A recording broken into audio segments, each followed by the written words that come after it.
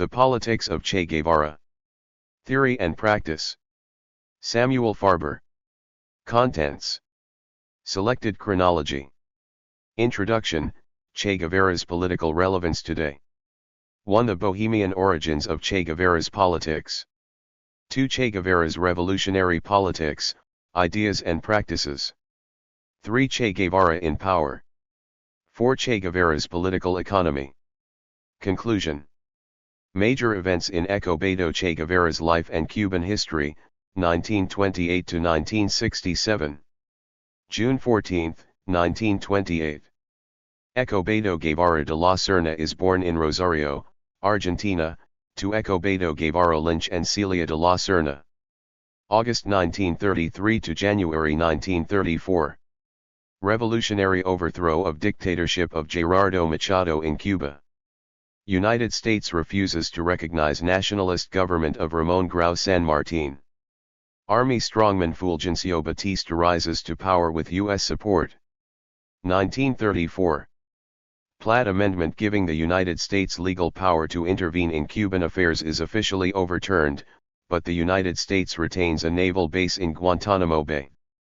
Reciprocal trade agreement between Cuba and the United States is signed, reinforcing Cuba's sugar monoculture and lack of industrial diversification. 1934 to 1940. Batista controls Cuba through puppet governments. 1940.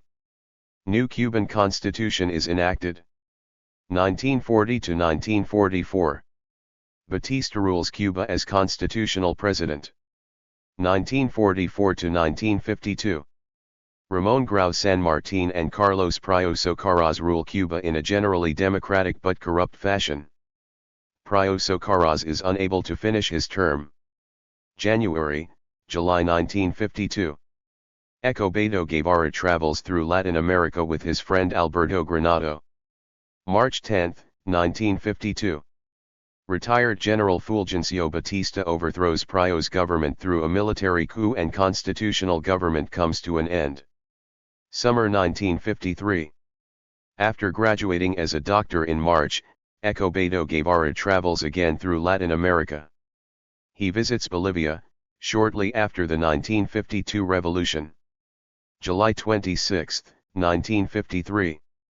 Attack on Moncada barracks by the Castro brothers and their followers fails, some are killed in combat, some are later assassinated by Batista's troops, and the remainder are jailed. December 1953. Escobedo Guevara meets a group of Cuban survivors of the Moncada attack in San Jose, Costa Rica. December 24, 1953. Escobedo Guevara arrives in Guatemala, then under the democratically elected reform government of Jacobo Arbenz. January, June 1954. While in Guatemala, Che Guevara studies Marxism and becomes involved in political activities, meeting another group of exiled Cuban revolutionaries. August 1954. Troops backed by the CIA enter Guatemala City and begin killing Arbenz supporters. September 21, 1954. Escobedo Guevara arrives in Mexico City after fleeing Guatemala. May 15, 1955.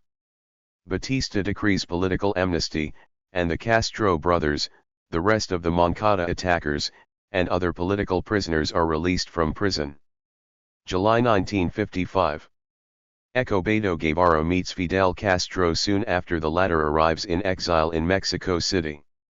Che immediately agrees to join the planned guerrilla expedition in Cuba. The Cubans nickname him Che, an Argentine term of greeting. December 2, 1956. The boat Granma lands in Orient Province in Cuba, bringing Fidel Castro, Che Guevara as troop doctor, and 80 other anti-Batista fighters from Mexico. July 21, 1957. Che Guevara is selected to lead the newly established second column of the rebel army and is promoted to the rank of major. April 9, 1958. General strike against the Batista dictatorship fails. May 3 to 5, 1958. Leaders of the rebel army and of the urban underground of the July 26 movement meet to discuss the defeat of the general strike at Altos de Mompi.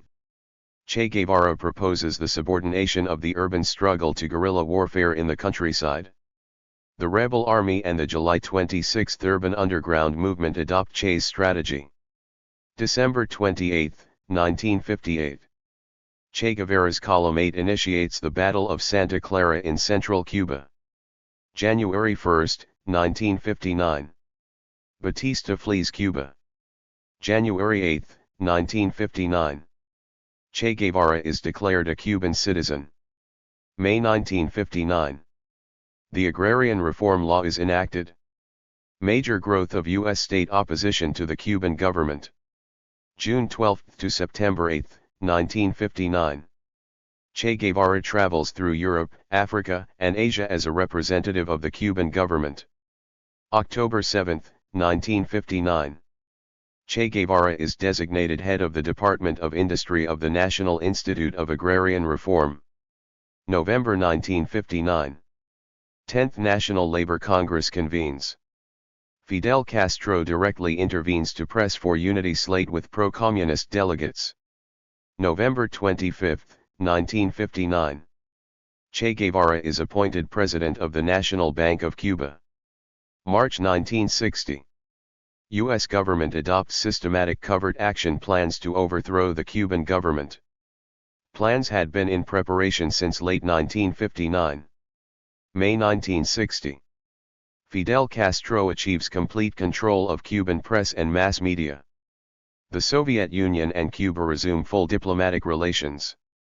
June, July 1960. US-owned oil companies refuse to process Soviet oil and are then expropriated by Cuban government. Eisenhower abrogates Cuban sugar quota. August, October 1960. Large-scale expropriation of US-owned property in Cuba. October 1960. Full-scale U.S. economic blockade of Cuba begins. Large-scale expropriation of property owned by Cuban capitalists is undertaken. 1961. Formation of the Organizaciones Revolucionarias Integradas, uniting the three principal organizations: July 26 Movement, Directorio Revolucionario, and Popular Socialist Party, that fought against the Batista dictatorship as a first step toward the formation of the Cuban Communist Party. January 3, 1961. Washington breaks diplomatic relations with Cuba. February 23, 1961.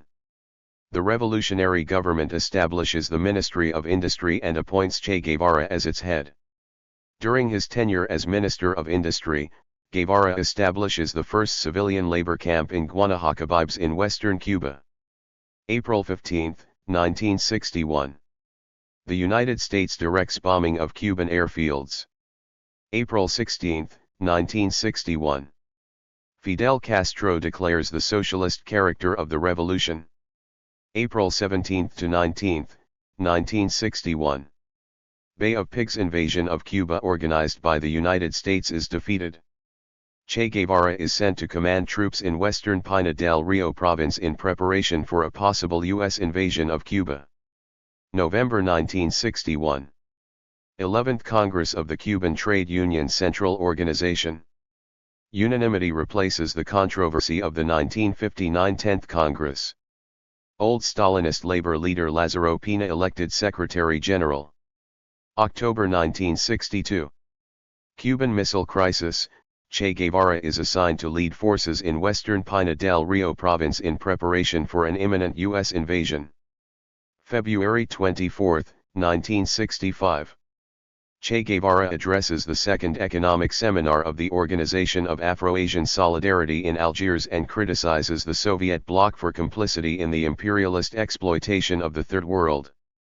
March 14, 1965. Che Guevara returns to Cuba and shortly afterward disappears from public view. April 1, 1965. Che Guevara delivers a farewell letter to Fidel Castro.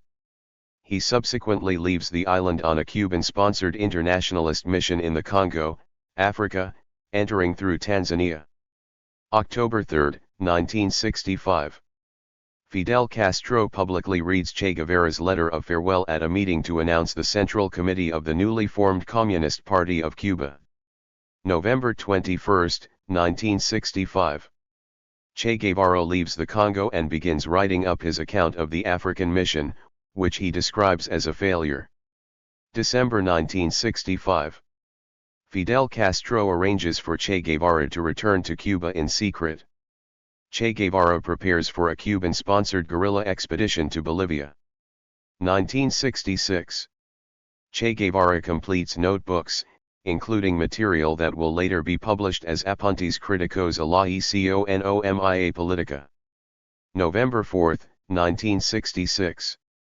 Che Guevara arrives in La Paz, Bolivia, in disguise. November 7, 1966. Che Guevara and several others arrive at the farm on the Nakawazu River where the guerrilla detachment will be based. December 31, 1966. Che Guevara meets with Mario Monge, the secretary of the Bolivian Communist Party. There is disagreement over the leadership and perspectives for the planned guerrilla movement. May 1967. U.S. Special Forces arrive in Bolivia to train counterinsurgency troops of the Bolivian Army. September 26, 1967. Che Guevara's guerrilla unit falls into a Bolivian army ambush at Quebrada de Batán, near La Higuera. October 8, 1967. The remaining 17 guerrillas are trapped by army troops and conduct a desperate battle in the Quebrada del Uro. Che Guevara is seriously wounded and captured. October 9, 1967. Che Guevara and 2 other captured guerrillas are murdered by Bolivian soldiers following instructions from the Bolivian government and Washington. Adapted in part from Chronology of Escobedo Che Guevara, in Escobedo Che Guevara, Reminiscences of the Cuban Revolutionary War, 13, XXIII. Introduction. Che Guevara's political relevance today. Escobedo Che Guevara today has become a commercial t-shirt icon, but more importantly, he is an appealing symbol to legions of young rebels and revolutionaries all over the world. It is ironic that, politically, he has become less relevant in today's Cuba than he is in other countries around the world. Nevertheless, he continues to exercise a subtle but real influence on Cuba's political culture, not as a source of specific programmatic political or economic proposals, but as a cultural model of sacrifice and idealism. In that limited sense, the official slogan Seremos como el Che, chanted regularly by Cuban school children, probably has a diffuse but significant influence over the popular imagination, even if most Cubans also think of Che as a failed quixotic figure. Under Raúl Castro's leadership, the Cuban government has been striving, albeit with setbacks and contradictions, toward a Cuban version of the Sino-Vietnamese model, a form of state capitalism calling for the development of Cuban and especially foreign private enterprise while the state, under the exclusive control of the Communist Party, retains the commanding heights of the economy, a far cry from Guevara's proposed model of state control of the whole economy. Che is not at all influential among the various wings of the Cuban opposition.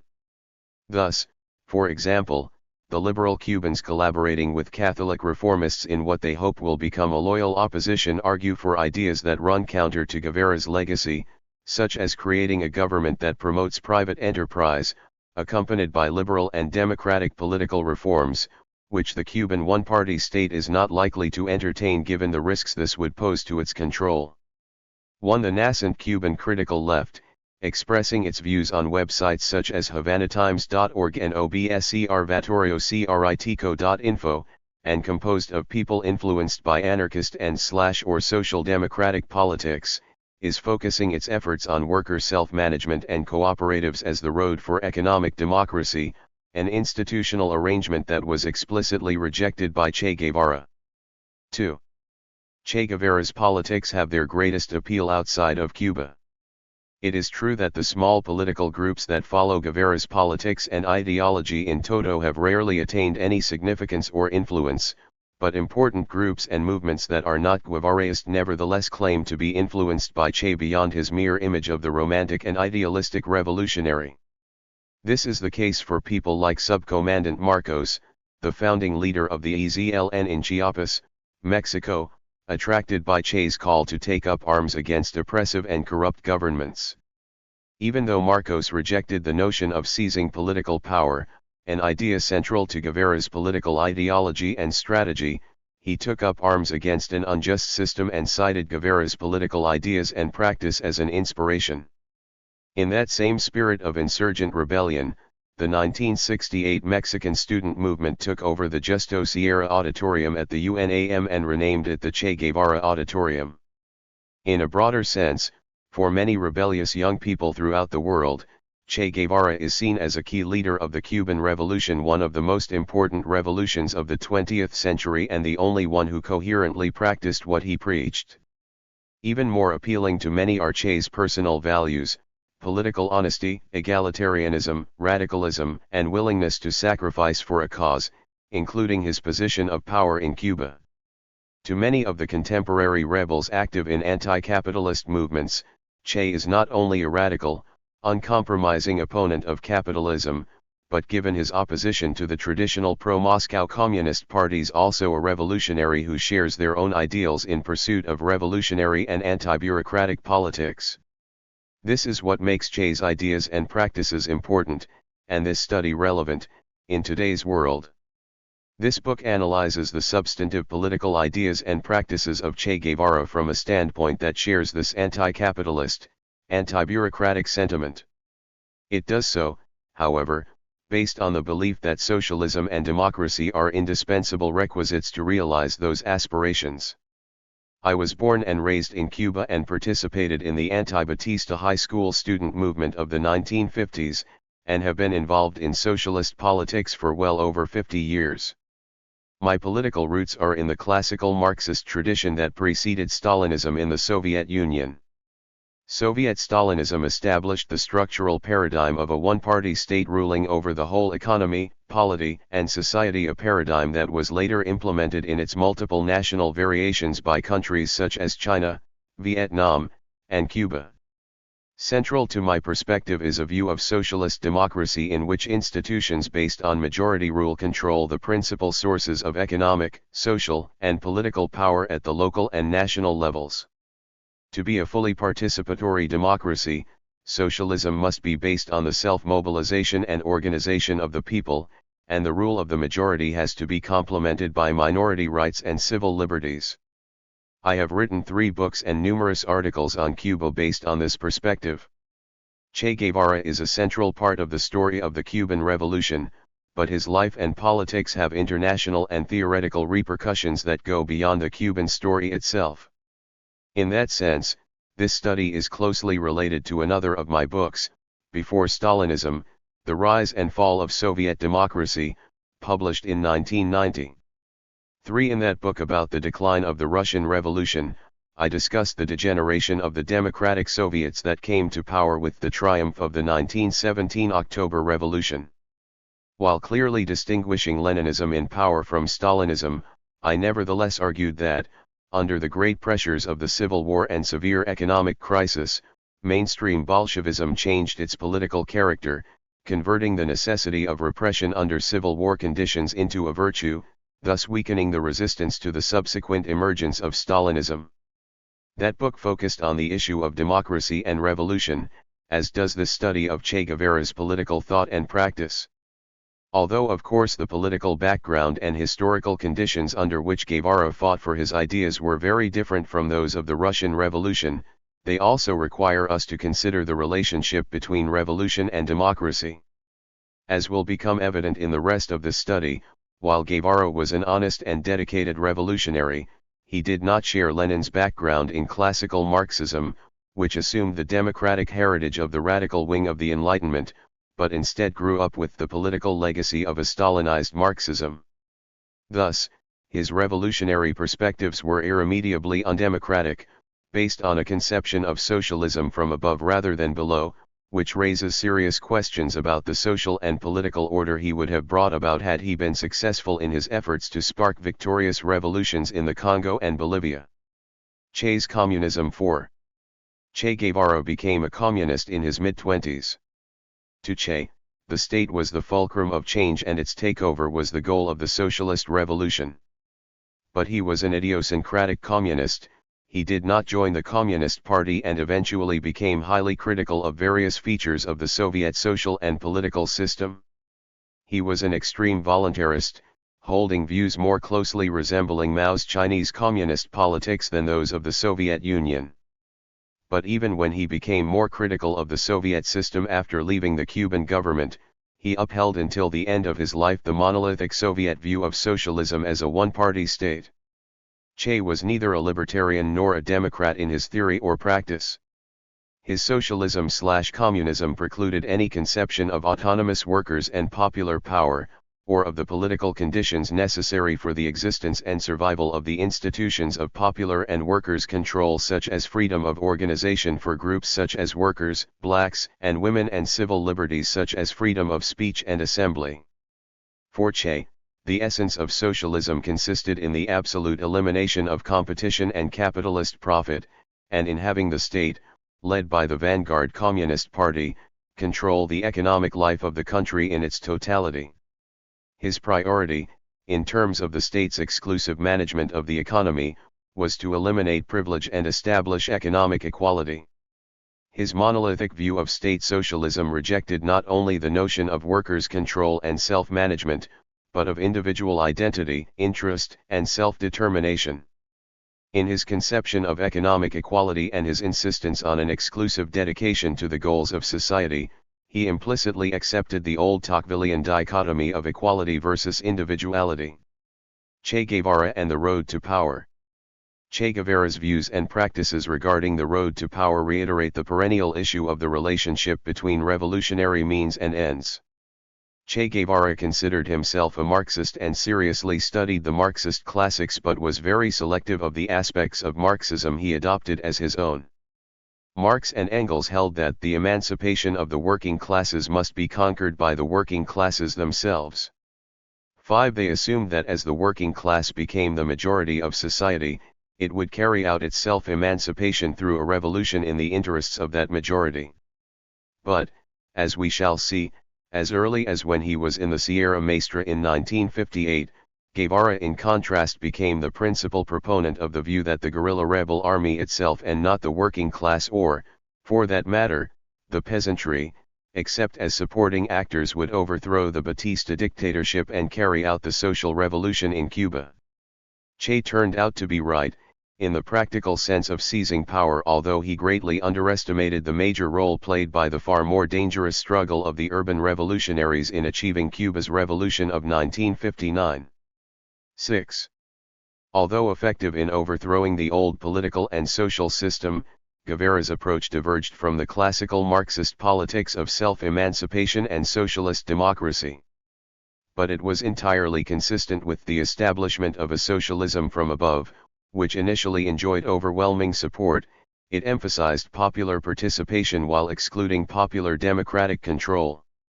Thus, the system established by Guevara and the other Cuban leaders on principle did not allow for the establishment of socialist democratic institutions and the political liberties and rights necessary for their fulfillment. That Guevara's political and military methods worked under the social and political conditions that existed in the Cuba of the 1950s did not mean that they would work elsewhere.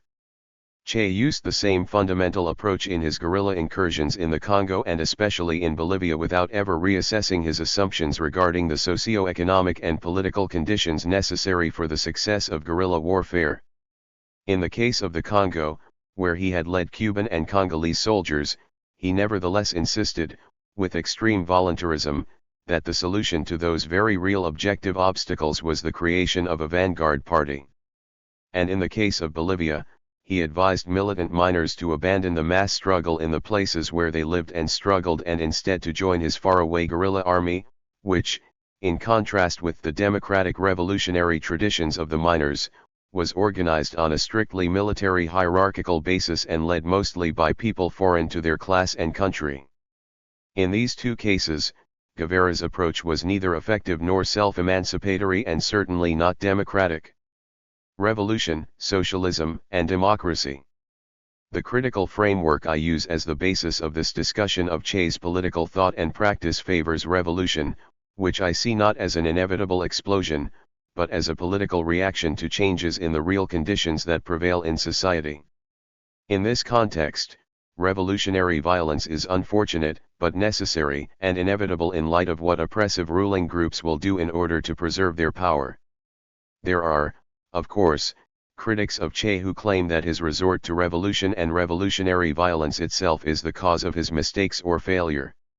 One of them, Jorge G. Castañeda, a prominent Mexican writer with deep roots in his country's political establishment, criticizes Che's eternal refusal of ambivalence.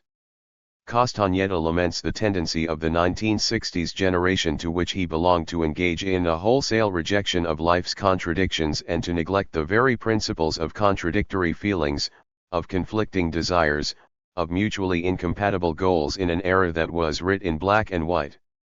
7. In his argument, Castañeda conflates the generally justifiable criticisms that he makes of guerrilla warfare as a revolutionary strategy and specific applications of it, as in the Congo and Bolivia, with Marxist revolutionary politics and strategy as such.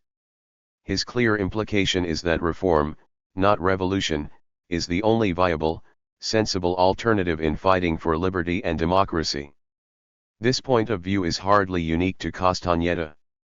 At least since the Russian Revolution, it has become accepted almost as political common sense that revolution and its violence are incompatible with democracy and liberty, and that only parliamentary social reform can coexist with a democratic political order. In the mid-20th century, this perspective was not only maintained by prominent critics of Marxism such as the philosopher Karl Popper, but at least implicitly by authentic socialist leaders such as Salvador Allende. As the democratically elected president of Chile, overthrown and killed in a military coup supported by the CIA, Allende sacrificed his life to remain faithful to that notion. That is why he refused to heed the call of his more militant supporters to arm the people to confront the armed forces' monopoly of violence and support for the capitalist status quo. The relationship between revolution and democracy is a very important issue and a difficult one to disentangle. Nevertheless, I would assert that the following 2 points are vital. First, revolution does not automatically lead to dictatorship, totalitarianism, or democracy. It is true that any situation of active armed conflict, revolutionary or otherwise, inevitably involves the curtailment of the democratic process and of civil liberties. But what happens after the armed conflict has ceased and the revolutionary power is stabilized, although economic crisis may act as a restraining and limiting force, depends to an important extent on the politics of the revolutionary leaders in determining whether the encroachment on democracy and liberties during the armed conflict are to be made permanent, thus converting what originally might have been a necessity into a virtue. Second, a social revolution does not necessarily lead to the collective punishment of social groups or categories of people, whether based on race, class, religion, or ethnicity, in contrast with the necessary punishment of individuals or specific groups who engage in armed actions against the revolutionary government. For example, in the aftermath of the 1917 Bolshevik Revolution, universal suffrage, an enormous achievement of the democratic struggles that arose in the wake of epoch-making movements such as the French Revolution and the Chartist movement in Britain, was curtailed by the provisions contained in chapters 5 and 13 of the Soviet Constitution promulgated in July 1918. These chapters established, respectively, the obligation of all citizens to work and confine the franchise to those who earn their living by production or socially useful labor, soldiers and disabled persons, and specifically excluded persons who employed hired labor, rentiers, private traders, monks and priests, and officials and agents of the former police. In her famous pamphlet on the Russian Revolution, Rosa Luxemburg criticized these exclusions, arguing that the Russian economy was in no condition to offer gainful employment to all who requested it, thereby disenfranchising those who might have been involuntarily unemployed. 8. While this is a legitimate point, Luxemburg missed the central issue behind the legislation. The aim of the Bolshevik government was not the disenfranchisement of the idle or the unemployed in general, but to punish every member of the bourgeoisie and allied strata, such as the church, even if they requested state employment after having lost their business, factories, and churches. This notion of collective punishment gained traction at the same time that Lenin explicitly indicated that he regarded these exclusions not as matters of general principle regarding the general nature of the dictatorship of the proletariat but as the result of specific Russian conditions, that is, the extreme resistance offered by bourgeois and petty bourgeois circles to the October Revolution and to the radical and initially democratic changes introduced by it. 9. Nevertheless, the practice of collective punishment originally applied to the bourgeoisie and its allied strata had dire legal and political consequences for all classes and groups in Soviet Russia. Thus, it was that same notion of collective punishment that was used to repress and kill peasants in the Tambov region whether or not they had personally aided or participated in the so-called Green Peasant rebellions in 1920–21. 10. Luxemburg made a comment relevant to this point when she remarked that the suffrage law in Russia involves a deprivation of rights not as a concrete measure for a concrete purpose but as a general rule of long-standing effect, though she did not make this the central element of her critique. 11. The question of disenfranchisement is also related to the issue of the degree to which socialist democratic representation should be workplace-based. This is a matter in which the classical Marxist tradition has been less than fully clear, since its indispensable critique of the vices of liberal capitalist parliamentary democracy does not settle the question of whether workplace representation would be sufficient by itself to represent all sectors of the population. 12. In any case, a workplace and class-centered socialist democracy should not mean the disenfranchisement and denial of rights to various types of workers, such as the self-employed, and to individual members of the defeated classes who are willing to work and live peacefully in the new system. The working class nature of the new socialist system is most of all established by the actual political leadership of the working class and its allies and by a political system structured in such a way as to favor the collective workplace instead of the isolated individual citizen. It should not mean a repudiation of the principles of universal suffrage and legal rights on behalf of which so much of the blood of the oppressed has been shed. Che Guevara and revolutionary politics. One of the important features of Che Guevara's political thought and activism was his disregard for the specific political contexts as crucial guides for political action. His exclusive focus on making the revolution and on the tactics of the armed struggle led him, by the mid-1960s, to the conclusion that practically all the countries in Latin America were ready to take up arms in their rural hinterlands, ignoring the widely differing political and socio-economic conditions prevailing throughout the continent. This strategic and tactical blindness came in part from his reaction to the electoralist tendencies and politicking prevalent among the old pro-Moscow communist parties of his time. It is very illustrative that when Che Guevara met Mario Monge, the leader of the pro-Moscow Bolivian Communist Party, on December 31, 1966, to ask him to join the guerrilla FOCO that he had just established in the Bolivian hinterland, Monge responded, "In your head there is a machine gun, in mine there is politics." 13. For Monge and his party, the road to power might have formally involved, as for all the communist parties, a general uprising, street mobilizations, and the militancy of the miners and the unions. But their opportunistic practice of making pacts with corrupt parties and leaders was an entirely different matter, as was the case with the old pro-Moscow Cuban communists in the struggle against the Batista dictatorship. 14. There is, however, an alternative perspective to Che's revolutionary voluntarism and to the Latin American Communist Party's electoralism for its own sake and opportunism. It is a perspective that posits revolutionary politics as requiring strategic and tactical thinking and action in order to advance the revolutionary process. In that sense, politics is an imperative forced on the revolutionaries by stark political reality, which includes what the ruling class and its allies will do to prevent any changes that harm their interests. Political reality presents a great number of difficulties and options that continually pose anew the perennial question of what is to be done as well as the political goals and the strategy and tactics best suited to attain them. As movements develop, in addition to government surveillance, provocations, and repression, they inevitably face the lies and propaganda of the rulers to weaken, divide, and confuse them. The best responses to these challenges are often far from obvious and require strategic and tactical tasks that help mobilize and make people conscious of the nature of the enemy and its tactics. Contrary to the Cuban revolutionary government's dictum that the duty of the revolutionary is to make the revolution, most of the life of a revolutionary is actually spent in the often dangerous task of fighting political battles to advance the goals and interests of the working class and the popular sectors and, in that process, to prepare for the revolution and the revolutionary situations that may make them possible.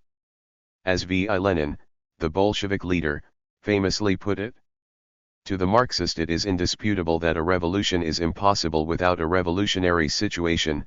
Furthermore, it is not every revolutionary situation that leads to revolution.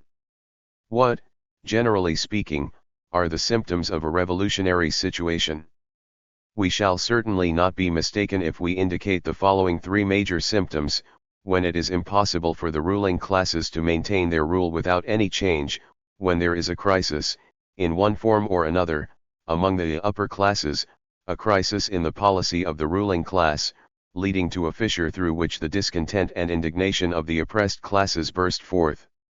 For a revolution to take place, it is usually insufficient for the lower classes not to want to live in the old way, it is also necessary that the upper classes should be unable to live in the old way. When the suffering and want of the oppressed classes have grown more acute than usual, when, as a consequence of the above causes, there is considerable increase in the activity of the masses, who uncomplainingly allow themselves to be robbed in peacetime, but in turbulent times, are drawn both by all the circumstances of the crisis and by the upper classes themselves into independent historical action. Point 15. Against the German Social Democratic leader Karl Koschei's passive and mechanical belief that socialist parties do not plan for revolution but that revolutions occur by themselves when objective conditions give rise to them, Lenin was a fervent proponent of the notion that a revolutionary party that seriously contended for power had to be ready, in a political and military sense, to lead revolutionary movements to the seizure of power, which required detailed attention to the specific political situation to determine the appropriate moment to do so. Otherwise, Lenin noted, things would not change and reaction would very likely set in. This is exactly what has happened in many cases. For example, during General Augusto Pinochet's coup in Santiago, Chile, on September 11, 1973, President Allende's commitment to parliamentarism facilitated the demise of his constitutional government. Guevara, however, ignored the whole problematic of the revolutionary situation, characteristically arguing, even in his original and relatively more cautious 1960 treatise on guerrilla warfare, that it is not necessary to wait until all conditions for making revolution exist, the insurrection can create them. 7 years later, Guevara became so isolated that it was possible for the Bolivian army, working with the CIA, to murder him in cold blood in the Bolivian jungle. The utter failure of his guerrilla venture was hardly surprising given the absence of a revolutionary situation and a mistaken strategic orientation to the peasantry in an isolated and thinly populated part of the country, which failed to obtain any support from either the Bolivian peasantry or its working class. Nature of this study. The purpose of this project is to present a political portrait focused on Guevara's thought and practical political record.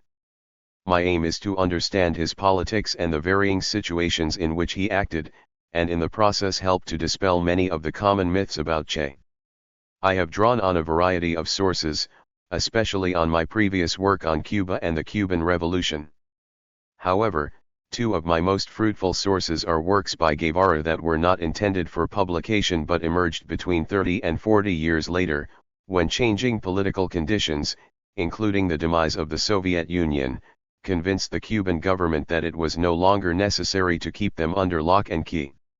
These are The African Dream, The Diaries of the Revolutionary War in the Congo, published by Grove Press in 2001, which originally appeared in Spanish in 1999 under the title Paseos de la Guerra Revolucionaria, Congo, and Guevara's Notebooks, written in 1965 and 1966, published by Ocean Press and the Cuban Centro de Estudios Che Guevara in 2006, under the title Apuntes Criticos a la Economia Politica.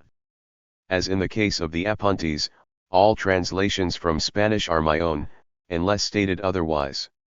This book is divided into 4 main chapters, in addition to this introduction and the conclusion. Chapter 1 addresses Che Guevara's political upbringing in Argentina and how certain values and beliefs of his youth influenced his political theory and practice after he became an independent communist in Guatemala in 1954.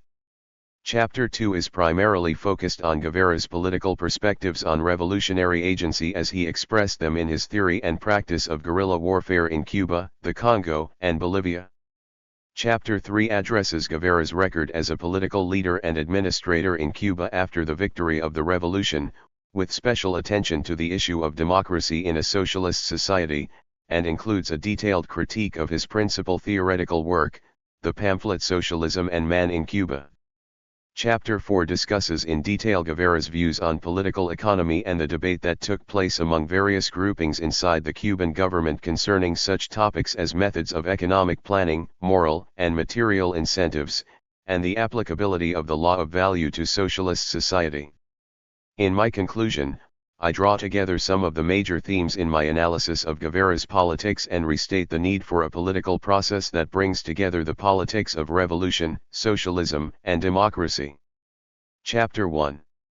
The Bohemian origins of Che Guevara's politics. Guevara's family background and youth. When Che Guevara was born, in 1928, Argentina was the most economically developed country in Latin America. Right before World War I, Argentina resembled, in terms of its wealth, Australia, Canada, or New Zealand more than it resembled other Latin American countries. In 1913, its per capita income was the 13th largest in the world, slightly higher than France's. The Southern Cone country had a powerful bourgeoisie that, in conjunction with the hierarchy of the influential Catholic Church and the powerful top army and navy brass, constituted an authentic Argentinian oligarchy. Both of Guevara's parents, Beto Guevara Lynch and Celia de la Serna, had high society backgrounds. While Guevara Sr. was a spendthrift and his family was often broke and experienced a certain degree of downward mobility, it still belonged to the right social class and retained the innate confidence of those born into affluence that things would turn out all right in the end. 2. Che's architect father and his wife were cultured people. Celia in particular showed a strong affinity for French culture. 3. They were politically progressive people who closely followed and were strongly identified with the fate of the Spanish Republic at a time when Argentina was witnessing the emergence of a nationalist, Catholic, and virtually fascist right that embraced anti-Semitism, racism, eugenics, and Nazism and that sided with right-wing General Francisco Franco in the Spanish Civil War. 4. Later, they supported the Allied cause in World War II, and when the movement supporting Juan and Evita Perón developed shortly afterward, in the mid-1940s, a political phenomenon that disoriented much of the left and deprived it of popular support, they openly and unambiguously opposed it. 5. The most distinctive characteristic of Che Guevara's parents, and of his mother Celia in particular, was not their relative downward mobility or their progressive politics but their incipient bohemianism. 6. This was a lifestyle whose adherents attempted to free themselves from many of the predominant cultural values, norms, and prejudices of the bourgeois world and at least implicitly posed a cultural critique of the conventions that governed that world. 7. Thus, Ernst Tito, or Tet, was conceived out of wedlock, an unusual circumstance for upper-class Argentinians in the 1920s, in contravention to a number of social and religious taboos involving the preservation of a woman's virginity until marriage. 8. Contrary to the prevailing bourgeois norms regarding the proper appearance and administration of a respectable home, the Guevara household was disordered, even chaotic. Dedicated to the cult of creativity, Celia would bring home all kinds of colorful people from a wide variety of social backgrounds, from itinerant painters who worked as bootblacks to wandering foreign poets and university professors who stayed for any length of time, from a week to a month. In the process, Celia became estranged from her husband. Although they continued to live in the same house, they led increasingly separate lives. 9. Celia also encouraged her children to lead completely unstructured and disordered lives and to develop friendships with children of all social classes, who were welcome to play and eat in the Guevara household. 10. The Guevaras even stopped attending church in their regular parish after the priest berated Celia for the insufficiently modest dress she had worn to Massachusetts. 11. They also requested of the schools that their children attended that they be exempted from religious classes. 12. Celia set several firsts for women in her socially conservative circles with such activities as driving a car and wearing trousers. 13. None of this, however, stopped Celia and Escobedo Sr. from continuing to be well received in upper-class circles because of their cool elegance and indisputable pedigree, even if they were criticized behind their backs. Escobedo Jr. grew up suffering from asthma and was forced to spend a lot of time in bed. He became an inveterate reader, especially of authors of adventure and science fiction, including the French authors Alexandre Dumas and Jules Verne and the Italian writer Emilio Salgari, that for many decades were favored by young Latin American readers. Young Escobedo developed a strongly competitive personality and engaged in attention-getting exploits such as drinking ink out of a bottle and playing torero with an irascible ram. 14. His infrequent bathing, which may have been related to his asthma, and his parents' bohemianism may explain his adoption of a messy and slovenly appearance, which led his friends to call him El Chancho or the Pig, a nickname that infuriated his father, who saw it as a slight to the family's honor. 15. Escobedo Jr. liked to shock people. In addition to his deliberately shabby appearance, 16. He was contemptuous of formality and demonstrated a confrontational sense of humor and combative intellect that would lead him to say outrageous things and scandalize people around him. 17. His contrarian style, however, did not extend to the gender norms of his time. Like his father and so many of his male contemporaries, he exhibited an ingrained machismo and a profound aversion to homosexuality. 18.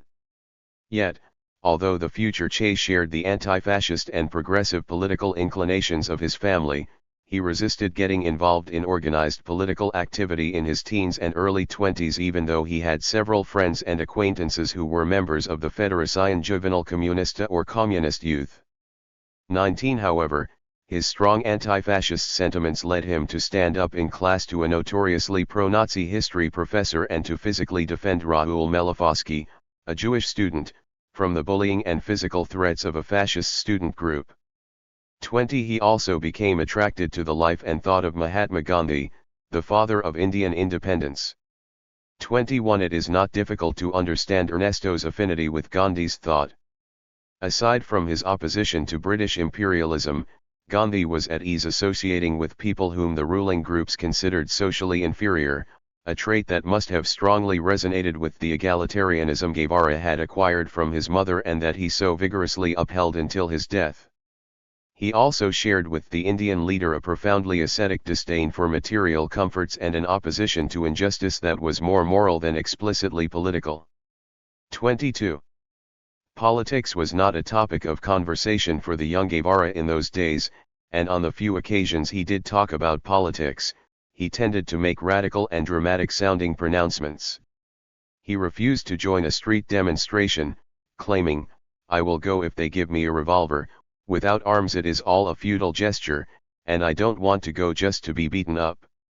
23. The young Guevara's reluctance to get involved in actual, organized political activity might be linked to the dominance that Peronismo had achieved in Argentine politics, including street politics, after the mid-1940s.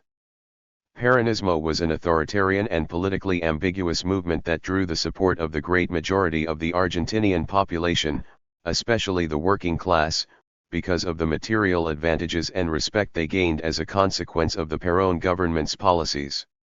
This placed the left in a very tough position of neither ignoring working class and popular sentiments nor joining Perón and becoming apologists for his regime. Guevara's parents were firmly anti-Peronista, but Escobedo Jr., who sympathized with their general progressive politics, refused to take sides for or against Peronism, perhaps as a negative reaction to the pronounced class prejudices of the many middle and upper-class anti-Peronistas that his family's social milieu represented. 24 He even seemed to have remained largely indifferent to what was the most important political event he had witnessed until then, the demonstrations of October 17, 1945, when the working class of Buenos Aires came out en masse to rescue Perón from prison and literally carried him to the presidency of Argentina. 25 It is likely that Guevara's abstention was a response to a very difficult political juncture for the left, which he, as a progressive bohemian, had no inclination to address. 26 But it was precisely this lack of involvement that prevented him from developing a sense for the portent of political events, which may help to explain the political tone-deafness, the frequent inability to understand specific political situations he was to exhibit in the future. This stands in sharp contrast to Fidel Castro's ability to immediately intuit the nature and direction of the political conjuncture and develop a tactical response to it. Nevertheless, Guevara's future political evolution must have drawn on the considerable political reading of his bohemian, pre-activist youth. As his biographer John Lee Anderson described it, Guevara had read in his early youth Benito Mussolini on fascism, Joseph Stalin on Marxism, Alfredo Palacios on justice, Emile Zola on Christianity, Jack London on social class, some speeches of Lenin, the Communist Manifesto, and parts of Capital. He also filled several pages of his journal with a brief biography of Marx, culled from R. P. Ducatian's Marxism and Christianity. 27.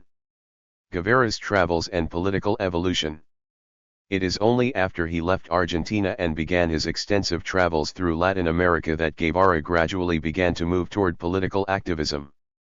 Although he still described himself as a 100% adventurer when he wrote to his mother in 1953 that he had decided to travel to Guatemala, there was a degree of sympathy and respect for left politics, specifically for communism and its activists, that had been growing in him.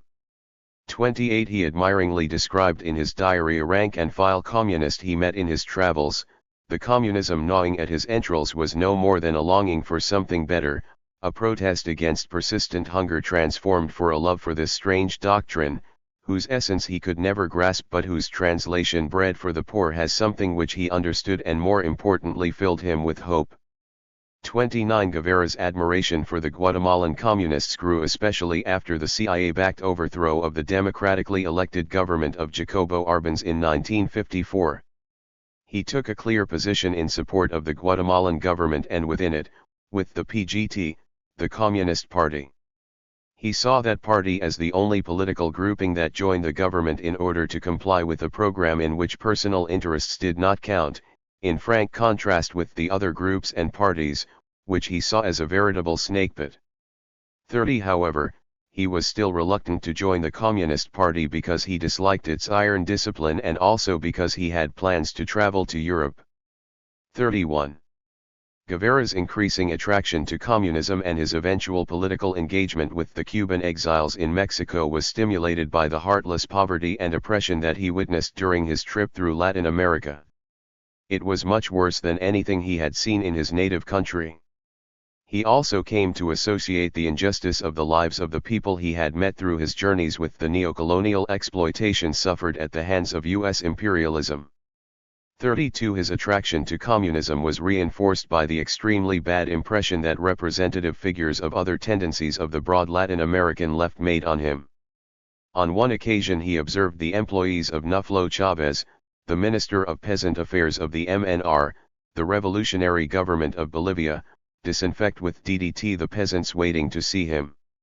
When Guevara and a friend complained to the minister about this degrading practice, the official justified his order as unfortunate but necessary, noting that the Indians were not familiar with the use of soap and that it would take years to change their cleaning habits. Shocked, Guevara concluded in his diary, "This revolution will fail unless it succeeds in breaking through the Indians' spiritual isolation, touching them to the core, shaking to their very bones, giving them back their stature as human beings. Otherwise, what good is it?" 33. Guevara also had the opportunity to meet the Dominican Juan Bosch, a well-known opponent of Rafael Trujillo's dictatorship, and the Venezuelan Romulo Betancourt, a leading figure of Latin American social democracy, when they were both exiled in Costa Rica. His appraisal of Betancourt was very negative. He gives me the impression of being a politician with some firm social ideas in his head, but the rest are fluttery and twistable in the direction of the best advantages. In principle he's on the side of the United States. He went along with the Rio Pact and dedicated himself to speaking horrors of the communists. 34 Juan Bosch came off better than Betancourt, but Guevara found Costa Rican communist leader Manuel Mora Valverde's and his analysis of Costa Rican recent history and President José Figueres's pro-us policies more impressive. 35. As Guevara traveled and drew closer to communism, he already had a general political framework that gave meaning to his experiences. In addition to the particular influence of his parents, he grew up with certain domain assumptions that characterized the political culture of the broad progressive left in Latin America. 36 These included a deeply felt political and economic anti-imperialism articulated by a wide array of influential figures, from the Cuban communist Julio Antonio Mella and the Peruvian communist pioneer José Carlos Mariátegui to the Peruvian reformer Victor Raúl Haya de la Torre and the sui generis nationalism of the Argentinians Juan Perón and Evita Perón. On the cultural front, this economic and political anti-imperialism became embodied in the classic essay Ariel by the Uruguayan writer José Enrique Rodo, which portrayed a utilitarian and materialistic United States that stood in opposition to the spiritual values that supposedly defined the essence of Latin America. Another widespread assumption of the broad progressive left of Guevara's time combined a generalized distrust of governments with faith in the state as the guarantor of the collective good and the agent through which society could be effectively changed. This sentiment was accompanied among some sections of the broad left with a disdain for bourgeois democracy. This position was based on the notion that individual political rights were somehow tainted by their association with the formal democracy preserving property established by bourgeois revolutions, such as the French Revolution. 37 Even more influential was the romantic and quixotic notion of honor and self-sacrifice in pursuit of righting wrongs. This Don Quixote/Jean Valjean syndrome emphasized sympathy and aid to victims, rather than the oppressed organizing themselves to reclaim their rights and gain power. Guevara meets the Cuban exiles. In March 1952, Fulgencio Batista successfully carried out a military coup d'état that brought him back to power after 8 years of a constitutional and liberal democratic but very corrupt political regime in Cuba. However, Batista's government had a very limited social base and little support beyond the armed forces. In comparison to Perón's Argentina, it was much easier for Cuba's democratic and popular forces to define themselves in opposition to the regime. By the 1950s, Cuba had the fourth highest per capita income in Latin America, after Venezuela, Uruguay, and Argentina. 38 Even according to a broader set of indicators of general economic development, Cuba still ranked fourth in Latin America. 39 The island comprised a small territory, approximately the size of Pennsylvania, with a little less than 6 million people, and a much smaller territory and population than Argentina. But it was much more racially diverse, with blacks and mixed-race people jointly constituting, at the time, a little more than a fourth of the population. While Cuba's bourgeoisie held substantial economic power, unlike Argentina, it was politically and culturally weak, partly because of its greater political and economic dependence on U.S. imperialism and a widespread cultural imitation of the North American way of life. Cuban Catholicism was religiously and culturally weak in part because of its white, middle-class, and urban character and in part because of the important influence of African traditional religions and cultural practices that the Catholic hierarchy rejected as pagan, often with a tinge of racism. By the 1950s, the traditional Cuban right wing was much weaker in Cuba than in Argentina and was particularly concentrated in that part of the considerable Spanish immigrant population that had supported Franco in the Spanish Civil War. Ever since the frustrated 1933 revolution, the Cuban army was led by former non-commissioned officers of plebeian background, such as Fulgencio Batista, who had replaced the older officer corps closely tied to the Cuban upper classes. While there was certainly a Cuban upper class, one cannot speak of a Cuban oligarchy in the same way as in Argentina. The absence of an oligarchy, properly speaking, the cultural weight of a disproportionately proletarian and poor black and mixed-race population, and the influence of various aspects of the American way of life considerably weakened bourgeois hegemony over the values and culture of Cuban society of that period. While bohemianism has generally been a social phenomenon typical of the class systems and capitalist economic development prevalent in Europe and North America, the kind of anti-bourgeois cultural rebellion expressed by Che Guevara and his family would have been less likely to occur in the context of the much weaker bourgeois cultural hegemony in Cuba. 40. The Cuban rebels that Guevara initially met in Guatemala and the much larger group of Cuban rebels he met in Mexico later on were not at all bohemians, or socio-cultural rebels like Guevara, but intensely political rebels. 41. They were adventurers like Guevara, but in a strictly political sense.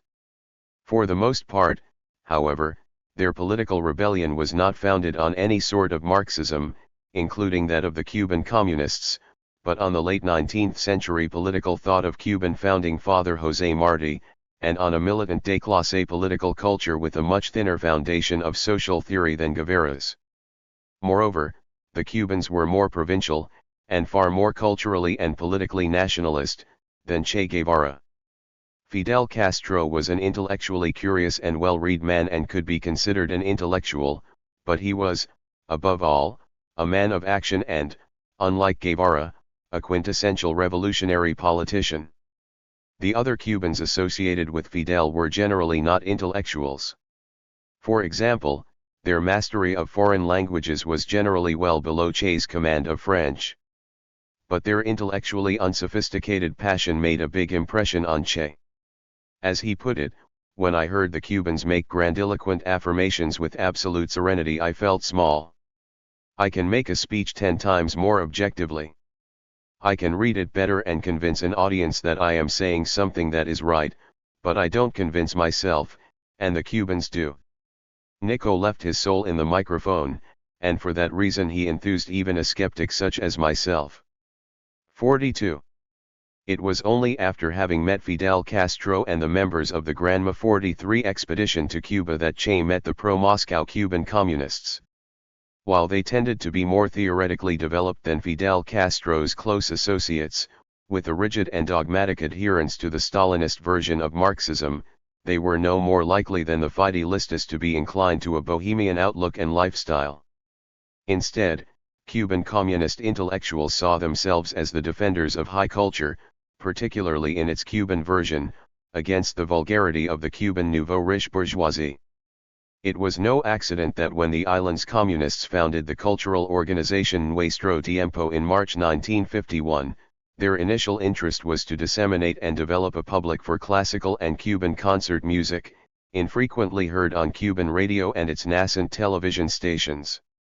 When Nuestro Tiempo also branched out to other cultural areas, it did so based on a predilection for realism, undoubtedly influenced by Soviet socialist realism, which rejected works with any type of evasion like surrealism or any other subjective form. 44. This specifically meant that in the 50s Nuestro Tiempo expressed a great deal of interest in the Italian neorealist cinema, which it saw as a contemporary embodiment of the realist tradition. 45. While frequently criticizing the cosmopolitanism that affected, in its view, such diverse artistic expressions as Hollywood movies and Cuban popular music. 46. It is ironic that Che Guevara, who for several years was an important and close political ally of the Cuban communists, had nevertheless been influenced by Freud's psychology and Sartre's philosophical existentialism, was averse to socialist realism, and led a bohemian lifestyle. He was thus closer in certain respects to the avant-garde circles in Western Europe and the imperialist United States than to either Cuban Stalinists or Fidelistas. 47. Nevertheless, while the Cuban communists were politically less militant than the Fidelistas and other revolutionary groups, they were the most significant, socially radical political tendency in the Cuba of the 1950s. Their social radicalism, however, was based on a class and social analysis of politics that led them to a socialist outlook of Cuban society as a whole and not merely its political system. Most of the Cuban rebels around Fidel Castro in Mexico, who would later become the top leadership of the guerrilla army in the Sierra Maestra, were déclassés, in the sense that they were detached from the organizational life of the Cuban working, middle, and upper classes. 48. However, they were not alienated from many of the conventions and cultural norms that guided the daily life of most of Cuban society, particularly those of its middle classes. The cultural difference between Che Guevara and many of the Cubans with whom he associated in Mexico occasionally created friction. When Melba Hernandez, a mixed-race lawyer who was a veteran of the Moncada attack and former political prisoner, arrived in Mexico, Che, who at this time had no substantial revolutionary merits to his credit, bluntly told her that she could not possibly be a revolutionary with so much jewelry on, declaring that real revolutionaries adorn themselves on the inside, not on the surface. It is unlikely that Hernandez had ever come across that point of view among Cuban revolutionaries, whether communist or not. Eventually, however, she decided that Che was right and began to wear less jewelry. 49. According to Hilda Guidi, a fellow exile from Peru who married Che in Mexico, Guevara used to be amused by the Cubans' mania for personal cleanliness, including their showering and changing clothes after they finished their daily tasks. "That's fine," Che said, "but what will they do in the hills? I doubt we'll ever be able to take a bath or change clothes. The most we do is save enough soap to wash plates and eating utensils so we won't get sick."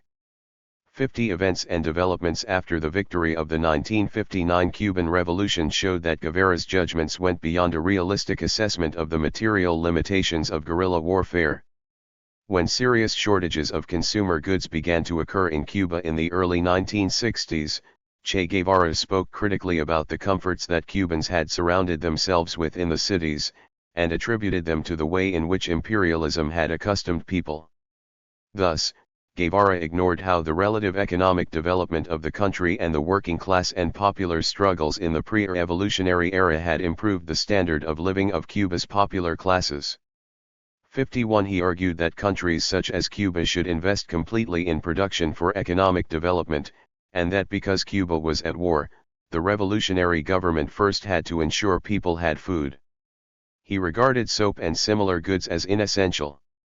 52. Later, after the failure of the grandiose plans for economic growth that Guevara as Minister of Industry and other revolutionary leaders articulated, these general attitudes came to be shared by the entire Cuban government leadership and were soon consecrated in the Cuban revolutionary ideology as hostility to the consumer society of the economically developed world. However, nothing in the pre-revolutionary ideology of what could have been called the Cuban left, whether communist or not, had pointed in this direction, whereas Guevara's bohemian asceticism long predated his involvement with Cuba. His was a principled anti-consumerism. The Cuban leadership's was not; they did not necessarily apply it to their personal lives, as Guevara did, and instead used anti-consumerism to ideologically justify the results of their rule and help preserve it. Some conclusions. Many of the ideas and actions that characterized Che Guevara's political life are traceable to his personal history of growing up in a privileged milieu in the prosperous Argentina of the first half of the 20th century. Prominent among these were his emphasis on egalitarianism and opposition to privilege, the advocacy of individual sacrifice for the sake of collective goals conceived in distinctive ascetic terms, a profound voluntarism, the idea that human will and consciousness can by itself overcome any objective, material obstacles, and a political tone deafness that failed to recognize the specificity of political situations and conjunctures. Although Che's bohemian asceticism was transformed when he became a fully dedicated political activist, he did not leave it behind.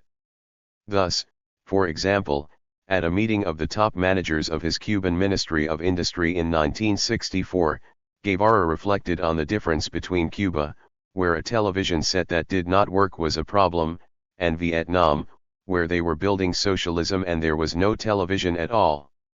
According to Guevara, the development of consciousness allows for the substitution of what he considered secondary comforts that at a certain point had become part of the life of the individual but that expresses a need that the overall education of society can eliminate.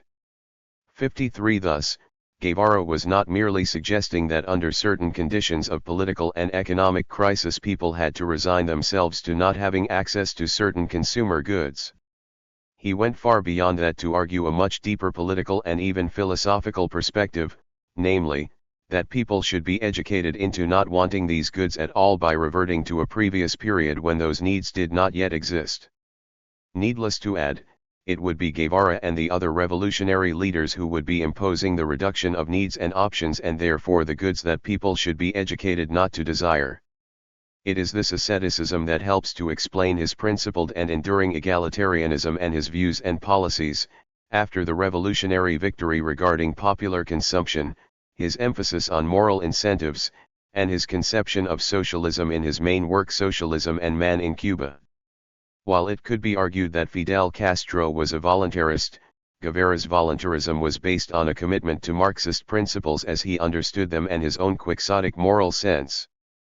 54 Fidel Castro's voluntarism stemmed from his huge political ambitions and caudalista political style, which led him to undertake economically irrational policies involving gigantic projects such as the 8-lane highway traversing much of the country, let alone the disastrous campaign for a 10 million ton sugar crop in 1970. Yet, while Castro's voluntarism may have gotten him into trouble when he was in power as in the case of the 1980 Mariel Exodus, it may have helped him when he was leading the armed rebellion against Batista. It allowed him to maximize the objective and subjective political opportunities that the Cuba of the 1950s offered to successfully develop a revolutionary movement that mobilized the disaffection of large sectors of Cuban youth behind an intransigent and militant political strategy. At the same time, during the last stage of the struggle against Batista, Castro formulated a moderate social program that reassured the Cuban middle and upper classes. Along with his cosmopolitan background, and his not being a native of Cuba, Guevara's distance from Argentinian nationalist politics may explain why his anti-imperialism was relatively less nationalist than that of the Cubans he joined in Mexico. It also explains why his internationalism was deeper than that of the Cuban leaderships and therefore not as wedded to the future of the island republic. Chapter 2. Che Guevara's Revolutionary Politics, Ideas and Practices. Escobedo Che Guevara, the Independent Communist. In spite of hundreds of articles and books written about Escobedo Che Guevara, much remains to be clarified about his politics. That he became an iconic figure and symbol of rebellion has tended to obscure the substance of his thinking and political record. This is especially true in regards to the years he spent as a guerrilla fighter and, after the Cuban Revolution, as one of the top leaders in Cuba. Liberal and radical progressive opinion, particularly in the United States, has often explained the evolution of the Cuban Revolution from a multi-class democratic revolt against dictatorship to a radical social revolution of the communist type as merely a reaction to a mistaken U.S. foreign policy. Thus, Maurice Zeitlin and Robert Scheer claimed in 1963 that Cuba is an American tragedy. If, in Cuba today, the chances for political democracy are slim, if Cuba accepts and imitates Soviet methods uncritically, and comes increasingly under communist influence, if there may now be an end to civil liberties for some time to come, it is a result of our government's policies. One, aside from implicitly assuming that U.S. foreign policy toward Cuba could have been substantially different and brushing aside the powerful structural obstacles that existed to an alternative policy, Zeitlin and Scheer treat the principal leaders of the Cuban Revolution, the Castro brothers and Che Guevara among others, as blank slates with no political ideas of their own. To be sure, these revolutionary leaders acted under serious external and internal constraints, but they were nevertheless autonomous agents pursuing their own independent ideological visions and not simply reacting to Washington's policies. These leaders made choices, including having deliberately chosen the communist road for the Cuban Revolution. As Guevara himself told the French weekly L'Express on July 25, 1963, our commitment to the Eastern Bloc was half the fruit of constraint and half the result of choice. Escobedo Guevara arrived in Guatemala at the end of 1953, and there he witnessed the overthrow of the democratically elected reform government of Jacobo Arbenz by forces organized and supported by the CIA. This experience deepened his political radicalism and converted him into a committed non-party communist, which implied an identification with the Soviet Union and the communist model of the one-party state controlling almost all social, political, and economic aspects of the life of a country, leaving no place for opposition parties or independent voluntary associations.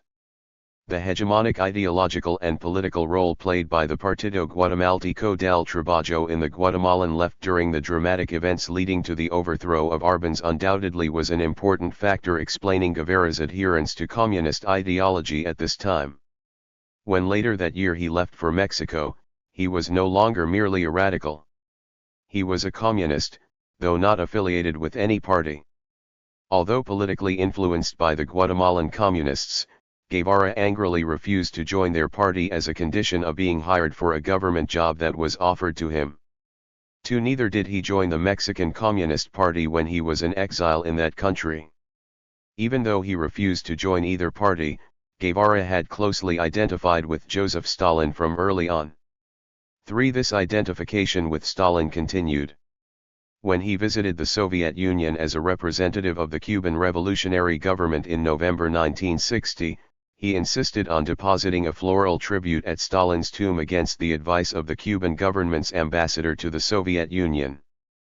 The political significance of this gesture is underlined by the fact that it took place more than 4 years after Nikita Khrushchev's revelations of Stalin's crimes, when Stalin had become a reviled figure even within the communist parties themselves. However, during his political life, Guevara was critical of the communist parties in general. He disliked the bureaucratic functioning and especially the conservatism of the pro-Moscow communist parties in Latin America. That may help to explain why he remained an independent communist. Guevara's politics were closer to the ultra-leftist militancy of the Communist International's so-called third period of the late 1920s and early 1930s than to the political maneuvering of Popular Front politics with its cross-class alliances with the anti-right, anti-fascist opposition, which the Comintern had established by the mid-1930s. It was this kinship with ultra-left communism that also explains, as we shall see in greater detail in Chapter 4, his criticism of Lenin for having introduced capitalist forms of competition in the Soviet Union with the new economic policy. In contrast with Moscow's acceptance of the Cold War division of the world that left the Western Hemisphere in the U.S. sphere of influence, he was a strong advocate of spreading the revolution beyond Cuba to the rest of Latin America. This led many to compare Guevara with Leon Trotsky who, unlike Guevara, emphasized workers' democracy and the repudiation of the one-party state as key features of the socialist revolution. It is true that during Guevara's tenure as Minister of Industry in Cuba, he got along with, and even protected, the Trotskyists who worked under him. But since these Trotskyists were supporters, even if critical ones, of the one-party state that had just been established in Cuba, Guevara saw them as revolutionaries who differed from him on important matters, but allies nevertheless. However, when shortly after the victory of the revolution other revolutionaries tried to organize within the July 26 movement against Raúl Castro's and Guevara's attempts, supported from outside the government by the old pro-Moscow Cuban Communist Party, to establish the one-party Soviet model in Cuba, Guevara and his political allies fought them aggressively. Guevara was also critical of the dogmatic and narrow-minded Marxism transmitted by Soviet manuals, a sentiment that he extended to the cultural attitudes of socialist realism in the arts. Although attracted to Stalinist-type communism in terms of its socio-economic and political structures, he rejected the communist smugness that Moscow and the communist parties that followed its lead had propagated. This is one of the reasons that Guevara has been attractive to certain types of cultivated left intellectuals, particularly in the economically developed capitalist countries, who have also been more put off by the cultural Philistinism of Moscow-style communism than by the social and political features of the systems over which it ruled. Another distinguishing feature of Guevara's independent communism that has also appealed to many was the principled, consistent egalitarianism he displayed in his politics and personal life, whether as a guerrilla fighter in and out of Cuba or when in power. Guevara's leadership role in the Cuban government was relatively brief from 1959 to 1965, during the initial years of the revolution. One might wonder what his reaction would have been if he had lived longer to see the emergence of privilege and inequality in Cuba. Although privilege and economic inequality are not the defining characteristics of the communist system any more than the unequal consumption and luxury of the bourgeoisie are the defining characteristics of capitalism, they have been the inevitable consequences of a system of class rule and a hierarchical social division of labor that has no institutional democratic controls from below and lacks a mechanism to renew the leadership that goes along with it. In that context, Guevara's idiosyncratic communism and personality seems to have made him better suited to remain a communist oppositionist than to become a long-term communist ruler. 8. Following a long political tradition, Guevara's egalitarianism left little room for individual differences or individual rights. In March 1960, he declared that one has to constantly think on behalf of masses and not on behalf of individuals. It's criminal to think of individuals because the needs of the individual becomes completely weakened in the face of the needs of the human conglomeration. In August 1964, when he had already become very critical of the Soviet Union, Che postulated that the individual becomes happy to feel himself a cog in the wheel, a cog that has its own characteristics and is necessary though not indispensable, to the production process, a conscious cog, a cog that has its own motor, and that consciously tries to push itself harder and harder to carry to a happy conclusion one of the premises of the construction of socialism, creating a sufficient quantity of consumer goods for the entire population. 9. This is particularly jarring when one considers that around the world the student movement and radical workers were criticizing the notion that they were cogs in the machine. 10. Guevara's voluntarism. One of the most noticeable elements of Guevara's idiosyncratic communism, an element that had a deep impact on his political practice, was his voluntarism. In classical Marxism, and Guevara was well read in the literature of Marxism, historical change is the product of the interplay of objective and subjective factors that are in constant tension. It is expressed in Marx's well-known formulation in the 18th Brumaire of Louis Bonaparte: men make their own history, but they do not make it just as they please, they do not make it under circumstances chosen by themselves, but under circumstances directly found, given, and transmitted by the past. 11. Ripe economic and social conditions cannot by themselves bring about a revolution, but socialist revolutions don't happen under just any and all socio-economic and political conditions. Under the best circumstances, those objective conditions can create a favorable situation that can be used to advantage by the active, conscious efforts of the revolutionary subject. The objective-subjective tension in Marx was abandoned by later tendencies claiming to be Marxist. German social democracy, for example, elaborated a mechanical objectivism that minimized the subjective active element in history. Maoism, in contrast, presented an extreme version of voluntarism that completely ignored objective reality. Moscow's official communism and its parties propounded a deeply objectivist version of Marxism, similar to that of the SPD of Germany, that clashed with Guevara's voluntarism. His voluntarism became most explicit in two areas: political action and the economy.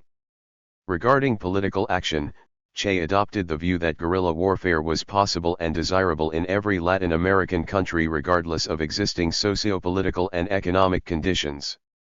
This view was closely related to his notion of internationalizing the revolution, which he summarized in the Cuban revolutionary slogan that the duty of the revolutionary was to make the revolution. Che's position may have been his response to the politics of many Latin American leftists, especially those associated with the pro-Moscow communist parties in the almost 25 years preceding the Cuban Revolution. Political groups of the international left such as Guevaraists, Maoists, and most Trotskyists have tended to characterize these parties as reformist. 12. In doing so, they misapplied the traditional distinction between reform and revolution rooted in the disputes between social democracy and revolutionary Marxism, especially in the early part of the 20th century, as if they were relevant to the historically different phenomenon of the Stalinized communist parties of the Popular Front and later periods. The distinction between reformist and revolutionary was certainly not relevant to the Cuban Partido Socialista Popular, the traditional Cuban pro-Moscow party. On one hand, the PSP could be as involved in politicking as the traditional political parties and as conservative as the rest of the other pro-Moscow communist parties in Latin America.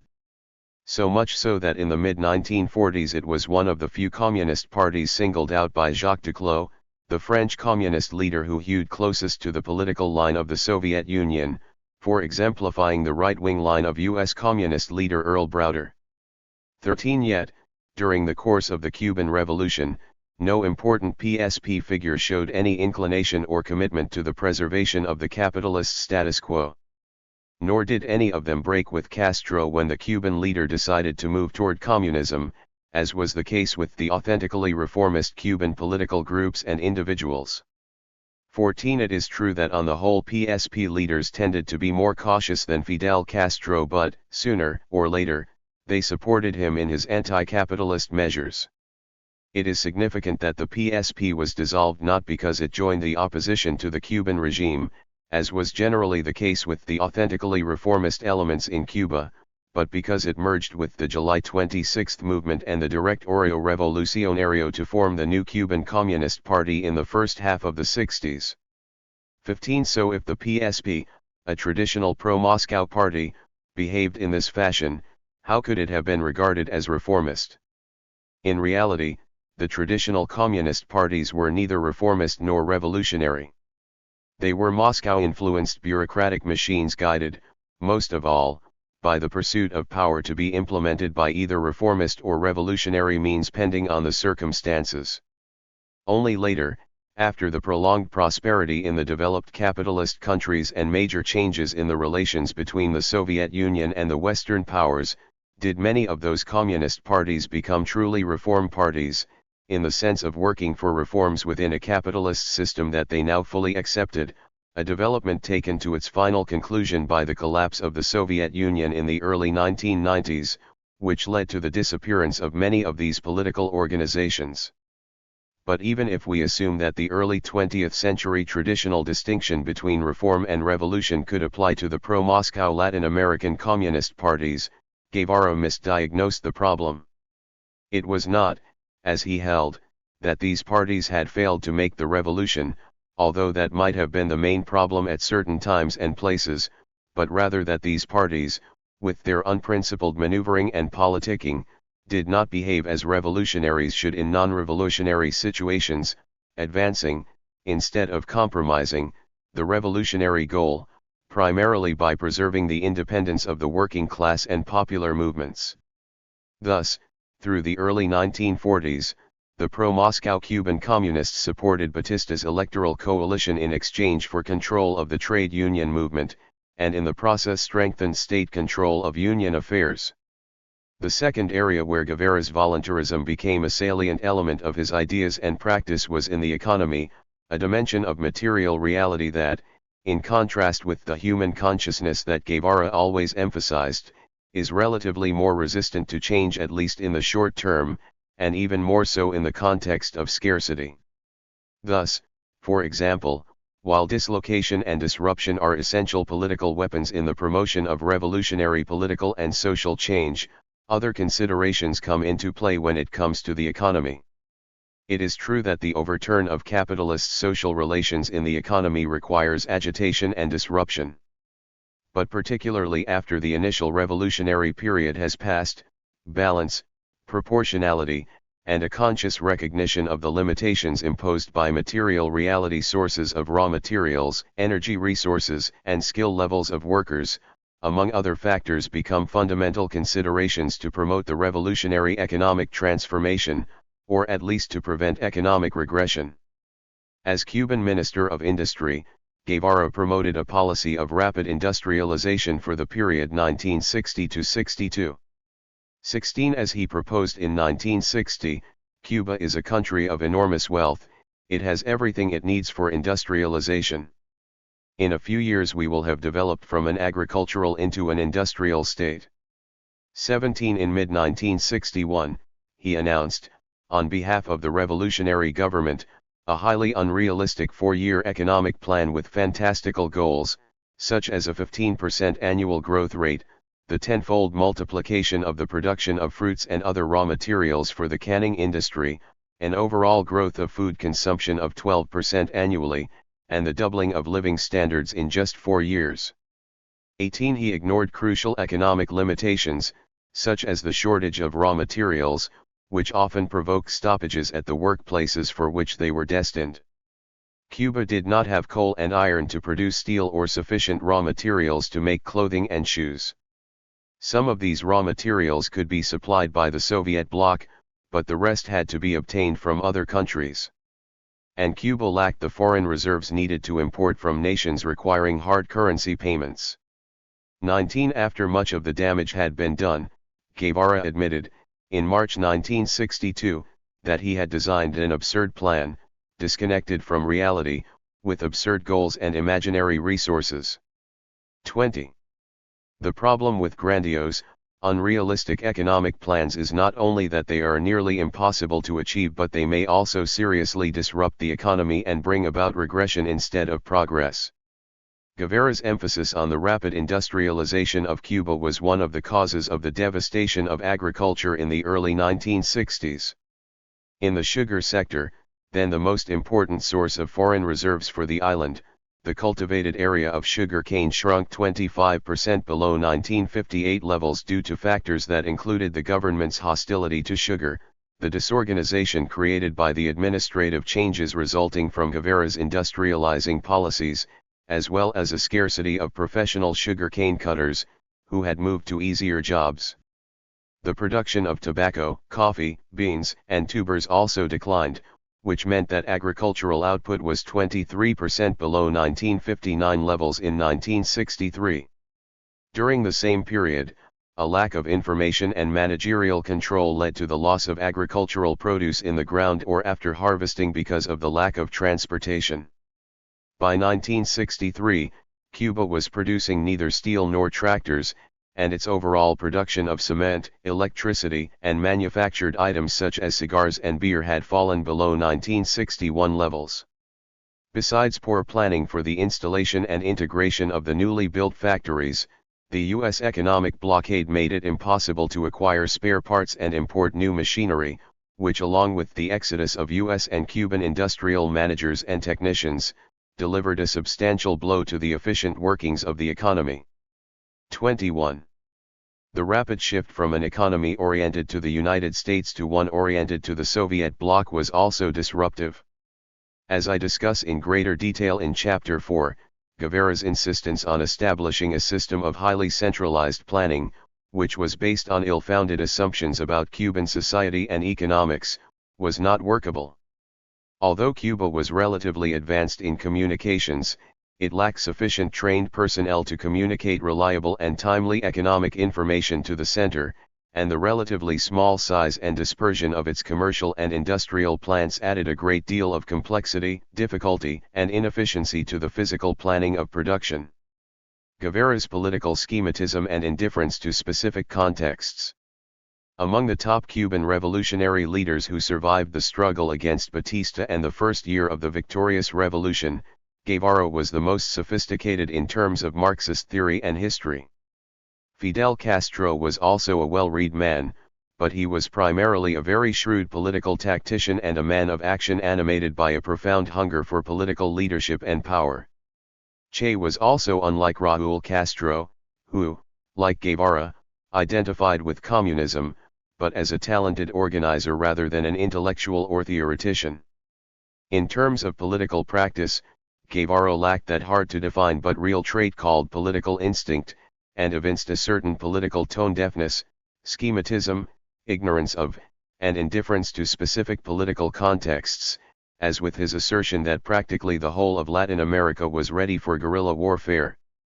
This is also evident in his inability to recognize specific political textures and historical conjunctures in Cuba during the period of armed struggle against the Batista dictatorship. A telling example of Guevara's political tone-deafness was his proposal in 1958 to finance rebel operations by robbing banks. When that proposal was resisted by the urban leadership of the July 26 movement, Guevara took it as a sign of their social conservatism. 22. He wrote to Sierra, a leader of the movement in central Cuba, making the conjuncturally irrelevant argument that those who make money by dealing with the money of others, by speculating with it, have no right to special consideration. The miserable sum they offer is what they make in a day of exploitation, while the suffering people are bled dry in both the Sierra and the plains. 23. What Guevara entirely overlooked was the specific meaning and consequences that bank robberies had in the Cuban context.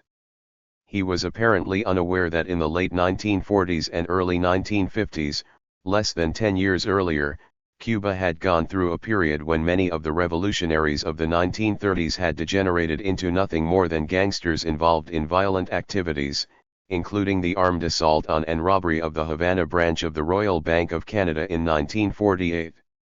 Any involvement of the revolutionaries of the 1950s in such activities would have brought back memories of that dark period and would have been extremely damaging from a political point of view, particularly since Fidel Castro himself had been associated with those action groups during his student days at the University of Havana.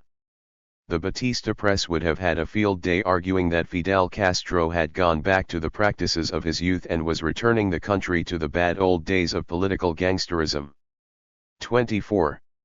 It was with the same schematic approach and tactical blindness that Guevara approached the Sierra Maestra Manifesto that Fidel Castro signed with Felipe Pazos and Raúl Chivas, two important Cuban figures, on July 12, 1957.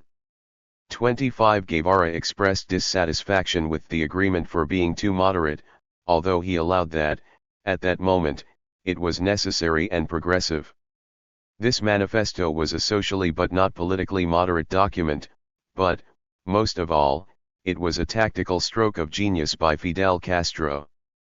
By endorsing the armed struggle of the July 26 movement against Batista, the manifesto legitimated the revolutionary movement among the broad, progressive anti-Batista public at a time when it was only beginning to consolidate itself in the Sierra Maestra. Moreover, the publication of the document in Bohemia, the Cuban magazine with the largest circulation on the island, at a moment when censorship had been suspended, electrified hundreds of thousands of people and helped Fidel Castro and his movement attain an unrivaled hegemony in the opposition camp. Contrary to Guevara's assertions that Raúl Chivas and Felipe Pazos were distinguished representatives of the Cuban oligarchy and two cavemen, suggesting hard right-wing politics, the two men were actually moderate liberal reformers with a reputation for honesty, not a minor issue in the Cuban political culture of the period. In fact, had they been representatives of the Cuban oligarchy, they would not have been able to fulfill the political role Fidel Castro successfully assigned to them at that moment. Guevara's critique of the 1957 pact might have also been somewhat disingenuous since he wrote it only after the victory of the revolution, and very likely after the enactment of the Radical Agrarian Reform Law of May 1959, thus making the land reform proposals of the 1957 pact appear more conservative than they had been at the time. Along the same lines, Guevara also ignored the critical fact that no significant political force had proposed anything more radical than that pact before Batista's overthrow on December 31, 1958. One example is the critical issue of compensation to the former owners of the land. In 1958, the Workers' Bureau of the reputedly more left-wing Second Front led by Raúl Castro in Orient Province declared itself in favor of agrarian reform but abstained from specifying the concrete policy terms of that reform and entirely avoided the issue of compensation for the land seized by the state. 26. Similarly, the PSP published a program in December 1958 entitled The Right Solution for Cuba that proposed, among other things, an unspecified program of agrarian reform that did not even allude to the requirement in the 1940 Constitution for previous payment to the dispossessed owners, a proviso that the Communists had strongly criticized during the convention that drafted the Constitution 18 years earlier. 27. The main difference between the document signed by Fidel Castro, Pazos, and Chivas and the program of what retrospectively could be considered to have been the left wing of the movement was that the pact explicitly supported the constitutional provision for compensation while the more radical elements avoided any reference to the issue. None of this was surprising, however, since in the period of 1956 to 58, Fidel Castro had set aside his 1953 radical agenda of "history will absolve me," which was in fact little known at that time, for the sake of building broad support for his politically militant but socially moderate program. Besides, since the revolutionaries of all stripes were at the time advocating the restoration of the generally progressive 1940 Constitution, they were unlikely to attack one of its important provisions. 28 But it seems that Guevara was indifferent to the concrete historical record and political meaning of this period. Guevara and guerrilla warfare in Cuba. Nowhere does the interplay of political ideas and practice that characterized Guevara's thought come out so clearly as in his leading role in guerrilla warfare in Cuba. As he described it in Reminiscences of the Cuban Revolutionary War, he met Fidel Castro for the first time in Mexico City on a cold night in 1955. 29 They struck up a conversation that evolved into a discussion of international politics. By dawn, Guevara had become a member of the group that would land with Fidel Castro in Cuba in late 1956. The classes on military tactics that he and other future fighters took in Mexico from General Alberto Bayo convinced Guevara that victory was in fact possible, since, as he frankly admitted, initially victory had seemed doubtful when I first enrolled with the rebel commander, to whom I was attached from the beginning by a leaning toward romantic adventure and the notion that it would be well worth dying on a foreign beach for such pure ideals. 30. When the boat Granma departed from the Mexican port of Tuxpan toward eastern Cuba shortly after midnight on November 25, 1956, Escobedo Guevara was one of a group of 82 men that quite deliberately only included 4 non-Cubans. 31 He was the group's doctor and a second-rank leader, rather than one of its principal commanders. The immediate purpose of the expedition was to provide support and extend the uprising that according to plan took place on November 30 in Santiago de Cuba, the principal city in eastern Cuba and one of the largest on the island, an uprising that was defeated by Batista's army. The Granma landed considerably west of Santiago, in another part of Oriente Province, on December 2, and was 2 days late. Its contingent was decimated shortly afterward by government forces. The 22 survivors, including those who were able to regroup fairly quickly and the few others who were eventually able to rejoin the main group, took refuge in the nearby Sierra Maestra mountain range. Fleeing to the Sierra Maestra was not the preferred option of the expeditionaries, but was a previously agreed upon fallback plan if the landing failed. 32 While physically isolated in the Sierra Maestra, they were not politically isolated. Their connection to the substantial national urban network of the July 26 movement permitted them to survive and grow. Frank Paez, the leader of the failed uprising of November 30 in Santiago de Cuba, organized a group of 30 armed and 20 unarmed people, a considerably larger group than the Granma survivors who arrived on March 16, 1957, to reinforce the small rebel group. 33. During the comparatively short armed campaign to overthrow Batista's dictatorship, Guevara attained the highest possible rank of major and became one of the principal leaders of the rebel army due to his military courage, ability, and leadership, a calling and activity that he clearly preferred to serving as doctor. Unlike Fidel and Raúl Castro, Che was open about his political ideas and worldview.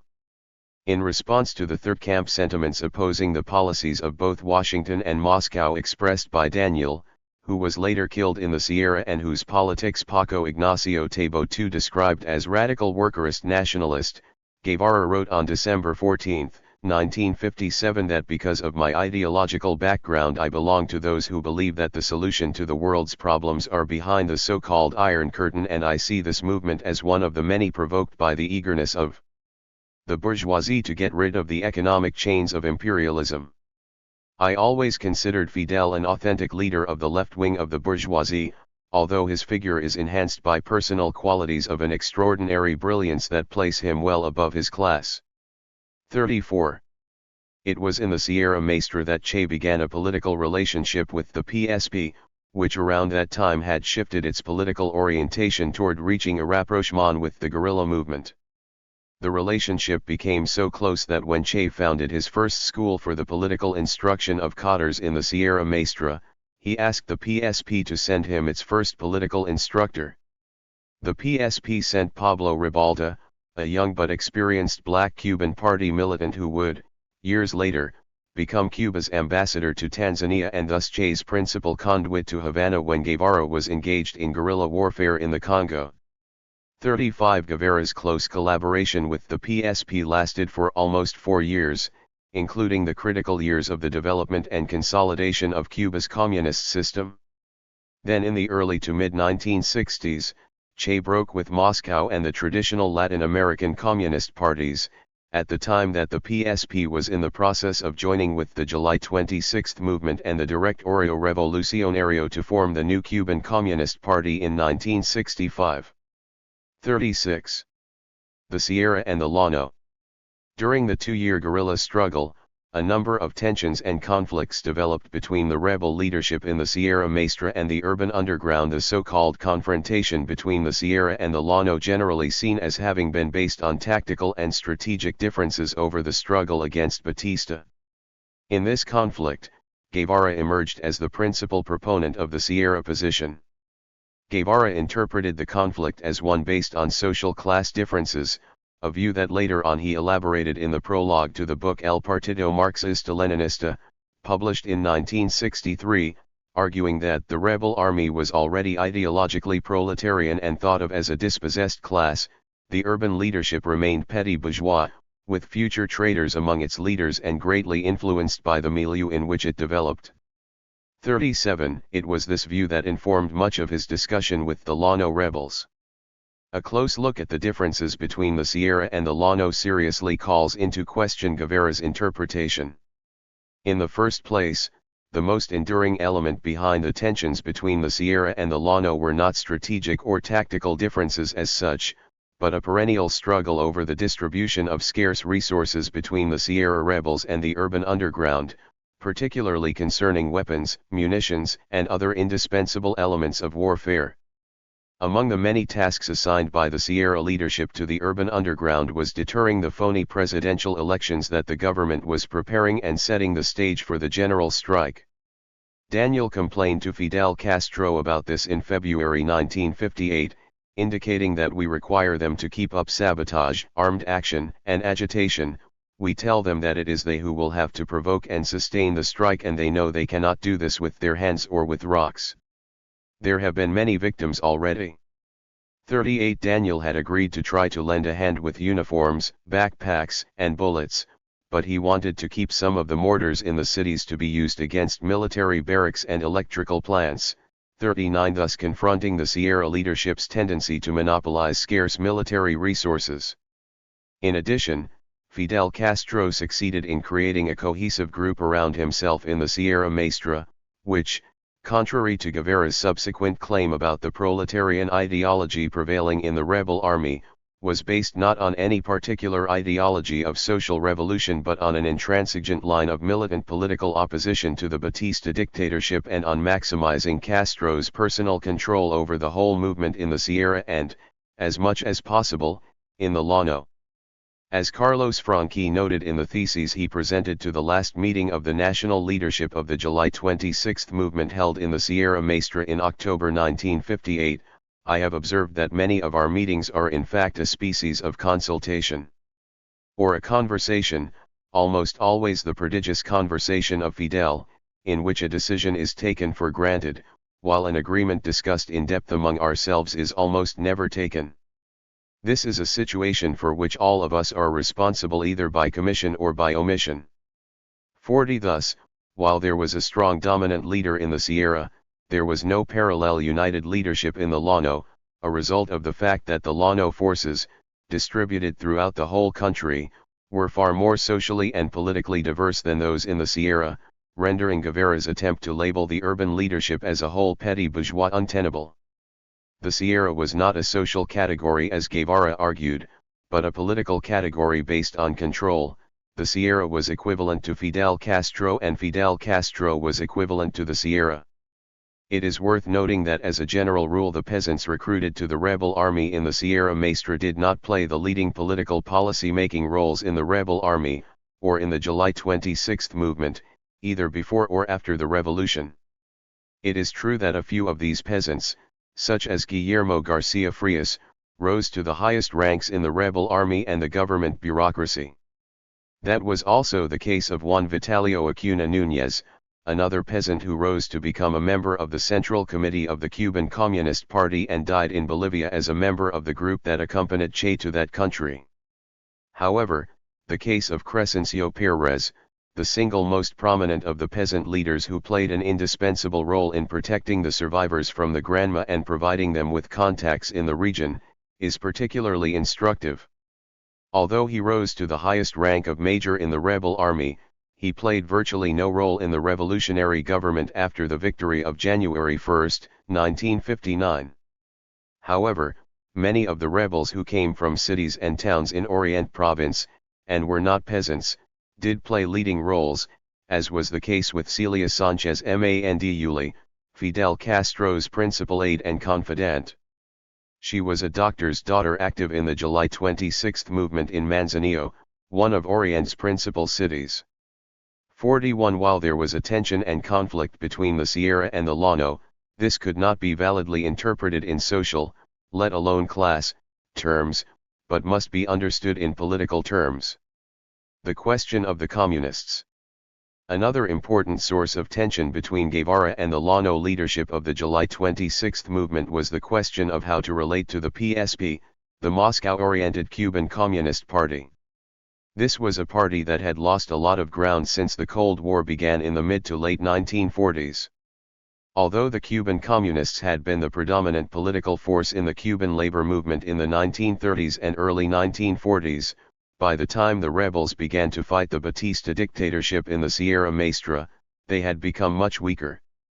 A 1956 PSP internal report revealed that only 15% of the country's 2,000 local unions were led by communists or by union leaders who supported collaboration with the PSP. 42 The communists' policies and tactics varied greatly during the Batista regime.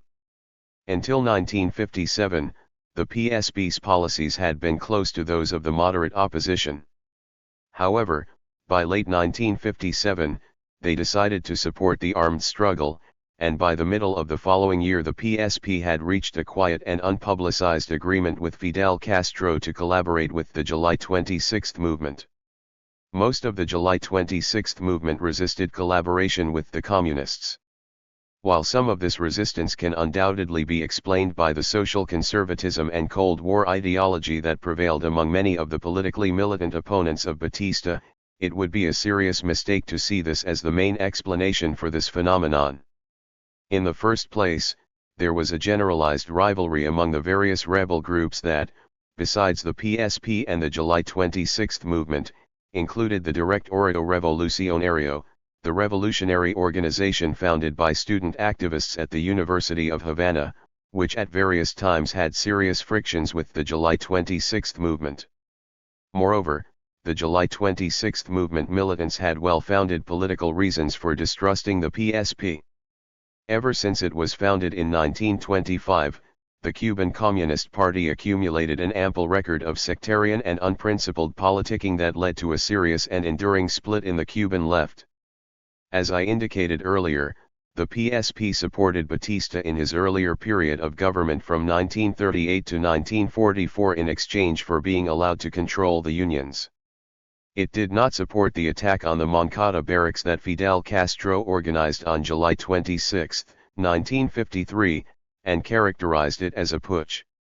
Besides, the activists in the July 26 movement were Cuban nationalists who, like the activists of other revolutionary organizations such as the DR, disliked the PSP's blind adherence to Moscow's political line, particularly in the international arena. Moreover, as members of a politically loose and amorphous movement, the July 26 urban activists were nervous about collaborating with a hard and disciplined group that was not internally democratic and often hid its politics when operating inside larger political organizations. 43 It is worth noting that while Guevara perceived the differences between the Sierra and the Llano in class terms, with the Sierra being proletarian and the Llano petty bourgeois, one of the principal criticisms he made of the July 26 urban activists of the Sierra was that they had refused to collaborate with the PSP, itself an overwhelmingly urban political organization with a significant working class membership. 44. The failure of the April 1958 strike and the strategic turn toward the Sierra. The ongoing rift between the Sierra and the Llano came to a head over the failure of the general strike called by the July 26 movement on April 9, 1958. This defeat led to the complete domination of the Sierra leadership over the July 26 movement, and to a major strategic change regarding the role of the general strike in the struggle against the Batista dictatorship. In this process, Guevara once more became the most prominent articulator of the Sierra perspective and politics versus the Llano. Other strike attempts had preceded the April 1958 strike, including those of the Bank Workers Union and of the Union of Electricity Workers, who had engaged in bitter walkouts that had strong overtones of hostility to the dictatorship. The same was true of the 1955 sugar strike in the three eastern provinces of Cuba.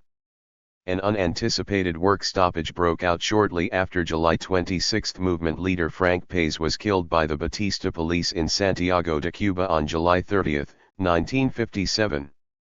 The results were impressive, as many towns and cities throughout the island, though not the capital, were almost completely paralyzed, at least for a short period of time.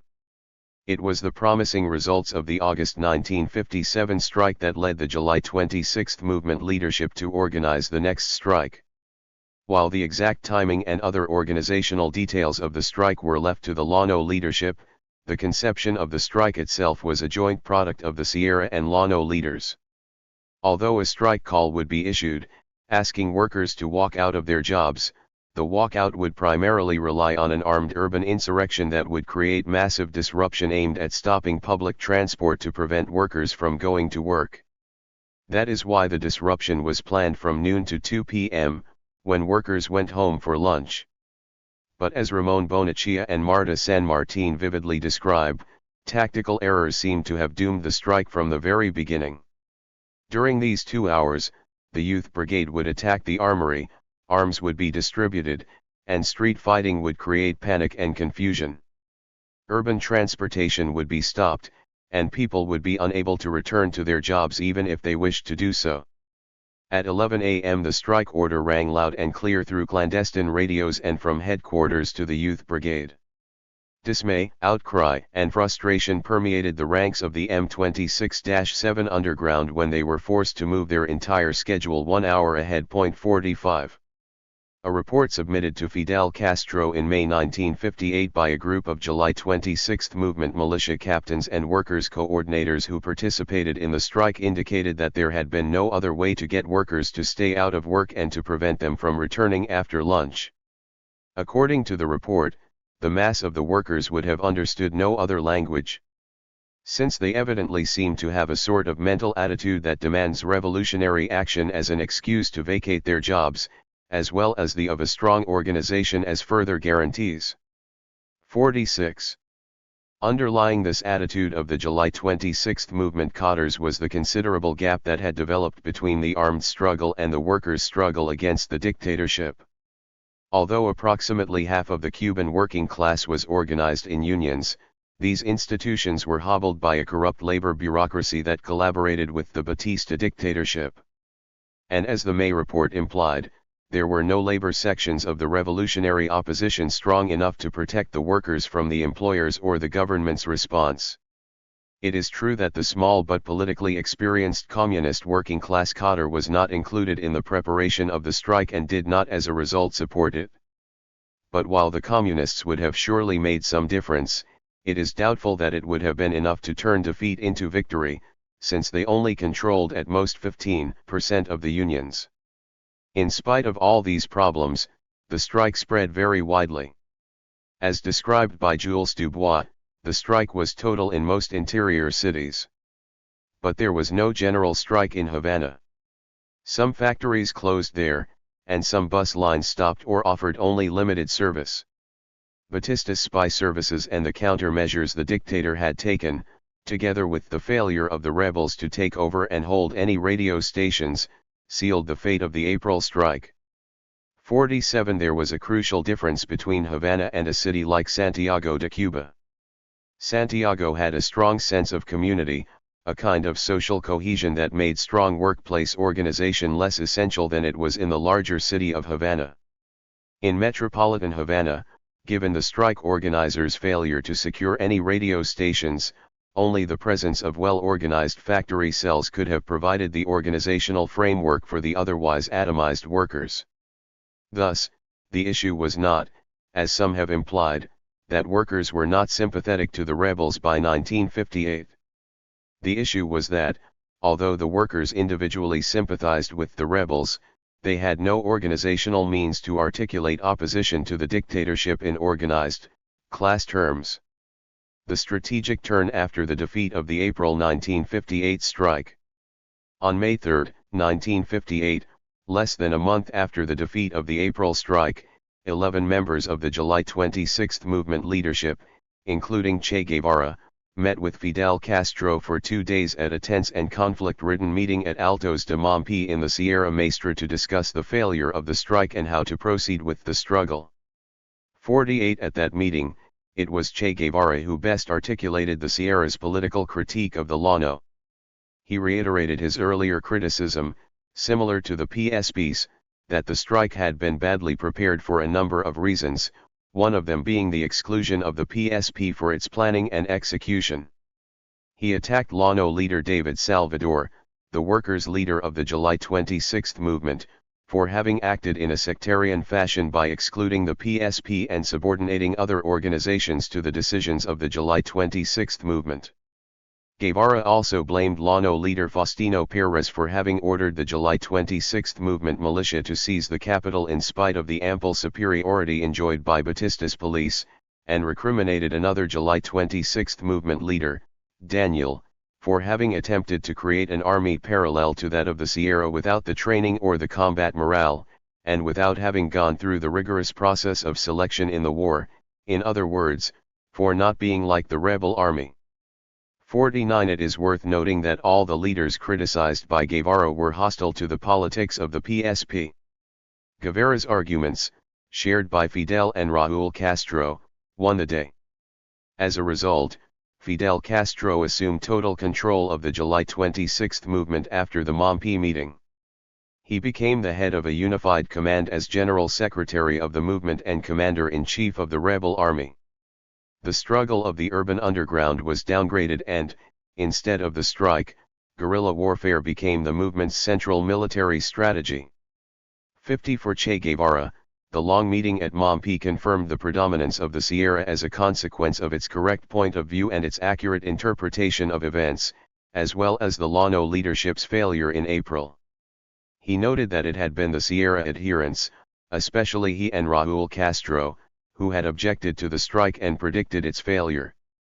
From then on, guerrilla warfare would become the only strategy, and the general strike would only come into play as the popular culmination of the military campaign. 51 That was exactly the strategy that led to the successful overthrow of the Batista dictatorship 8 months later, although at a high cost in terms of the lack of autonomy of the July 26 movement and its complete subordination to Fidel Castro. After Batista's summer offensive was defeated in the Sierra Maestra, rebel columns led by Che Guevara and Camilo Cienfuegos rapidly moved west into central Cuba and by the end of December had defeated a demoralized army that by and large had little interest in fighting. After Batista and his immediate entourage fled the country on New Year's Day in 1959, there was a planned general strike to paralyze the country and make it very difficult for a military coup to take place. The general strike turned out to be more of a national celebration than an instrument of struggle. The evolution of Guevara's view of guerrilla warfare. In 1960, a little more than a year after the revolutionary victory and during the time he held leading positions in the revolutionary government, Che Guevara published a book titled Guerrilla Warfare. Contrary to what one might expect in the light of subsequent controversies, there is relatively little theoretical discussion in this work. It is a relatively modest attempt to articulate his thoughts about guerrilla warfare based on the Cuban experience. Most of it is actually a guerrilla warfare manual discussing the requisite conditions to conduct this kind of armed struggle and presenting many suggestions on issues ranging from major tactical questions about when to form new columns and avoid overextending the guerrilla army across too much territory to making sure that the guerrilla soldiers wear sensible shoes and hammocks have nylon covers that can be used to shield them from the rain. 52. Che does, however, elaborate on some practical issues with political and moral implications. For instance, in discussing the different kinds of rebel military operations, he differentiates between sabotage, which he favors, and terrorism, which he regards as a measure that it is generally ineffective and indiscriminate in its results, since it often makes victims of innocent people and destroys a large number of lives that could be valuable to the revolution. 53. The guerrilla army has to be careful in its relations and interactions with the population of the area within which it operates, lest its members be perceived as parasites or exploiters. Thus, any merchandise acquired or appropriated by the rebels should be paid for with cash, and if the rebels are short on cash, they should pay with bonds, which are to be redeemed at the first opportunity. 54. Nevertheless, some of his elaborations are problematic. Although surely one should expect guerrilla soldiers to have an exemplary moral conduct and rigid self-control to prevent a single excess or slip, his imperative that the guerrilla soldier should be an ascetic seems to be too much of a reflection of Guevara's personal moral and political values and has implications that go beyond the specific conditions of guerrilla warfare. 55. This is also true of his discussion of the role of women in guerrilla warfare. Guevara acknowledges that women are capable of fighting alongside the men and recognizes the extraordinary importance of women in the development of the revolutionary process while criticizing the discrimination against them rooted in the colonial mentality in all our countries. 56. Nevertheless, he ends up emphasizing their role in guerrilla warfare as messengers or couriers, as well as cooks to greatly improve the diet, noting that in general it is easier to keep in these domestic tasks. 57. Guevara attempts to elevate the status of the guerrilla women's domestic labor, noting that one of the problems in guerrilla bands is that all works of a civilian character are scorned because combat roles are much preferred by the men. 58. The problem with Guevara's approach, however, is that it accepts patriarchal patterns and men's and women's historic gender roles, failing to challenge the men's disdain for domestic labor, which is of course unrelated to any physical differences between men and women. Thus, the gendered division of labor will largely prevail in the guerrilla band unless consciously challenged. Nowhere in this extensive exposition on guerrilla warfare does Guevara discuss or even allude to the principle of electing the guerrilla leadership, at least to positions that are primarily political in nature. Elsewhere he affirmed as an axiom that needed no evidence or further argumentation that revolutionary democracy had never been applied in the running of armies anywhere in the world, and that any attempt to implement it had ended in disaster. 59. Although the actual conduct of battles and other military operations are not compatible with democratic deliberation and voting, this hardly exhausts key activities of a guerrilla army, like the daily government and administration of non-combatant populations in the territories it controls. Notwithstanding its modest theoretical reach, guerrilla warfare articulates what has become Guevara's most significant contribution to revolutionary thought and practice, his theory of guerrilla warfare and the conditions to conduct this kind of struggle. According to Guevara, the Cuban Revolution contributed three fundamental lessons to revolutionary movements in the American continent. 1. Popular forces can win a war against the army. 2. It is not necessary to wait until all conditions for making revolution exist. The insurrection can create them, and 3, in the underdeveloped Americas, the countryside is the basic area for armed fighting. 60. Based fairly closely on the Cuban experience of the struggle against Batista, Guevara warned that it is not possible in the first phases of the war, probably because of the unfavorable balance of forces, to attempt any changes in the social order and that, during this stage, the rich should be bothered as little as possible. 61. Most important of all, he underlines that if a government has come to power through some form of popular vote and has some appearance of constitutional legality, the guerrilla struggle cannot be promoted, since the possibilities of peaceful struggle have not yet been exhausted. 62 2 years after the publication of Guerrilla Warfare, when Guevara was still in power, he gave a speech to the Department of State Security, identifying an additional set of conditions that revolutionaries in other countries should consider before following the Cuban model of guerrilla warfare: the extent of imperialist penetration, the geographical distance from the Yankee metropolis, and the degree of influence of Cuban revolutionary ideas in that country. 63.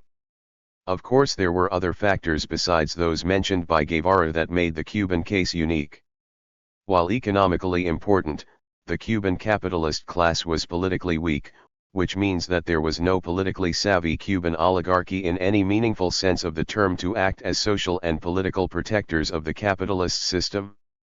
64. Unlike what happened in other Latin American movements against dictatorship in the 1940s and 1950s, the collapse of the traditional political parties and the major defeats suffered by other revolutionary groups greatly facilitated the rise and hegemony of the July 26 movement. The mercenary character of the army, which was noted by Guevara elsewhere, was also very important. 65. It explains the failure of the attempt by the academy-trained professional army officers, the so-called Puros, to overthrow the Batista regime in 1956 and, more important, the general apathy and unwillingness of the soldiers to fight the rebels. Therefore, there is a sense in which the Cuban rebels did not really win against the army, so Guevara's conclusion that it is possible for popular forces to win a war against established armies is not an entirely valid generalization from the Cuban case, and ignores the history of many revolutions that suggest that it is not so much the military defeat of government armies as their internal divisions and political disaffection among their ranks that leads them to defeat. Whether or not the Cuban model and its peculiarities could have been replicated did not preclude the advent of social revolution elsewhere in Latin America. In 1979, for example, the Nicaraguan Revolution overthrew the Anastasio Somoza dictatorship, relying primarily on urban uprisings to succeed, while the attempt to establish focos on the Cuban model completely failed. Although there were still some similarities between the Nicaraguan and Cuban revolutions, such as the multi-class character of both revolutions, at least in the insurrectionary stage, the Sandinista rebels did not follow Guevara's prescriptions in their fundamental outline. 66. As the revolutionary process continued in the Cuba of the 1960s, Guevara's approach to guerrilla warfare hardened and in the process left behind many of the conditional statements he had put forward earlier in the decade.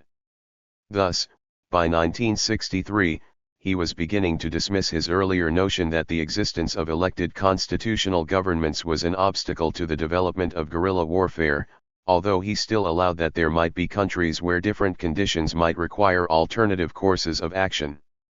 67. However, by April 1967, in the message to the Tricontinental that Che sent from Bolivia, he proclaimed that almost every country in this continent is ripe for a type of struggle that, in order to achieve victory, cannot be content with anything less than establishing a government of a socialist nature. 68. Why this change in Guevara's approach? When Guevara wrote Guerrilla Warfare, Fidel Castro had not yet declared the socialist character of the revolution, nor had the US-sponsored invasion of Cuba in April 1961 and missile crisis of October 1962 yet taken place. The diplomatic relations of all Latin American countries with Cuba, except for Mexico, had not yet evaporated under Washington's pressure. The serious economic crisis that began to affect the island in the early 1960s, partly as a result of the U.S. economic blockade, had not yet happened either. But as all these events began to take place, they created among the Cuban leaders a certain degree of anxiety and urgency, and even a sense of political despair that made them, Guevara included, want to fight anywhere, regardless of the circumstances. Guerrilla warfare without a social base, the Congo. Consistent with his politics of internationalizing the revolution, Che Guevara not only partook in his government's effort to prepare and actively aid guerrilla warfare in countries such as Venezuela, but he also volunteered in April 1965 to personally lead a secret mission to support a rebellion in the Congo. Unlike the much smaller future operation in Bolivia in 1967, This represented a substantial undertaking for the Cuban government, undoubtedly facilitated by the Soviet Union's favorable view toward Cuban intervention in Africa, in contrast with its general opposition to Cuban operations in Latin America, which clearly violated the understanding between the two superpowers about respecting each other's spheres of influence. A column of 120 men was very gradually sent to Tanzania, to be shipped across Lake Tanganyika into the Congo proper, and a second column of 200 men was sent to the other side of the continent, near Brazzaville, the capital of Congo-Brazzaville, across the Congo River from Leopoldville-Kinshasa, the capital of the Congo Zaire. 69 Guevara and the Cubans who arrived in Tanzania crossed Lake Tanganyika to support a rebellion in the eastern Congo against the right-wing government of Prime Minister Moise Tshombe and President Joseph Kasavubu, propped up by the Western imperial powers.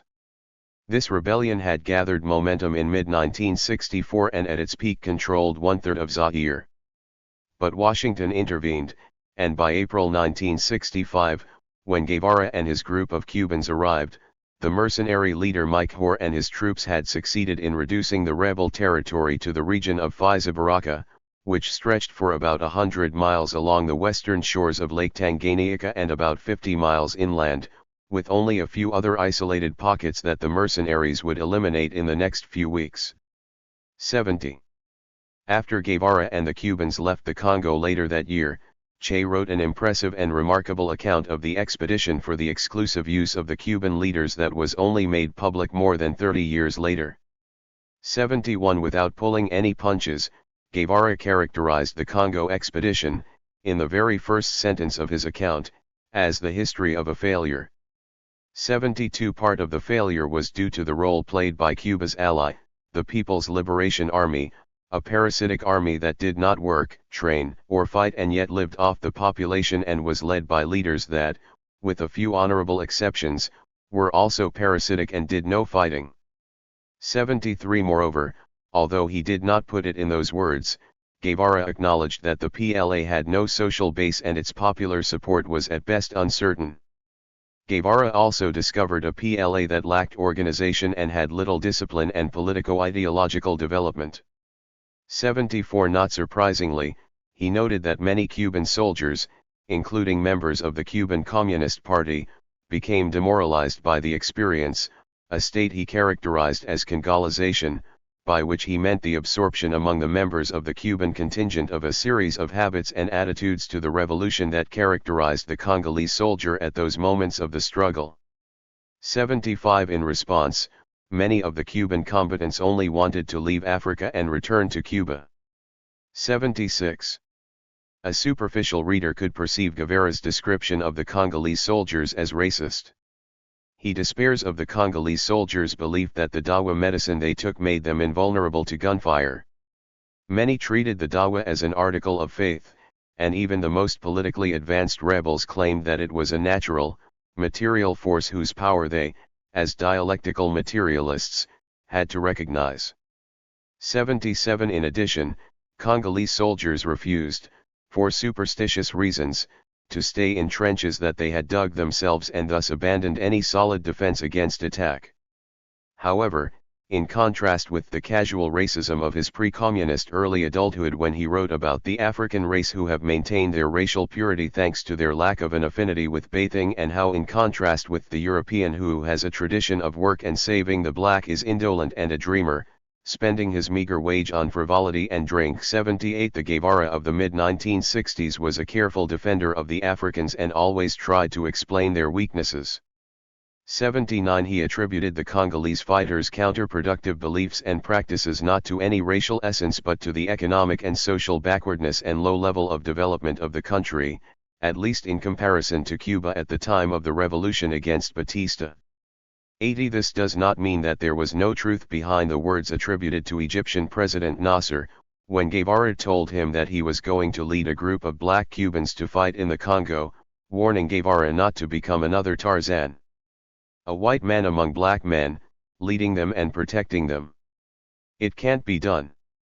81 In a sense, Guevara acknowledged this when he wrote about the Cubans' sharp treatment of the African commanders, the Africans' ignorance and superstition, their inferiority complex, the way the Cubans offended their sentiments, and even the pain they must have felt when a white man scolded them, as in the colonial days. 82 Guevara admits too that there was favoritism and a certain degree of discrimination by the Cubans against the Congolese. He related having heard a black Cuban soldier say, "Send me 2 of those blacks over there," meaning 2 Congolese, and concluded that the Cubans failed to establish entirely fraternal relations, and we feel a little bit like superior people who have to give advice. 83. The People's War in the Eastern Congo, no social basis for a political program. In addition to describing the guerrillas' People's War in the Congo as exploiting rather than being connected with the people, Che Guevara makes an astonishing observation in his evaluation. In all wars of liberation of this type, a basic element is the hunger for land. In the Congo, however, this was not the case, at least not in our region, and probably not in most of the country. On the Eastern Front, there is no significant land hunger or even individual enclosures, mere convention ensures that the crop belong to those who grow it. Nor, in practice, is property defended against intruders, only where there are some gardens is there a little protection against goats and other animals that might cause damage. The concept of land ownership hardly exists in any of the areas we visited, and the huge expanses of the Congo Basin permit anyone who wishes to acquire land simply to go and work there. As far as I can gather, in the area around Bukavu to the north, feudalism is much more developed and there are real feudal lords and serfs, but in the mountainous region where we live the peasants are completely independent. 84. He notes that imperialism did not really play much of a role in the region.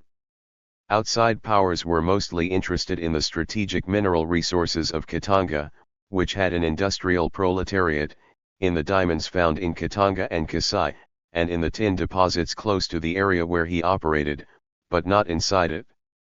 Guevara explicitly admitted having always been bothered by the question of what the Liberation Army had to offer these peasants. It could have possibly protected the population from the gross mistreatment, rapes of women, killings of men, women, and children, and forced requisition of food and other services that they suffered at the hands of the government troops. But this was very limited. Guevara knew that the Liberation Army did not offer much protection or education, only the modicum of health care that the Cuban troops were able to provide. 85. In other words, Che admitted that the Congolese revolution supposedly being carried out by the PLA did not and could not have a social program, which from a Marxist point of view made the Cuban intervention superfluous and irrelevant, although it could have perhaps been justified by the realpolitik and Cold War politics of Africa's heads of state, which had little or nothing to do with working-class internationalism, socialism, or Marxism. 86 Yet, his honest account of an objective situation, of a war without resonance in the population and with no program to propose, did not lead him to conclude that the Cuban government had made a mistake in getting involved in the Eastern Congo, or that at least it would be necessary in the future to pay much closer attention to the socio-economic and political conditions in an area before considering Cuba's involvement in guerrilla warfare. Having starkly presented the problem of the absence of a social base for guerrilla warfare, Guevara changed the subject in order to avoid drawing any political conclusions that might have put into question the rationale for Cuban intervention.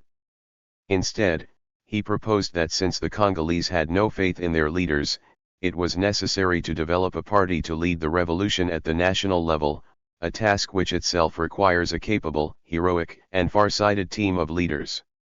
87 Guevara added that the link with the workers would be achieved at a later stage.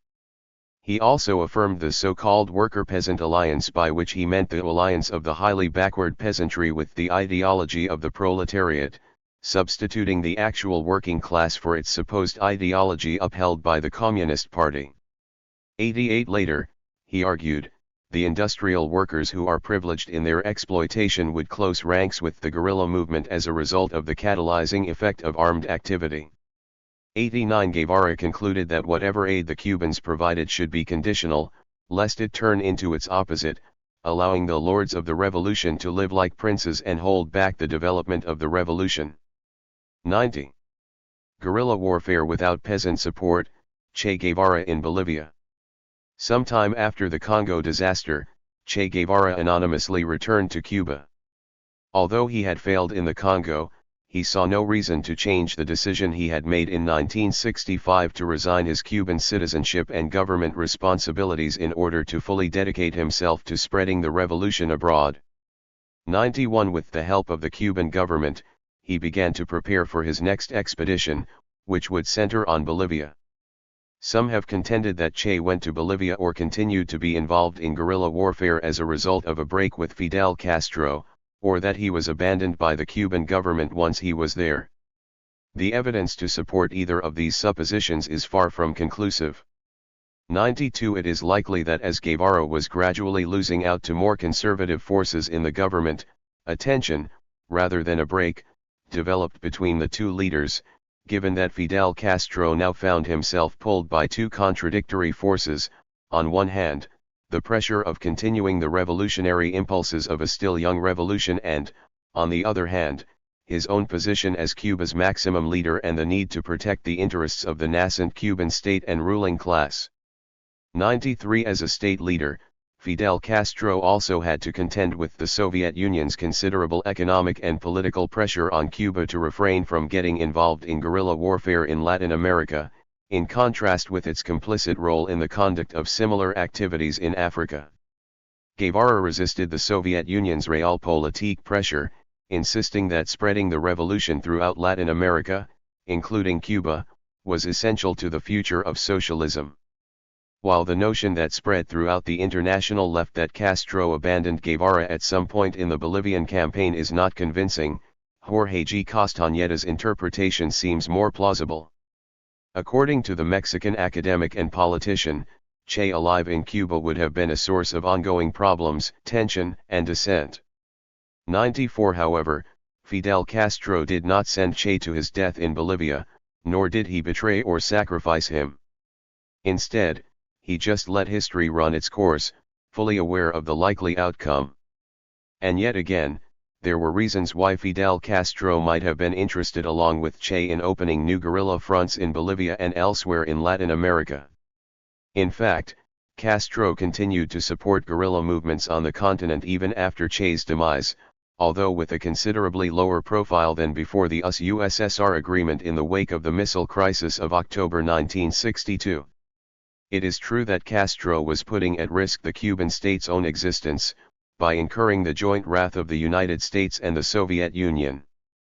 But had his guerrilla-related gamble succeeded, he might have extracted much more reliable guarantees than the precarious Soviet-American agreement of October 1962, and in the process have relieved some of the U.S. pressure on the hard-pressed Vietnamese.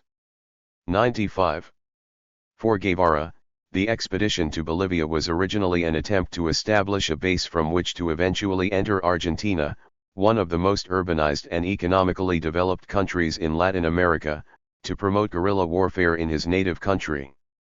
An earlier guerrilla attempt had been made in 1964 by Jorge Ricardo Massetti, an Argentinian journalist friend of Guevara and founder of Prensa Latina, a news agency sponsored by the Cuban government. But Massetti's guerrilla group was quickly found and exterminated by Argentinian government troops.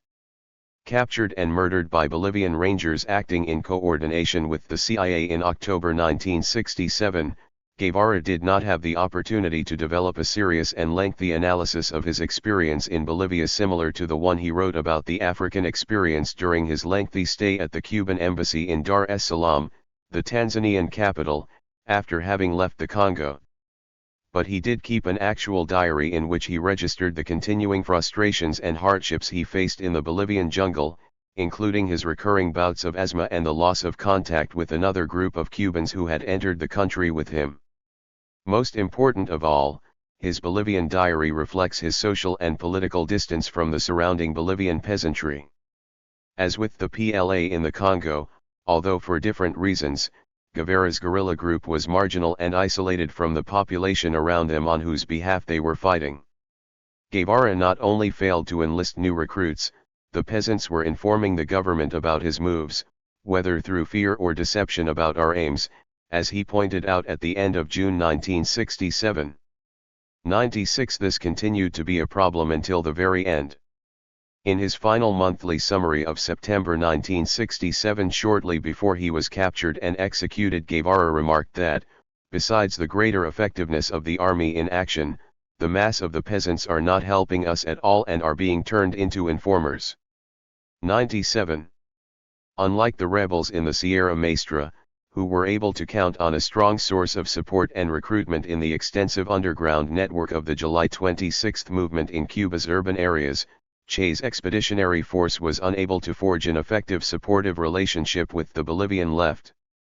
The Bolivian Communist Party was not only proportionally much smaller than the Cuban July 26 movement, but had at best a very difficult and tense relationship with, if not an outright hostility to, Guevara's expedition. When at the end of 1966, Bolivian CP leader Mario Monge met Guevara at the guerrilla camp and demanded and was refused the leadership of the group, he broke off talks and urged the Bolivian cadres to desert. 98. In addition, the area selected for establishing a FOCO base proved to be highly problematic from the standpoint of educating, recruiting, and training new recruits. In contrast with the high Bolivian Altiplano, where the vast majority of the population lived but which offered little cover for guerrillas, the heavily forested and jungle regions of the east where Guevara and his group had established themselves offered good cover but little opportunity to do political work because it was sparsely populated. 99. In any case, the question of the specific area in Bolivia where guerrilla warfare should be conducted was never satisfactorily resolved. Guevara favored the Alto Beni region of the country as the location for his future zone of operations. In fact, Regis Debray was sent there to conduct a geopolitical study of the area. But the Cubans actually in charge of the preparations had bought a 3,000-acre farm in Nankawazu, a different part of the country. Eventually, the plan to relocate in Alto Beni was scrapped. 100. It is hard to know whether Guevara would have been any more successful in Alto Beni or some other part of Bolivia. Moreover, General René Barrientos, the head of the Bolivian state, had far more popular and peasant support than Batista had in the Cuba of the late 1950s, and while the U.S. government was caught unprepared with what happened in the largest of the Caribbean islands, it predictably did not let it happen in Bolivia, where it trained counterinsurgency forces to react in a rapid and decisive manner. 101. To make things worse, the guerrilla group's multinational composition, with an entirely Cuban leadership, became the source of tensions and problems. Of the 50 guerrillas in the group, 17 were Cuban, 3 Peruvian, and 1 East German, and the remaining 29 were Bolivians. After his experience with the disorganization and poor leadership of the Congolese rebels, Guevara had concluded he would be the top leader of any other expedition, and so it was in Bolivia. In addition, all the other officers were Cuban, with no Bolivians among them. 102. Thus, it is not surprising that in his diary entry for April 12, 1967, Guevara relates how, to allay resentment of the Cubans, he made a point of reminding his troops that the Cubans had put their bodies on the line and suffered the first rebel casualty. In the same spirit, Guevara sought to put a halt to a tendency observed in the forward detachment of finding fault with the Cubans, a resentment that had also surfaced the previous day as one of the combatants had expressed less and less confidence in the Cubans. 103. Unsurprisingly, the Bolivian government claimed that Bolivia was the victim of foreign intervention and set in motion a nationalist campaign against the guerrillas. 104. It is worth recalling that Fidel Castro sharply limited the number of foreigners in the 1956 Granma expedition, and it is not difficult to imagine that if the national composition of leadership and ranks of the rebel army operating in eastern Cuba in the years 1956 to 58 had been similarly foreign, it would have created a very serious political problem for the rebels, even though Cuba, lacking an indigenous population, probably had a stronger cultural identification with the rest of Latin America than did Bolivia. In sum, the Bolivian experience was another instance of Guevara's political tone-deafness and lack of political instinct, which eventually cost him his life. The class politics of Guevara's guerrilla warfare strategy. For Che Guevara, guerrilla warfare was the means to a successful anti-imperialist and social revolution in Latin America, and its motor was the struggle of the peasant masses in pursuit of a radical agrarian reform that could only be fully realized under socialism. How did this proposition actually play out? As Guevara interpreted the experience of the Cuban Revolution, the guerrilla struggle radicalized the urban cadre as a result of their coming into contact with the peasantry and confronting its suffering. It radicalized the peasantry as a consequence of the intensified reprisals and violence inflicted on them by the army in response to peasant resistance or their refusal to collaborate with the authorities. In December 1958, for example, shortly before the rebel victory, Guevara noted in an article that the contact with the peasant masses had taught the rebels with an urban background the injustices of the existing system of rural land tenure, which convinced them of the need for a fundamental change in the agrarian property system. 105 This, however, did not fit Guevara's own political evolution, since he had been in favor of radical agrarian reform and the overthrow of capitalism long before he landed in Cuba at the end of 1956. Nor does it fit either the political evolution of the slightly more than 20 Cubans who survived the Granma landing. While only a few of them might have been in favor of the overthrow of capitalism at the time, all must have been in favor of agrarian reform, since it had long been the patrimony of Cuban progressive opinion, which in its most moderate form proposed the expropriation of idle lands possessed by the big latifundistas. It is even less likely that the urban cadre who joined guerrilla movements emulating the Cuban Revolution in other Latin American countries needed direct and intimate contact with their respective peasantries to develop a radical politics. Almost all of them came out of radical political parties, such as the Communist Party or the left wing of popular reform parties such as Acción Democrática in Venezuela or APRA in Peru. 106 However, Guevara was probably correct in the sense that the Cuban rebel army members with an urban background, through their contact with the atrocious conditions of the peasantry, strengthened their commitment to a social change beyond a mere political revolution to reinstate the 1940 Constitution. As Che Guevara put it, they were enlightened by the Cuban peasant's capacity for self-sacrifice and his unbounded nobility and loyalty. 107 But the real radicalization of the July 26 movement urban cadres, whether active in the Sierra or in the Llano, took place after the overthrow of the Batista dictatorship on January 1, 1959, as the radical social changes introduced by the victorious revolution confronted the increased hostility of U.S. imperialism and the resistance of the native bourgeoisie and sections of the middle classes. After all, it was only after the overthrow of Batista that the multi-class political revolution became a social revolution strongly supported but not controlled by the working class and the peasantry. But how did the peasants react to the sudden presence of people who, even when sharing the same language and nationality, were fundamentally outsiders and strangers in social and cultural terms? The Granma survivors were initially helped by the rural contacts provided to them through the July 26 movement networks in nearby towns and cities, such as those that Celia Sanchez, who was to become Fidel Castro's principal aide and advisor, provided to Fidel Castro's group. Yet the Cuban rebels were beset by the reality of peasant informers and traitors, such as the infamous Eudemio Guerra, who was executed shortly after he was discovered to be informing for and collaborating with the Cuban army. 108. The pressure of the government's armed forces that flooded the areas where the rebels operated was compounded by the effect it had in encouraging peasant spying and informing. However, as Guevara observed, if the peasants became convinced that the army would not succeed in eradicating the insurgency, in other words, that the government was not winning, but might still be capable of wiping out the peasants' homes, crops, and families, they in turn might then decide to take refuge with the guerrillas. 109 However, this calculus aside, the peasants' sympathy toward or alienation from the government must have played a critical role in determining which side to ultimately support. Thus, in the very different case of Bolivia, when the peasants in the area where Guevara and his companions operated seemed to at least have given the benefit of the doubt to the government, the problem of informers seemed to have been much more severe than in Cuba, especially shortly before Che was captured and executed in October 1967. 110 Earlier, In his summary of the month at the end of April 1967, Guevara had already underscored the distance and alienation between his group and the local peasantry, noting that not a single peasant had yet been recruited and that our peasant base still needs to be developed, although it appears that through planned terror we can obtain the neutrality of most, support will come later. 111 It is revealing that Guevara and his comrades began to get a better reception among those peasants with whom they had developed a personal rather than merely political relationship over time in the area in which they operated.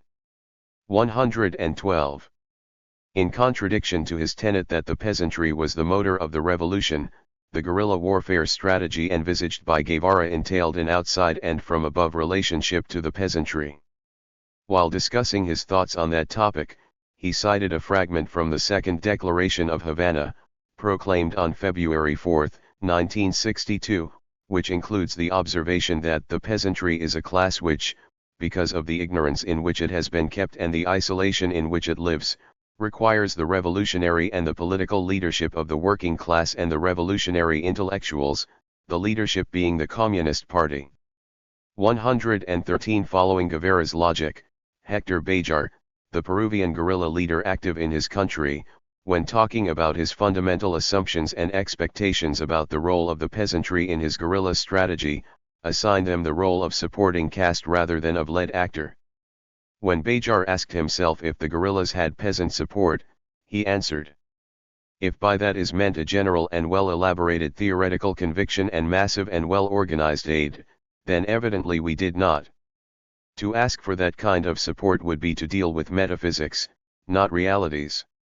If, however, by peasant support we mean the collaboration of most of the people, originating in their certainty that we were there to defend them, then we did have it and, moreover, it surpassed anything we had expected. 114. The great majority of the Cuban peasantry became radicalized after the victory of the Cuban Revolution on January 1, 1959. They became enthusiastic supporters of the revolution, especially around the time of the first agrarian reform, approved in May 1959, a radical but not collectivist law, which granted the land to those who worked it and resolved the question of compensation by promising 20-year bonds, a promise that was never really enforced. The agrarian reform law mentioned the formation of cooperatives almost as an afterthought. Later on, however, the state took over the overwhelming majority of the land and imposed bureaucratic and inefficient state farms in the Soviet mold, which became, for many decades, the predominant form of rural property in Cuba. Yet, the peasantry continued to support the government because its standard of living in terms of guaranteed employment, education, health, and social mobility considerably improved, at least during the 30 years previous to the special period brought about by the collapse of the USSR and the Soviet bloc in the late 1980s and early 1990s.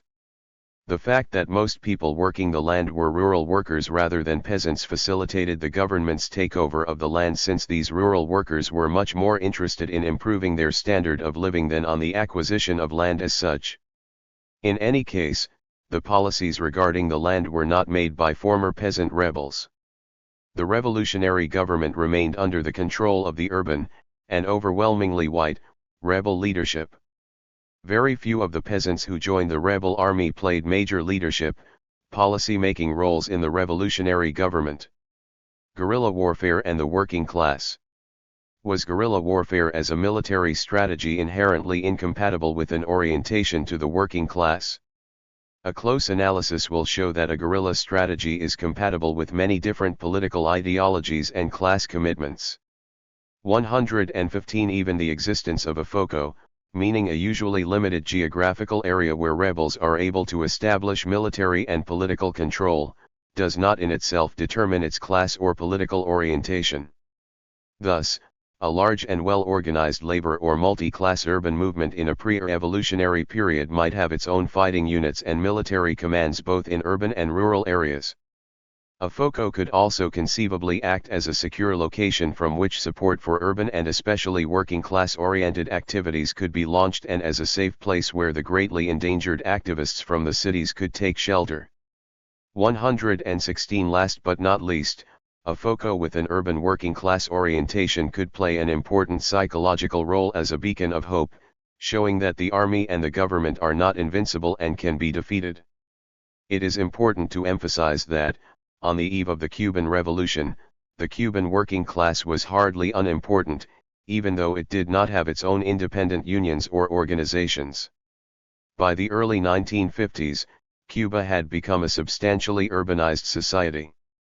The census of 1953 counted 5.8 million people on the island, with 57% being urban and 43% rural.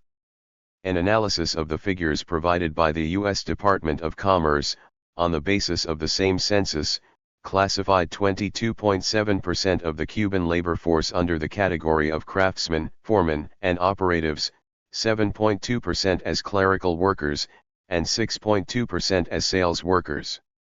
Service workers, except private household employees, constituted 4.2% and private household workers 4% of the labor force. These categories show the urban working class as having constituted 44.3% of the labor force and farm laborers as 28.8% of the labor force, which could be seen as a rough approximation of the rural working class. This class grouping was more than twice the size of the 11.3% of the labor force that was classified as farmers and ranchers, a rural petty bourgeoisie that could nevertheless be very poor. 117 union density, although organized in mostly bureaucratic and corrupt unions, was quite high, with some 1 million members out of a labor force of approximately 2 million workers. It is true that there was not much of a working class or much economic development in the Congo except for Katanga, but the Bolivian working class centered on the tin miners was a major force that had played a central role in the revolution of 1952, which led to a significant agrarian reform and the nationalization of the mines.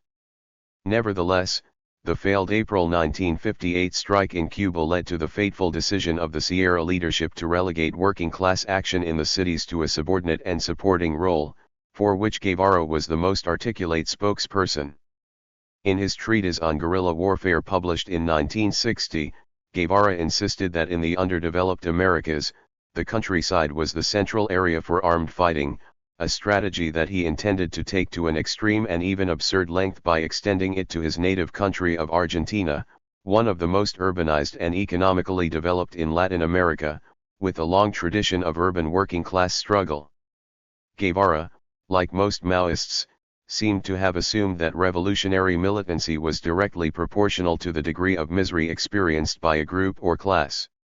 He theorized that the industrial workers who, under present conditions in the Congo, are privileged in their exploitation, would only join the revolution at a later stage, closing ranks with the guerrilla movement, as a result of the catalyzing effect of armed activity. 118 Guevara's notion of privileged exploitation is very problematic. Quite aside from being alien to classical Marxism, it suggests a notion of privilege not on the basis of a group demonstrably being favored through its clear oppression or exploitation of others, but instead on being quantitatively less exploited than other groups. But his linking militancy with the degree of suffering and misery was in the case of Cuba historically incorrect. Among the most militant opponents of the Batista dictatorship were the unions of bank and electricity workers, among the best paid workers in the country. Guevara sometimes contradicted his own theory regarding the role of class in guerrilla warfare by positing the conflict between exploiting and exploited nations as the principal contradiction of the epoch. 119 It is not at all clear if he attempted to integrate this view with his peasant-centered guerrilla strategy. His alternative perspective based on the exploiting/exploited nation dynamics could have led to a very different and much more conservative strategy of alliances with the native progressive bourgeoisie and related strata. Guevara, however, was sometimes able to resolve such contradictions by changing the usual meaning of terms. Thus, for example, he had managed to resolve the apparent contradiction of his support for the worker-peasant alliance with his dim view of the potentialities of the working class by reformulating it as an alliance of the highly backward peasantry, not with the real flesh and blood working class, but with the ideology of the proletariat, which in fact meant the ideology of the Communist Party. 120. It was in Bolivia that Guevara's theory, strategy, and tactics regarding the working class were put to the test seriously. He was already in that country with his guerrilla force when the army massacred the miners of the Siglo XX mines, leaving many of them dead and wounded. In reaction, Guevara issued a communiqué warning the miners to refrain from following the false apostles of mass struggle, arguing that against modern instruments of destruction, barricades, however well constructed, are of no avail. In underdeveloped countries such as Bolivia, Guevara insisted, with a large peasant base and a large territory, the mass struggle should revolve around a small, mobile guerrilla vanguard firmly based among the people. As the guerrilla force acquired strength against the army, it would increase the masses' revolutionary fervor, leading to a revolutionary situation. That was when, Guevara said, state power will be toppled in a single well-aimed and well-timed blow. While Guevara pointed out that he was not calling for total inactivity and urged the workers to continue to bring pressure against the government, since they were engaged in a class struggle with unlimited fronts, the main point of his communiqué was to call on them to join the guerrillas. According to Guevara, this was the place where the worker-peasant alliance could be rebuilt to turn defeat into victory. 121 In light of the serious defeat the miners suffered at the hands of the Bolivian army, Guevara could have instead suggested alternative tactics to avoid such lethal confrontations, while continuing the struggle at the workplace and communities where the miners worked and lived. Instead, he made the highly unrealistic proposal of asking the miners to abandon their jobs, families, and communities to move elsewhere to join his guerrilla group, a call that even under the best circumstances, only a few miners were likely to heed. It is significant that, beyond abandoning their families and mines to join a guerrilla struggle, the miners were being asked to join a group with a military command structure, hierarchy, and discipline that by definition excluded democratic political debate and discussion, hardly the vehicle for the self-emancipation of the working class that Marx and Engels had politically advocated and worked to build. Chapter 3. Che Guevara in Power. It is striking that Che Guevara's status as an international icon is almost entirely based on his militant activities and writings as an international guerrilla fighter in Cuba, the Congo, and Bolivia. Yet, one could make a strong argument that his most important and consequential political legacy was the major role he played as one of the principal leaders of the Cuban Revolution, building a new socio-economic and political system on the island, thus shaping the future of Cuba for generations to come. When Batista was overthrown on January 1, 1959, Fidel Castro had already emerged as the dominant leader of the July 26 revolutionary movement. Right behind him, Che Guevara was, along with Camilo Cienfuegos and Raúl Castro, one of the three other principal leaders of the rebel army, and certainly the most politically and culturally sophisticated of the three. Although a special revolutionary law had made Guevara a citizen with the same rights as a native Cuban, this did not entirely remove the subtle but real political disadvantage of his being a foreigner. His cold and distant personality, in some ways similar to Raúl Castro's, encouraged a great deal of popular respect and even awe, but not love, and certainly not the popular adoration bestowed on Fidel Castro and Camilo Cienfuegos. With his slight physical resemblance to popular representations of Jesus Christ and Camilo's urban working-class background, Cienfuegos represented to the Cuban people the ideal virtues of a warm demeanor, good humor, and good looks. Political tendencies in the early period of the revolution. Che Guevara's political role in the early stages of the victorious revolution can be properly understood only in the context of the Llano Sierra political division that I analyzed in the previous chapter and the transformation it went through after the revolutionary victory into a partly public and partly hidden struggle among political tendencies fighting over the fate of the Cuban Revolution. These conflicting tendencies included the July 26 movement, other organizations such as the PSP and the DR, and unaffiliated individuals. Although the issues in dispute and the number of personalities and tendencies involved grew after the victory of January 1, 1959, there was a significant continuity with the conflicts and alignments of the preceding period. The liberals. The liberal tendency was represented by a number of people, Some active in the July 26 movement against Batista, who did not directly participate in the Sierra Leone dispute but were connected to civil society organizations that supported the new revolutionary government. Many of them became ministers in the cabinet installed immediately after Batista was overthrown. They all shared to various degrees a desire to reform the Cuban political and socio-economic system without challenging its capitalist foundation, while still favoring a substantial degree of state intervention. Critical of U.S. foreign policy but not anti-imperialists, these liberals hoped for an alliance with the United States on the basis of a reformed and more respectful U.S. attitude to Cuban sovereignty. They also supported agrarian reform that would have emphasized the expropriation of idle lands and the compensation required by the Constitution of 1940, although they mostly accepted the more radical measures of the agrarian reform law approved in May 1959, provided that the law's inclusion of cooperatives did not lead to far more drastic measures such as the wholesale nationalization of agriculture. The liberals would have liked to see the arbitrary administration of the law by the rebel army replaced by the rule of law administered by a reformed judicial system. They firmly supported the militant Keynesian policies adopted by Fidel Castro's government in the early part of 1959, which involved a partial fiscal amnesty in return for the prompt payment of the remaining overdue tax contributions that brought an enormous amount of money into the Cuban treasury. With these funds, the Cuban government financed a massive program of public works to employ the hundreds of thousands of idled sugar workers after the short sugar season was over. Liberals such as Felipe Pazos, a well-known economist and the head of the National Bank of Cuba, Manuel Rey, a civil engineer who had been active in the urban underground, as Minister of Public Works, and Rufo López Fresque, an economist and Minister of the Treasury, were directly involved in administering this policy.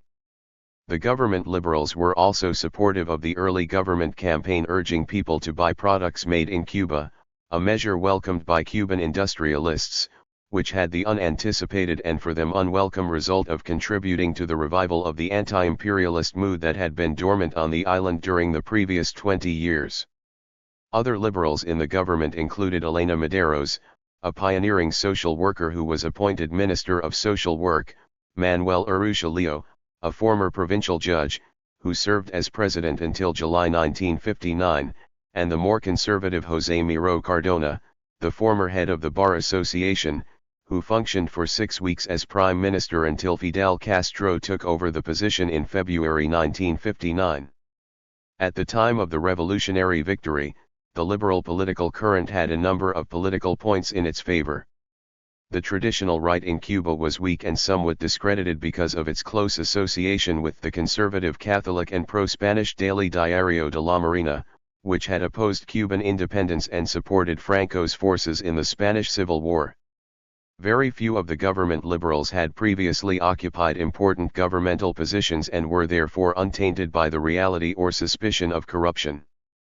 Since many of them had connections with civil society, they had a potential social base in the important Cuban middle classes. Yet, they were unable to mobilize and capitalize on that potentially important source of support because along with practically all other political forces in Cuban society, by 1959 they had become subordinated to the imposing figure of Fidel Castro. An indication of their inability to remain independent and grow politically was the formal dissolution of the primarily middle-class Movimiento de Resistencia Cívica that had actively collaborated with the revolutionaries of the July 26 movement during the struggle against the Batista dictatorship in February 1959. The nationalist anti-imperialist revolutionaries. An important non-communist, nationalist, anti-imperialist current of revolutionaries had functioned primarily within the amorphous and weakly organized July 26 movement and had distinguished themselves in the struggle against the Batista dictatorship mostly in the Llano. They constituted, in the words of Paco Ignacio Tebotu, Guevara's sympathetic Mexican biographer, a left-wing sector that combined anti-imperialism with a strong critique of the communists, who considered to be conservative and sectarian. One among these was Carlos Franqui, a former communist who ran Radio Rebelde in the Sierra and later became the editor of Revolucion, the newspaper of the July 26 movement. David Salvador, also a former communist, who had been a leader of the sugar workers in eastern Cuba and became, after the victory of the revolution, the head of the CTC, and Faustino Perez, Marcelo Fernandez, and Enrique Oltiski, all major leaders of the July 26 movement urban underground. One of the most important contributions of this group was its strong nationalist anti-imperialism. David Salvador grabbed headlines in the United States and Latin America when, in March 1959, he publicly interrupted a speech by visiting liberal Costa Rican leader José Figueres and strongly criticized his pro-US Cold War stand. This was one of the early signals that the Cuban Revolution was going to follow a different path from the liberal reform road taken by previously successful movements against Latin American dictatorships in countries such as Venezuela. Revolución, with a large and growing circulation, became the principal mass press organ conveying the renewed Cuban anti-imperialist nationalism. Revolución engaged in frequent polemics with the right-wing press such as Diario de la Marina, and less often with the liberal Prensa Libre and with the communist Hoy, which assiduously tried to channel the resurgent Cuban anti-imperialism into the pro-Soviet mold. On more than one occasion, one of Revolución's editorialists wrote about the need for building a democratically controlled revolutionary organization, which at that time clearly meant excluding the PSP, the old Communist Party, a position that was anathema to people like Guevara and Raúl Castro, who were then pushing hard for a policy of unity with the communists. Revolución also sponsored one of the most interesting and independent left-wing literary and cultural supplements in Latin America, the weekly Lunes de Revolución, edited by Guillermo Cabrera Infante, a film critic who later became an internationally famous writer. Lunes, which had a mass circulation, not only published the work of several young Cuban writers and poets such as Anton Arrufat, Pablo Armando Fernandez, and Huberto Padilla, but also a wide variety of non-communist left-wing international authors, such as Jean-Paul Sartre and Simone de Beauvoir. Lunes was suppressed shortly after Fidel Castro's announcement of his cultural policy, which he summarized with the slogan "Inside the Revolution, everything; outside the revolution, nothing" in 1961. Castro conveniently ignored the key question of who decided what was inside the revolution. But it was on the trade union front that these independent revolutionaries, who sometimes called themselves humanist, left their biggest mark. For shortly after Batista fled the country, union halls throughout the island were taken over by revolutionary trade unionists. While those associated with the July 26 movement were the most numerous and influential among them, many were part of the anti-imperialist nationalist tendency. All the Mujilista labor leaders supporters of Eusebio Mujal, head of the official trade unions under Batista, who had collaborated with the Batista dictatorship, were purged, and the new revolutionary union leaders placed a great deal of emphasis on the union democracy that had been so thoroughly crushed under Mujilismo. A vigorous unionizing campaign was immediately launched with the support of the revolutionary government and was very successful. This was followed, in spring 1959, by elections in every single local union in the country, and these were in turn followed by elections at the regional and national level, when many of those who had taken over the unions were then elected to their posts. These elections turned out to be the most important exercise in autonomous grassroots democracy of the revolutionary period. The candidates associated with the July 26 movement emerged as the overwhelming winners. Communists only managed to obtain some 10% of the union posts, although it is important to note that some of the elected July 26 movement candidates had communist sympathies. The outcomes of the spring elections were remarkably consistent with the results of a union survey the PSP had conducted in 1956, showing that of the 2,000 local unions in the country, those led by communists and those willing to work with them constituted only 15%. 5.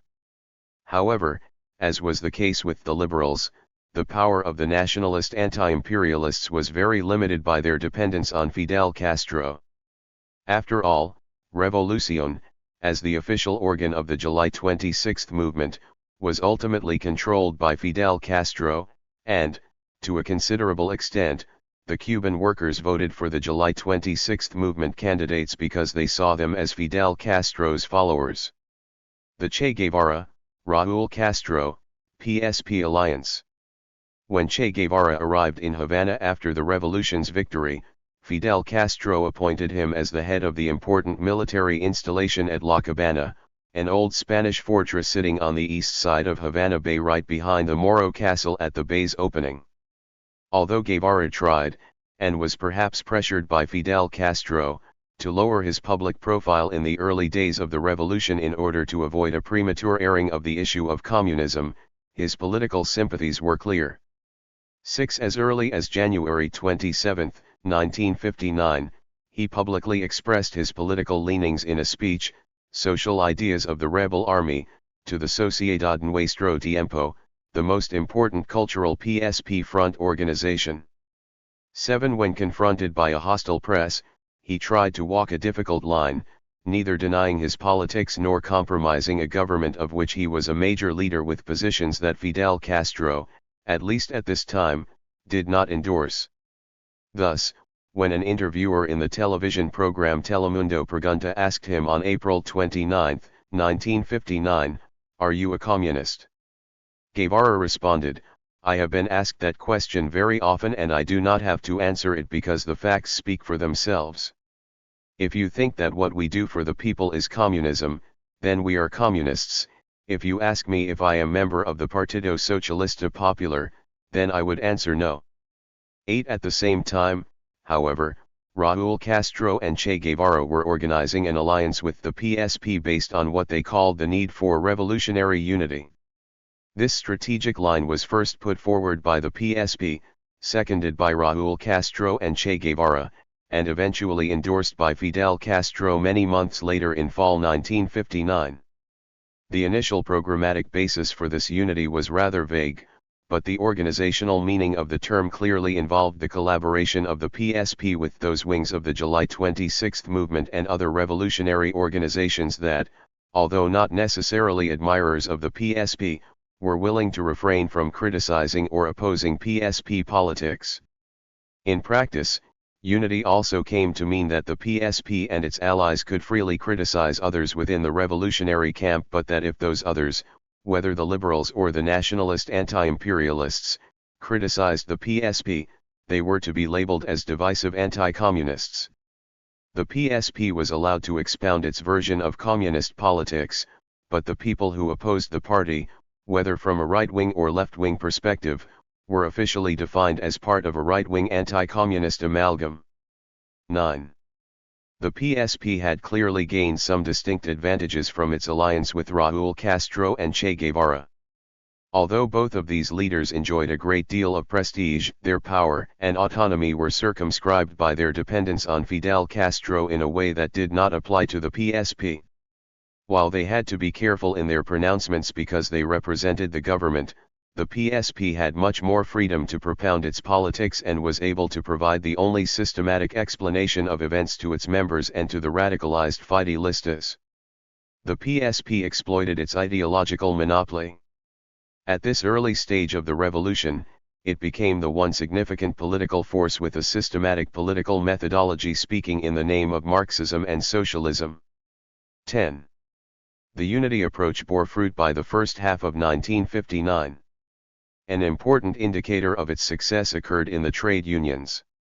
Although the strength of the PSP in the trade unions was very limited, the PSP-influenced unity union slates did somewhat better and became the dominant force in a handful of the 33 industrial federations, including the textile, restaurant, and transport workers' unions.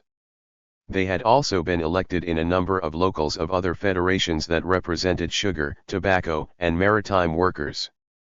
11. However, in overall terms, they still remained a relatively small minority in the union movement. But their most important accomplishment was winning over a significant number of rebel army majors who became closely identified with the unity line, including Majors Augusto Martinez Sanchez, William Galvez, Demetrio Monsanelli, Manuel Pinero, and Forcomen from the Directorio Revolucionario. 12. While making some progress on the open political front, the Che Guevara, Raúl Castro, PSP alliance was also making a different and much greater progress beneath the surface within the political and government machinery. On January 13, just a few days after having taken charge of La Cabana fortress, Che inaugurated an Academia Militicultural to teach basic literacy and raise the cultural and political awareness of the army garrison. He banned cockfighting and instead organized chess classes, an equestrian team, sports events, art exhibits, concerts, and theater productions at La Cabana. He also founded a local newspaper to serve the fortress and soon helped to found Verde Olivo, which became the political hardline newspaper of the armed forces. Soon after, Che discreetly placed the academy under the direction of Armando Acosta, a PSP cadre who had been his political commissar in central Cuba in the final stages of the struggle against Batista. 13. Following the directives of Fidel Castro, Che was also secretly meeting with Raúl Castro, who went back and forth from Santiago de Cuba to Havana, and with Camilo Cienfuegos, Ramiro Valdez, and Victor Pina, a member of the PSP, to create a new state security apparatus. The G2, later known as Seguridad del Estado, was placed in the hands of Ramiro Valdez, a founding member of the July 26 movement and Che's deputy during the war against Batista's army. Osvaldo Sanchez, a member of the PSP's Politburo and head of its military committee, became Valdez's second in command. 14. In early 1959, the Soviet government decided to offer help to the PSP and allies, despite its low profile and the limited support it had lent to the Cuban revolutionary process. As a result, in March 1959, a PSP representative met with the Chief of Staff of the Soviet Armed Forces, Marshal V. Sokolovsky, to discuss further relations between the two armed services. 15. Most important, in April 1959, Raúl Castro sent Lázaro Pina, one of the most important PSP leaders, to Moscow to request that Spanish communists who had graduated from the Soviet Military Academy come to help the Cuban army organize intelligence work and other matters. While Fidel Castro was visiting the United States, Khrushchev's Presidium approved Raúl Castro's request on April 23, and 2 officers of Spanish origin were immediately sent to Cuba. 15 others joined them a short time later. The Soviets paid for the officers' salaries and expenses.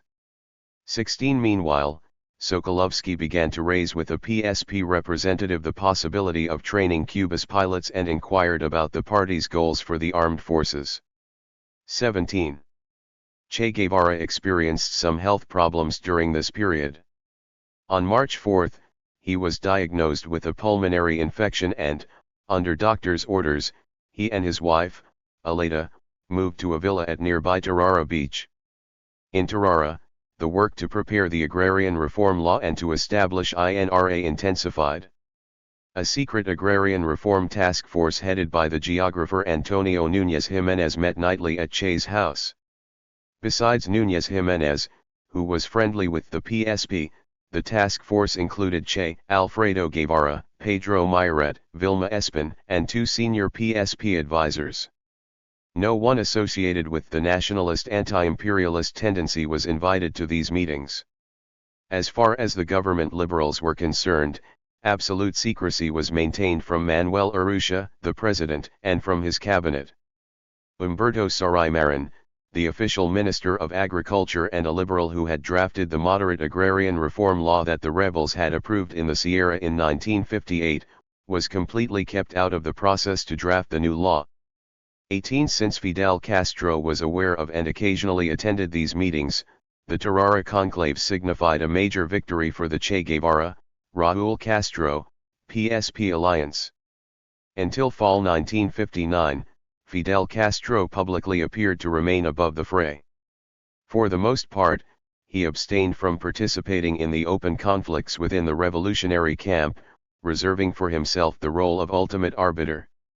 This made it easier for him to combat one enemy at a time and postpone certain major conflicts, while taking careful account of the relations of social and political forces. Unlike Raúl and Che Guevara, he avoided a premature commitment to a political course that could have undermined his hold on power. 19 While Fidel Castro may have been ready to preside over a system that was not communist, Che Guevara would have split with Fidel and probably left the country, and Raúl Castro would have probably gone into opposition, in alliance with the PSP, if Cuba had not embraced communism. Notwithstanding Che Guevara and Raúl Castro's major influence on Cuban events, Fidel Castro had political designs that he shared with no one. Although he wanted to make a radical revolution, he left it to historical circumstances, the existing relation of forces and tactical possibilities, to determine specifically what kind of revolution it would be, while making sure all along that he remained in control. Although he did not necessarily foresee becoming a part of the Soviet bloc, he did not preclude it. His considerable political talents were eminently tactical. He knew how to advance his agenda in a certain general but unspecified leftist political direction by taking advantage of particular political conjunctures and the existing relationship of social and political forces. Viewed in a comparative perspective, had he turned in a different political direction, he would not have been the first national leader to collaborate with the local communists and with the Soviet Union to eventually take an alternative political road or, as in the case of Chiang Kai-shek in China, to totally turn against them. The secret meetings at Tarara to draft the radical agrarian reform law that was approved in May 1959 have led authors such as Tad Sulk, who covered Cuba for the New York Times in the late 1950s and early 1960s, to conclude that the eventual communist outcome of the Cuban Revolution resulted from a conscious plan developed by Castro and his close associates in collaboration with the leadership of the PSP prior to Batista's overthrow on January 1, 1959. 20 This conspiratorial theory is still being put forward by the US and Cuban right wing, much as liberals and part of the left keep on propounding the view that the island nation went communist mainly because the United States pushed Castro's Cuba into the arms of the Soviet Union. The Tarara meetings and the development of the intelligence and military apparatus obviously point to the existence of an active collaboration between Fidel Castro and several important leaders in the government such as Che Guevara and Raúl Castro with the PSP and even with the Soviet Union. The PSP, a relatively small but well-organized and politically experienced apparatus, was providing Fidel Castro with an effective tool to realize his aims against the government liberals, while for the time being Fidel Castro ignored the nationalist anti-imperialists whose principled objections to communism made them, from his point of view, unreliable supporters and allies. Fidel Castro took a risk in granting the PSP a growing organizational power. And indeed, they became an important problem that Fidel Castro was strong and skillful enough to overcome without much cost to the stability of the new regime in the successful fight against sectarianism personified in Aníbal Escalante, one of the most sectarian communist leaders, in 1962. But none of this means that Fidel had already decided by March 1959, much less by 1958, as Sulk claimed, to establish communism on the island. Viewed in its totality, the evidence suggests that a political alliance with the Soviet Union did not happen until fall 1959. Had there been such a clear decision by Fidel Castro in early 1959, Raúl Castro would have never put in doubt his brother's political intentions during his visit to the United States in April 1959 at the invitation of the American Society of Newspaper Editors. During that trip, Fidel Castro softened his critical tone toward the United States and disassociated himself from communism.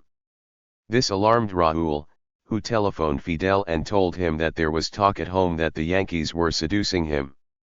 Indignant, Fidel rejected his younger brother's insinuations. 21 According to declassified Soviet documents, Raúl Castro briefly considered splitting the rebel movement to convince his brother that he could not govern without the communists. In addition, until the fall, Fidel Castro allowed the newspaper Revolución to engage in polemics with the PSP, countering the unity line. Earlier, in spring 1959, elections had been carried out in every union local in the country without any interference from Fidel Castro, which predictably resulted in a very clear defeat for the PSP and its allies. Perhaps as a way to relieve some of the pressure from the Guevara, Raúl Castro, PSP alliance, Fidel Castro sent Guevara on a very long diplomatic tour of Asia and Africa that effectively took him out of decision-making circles for practically the entire summer of 1959. Finally, throughout the whole period from January to September 1959, neither the PSP nor the Soviet Union behaved in a way that suggested they had reached an agreement with Fidel Castro but rather were still trying to influence and win him over. 22. The turn toward an alliance with the Soviet Union and the PSP.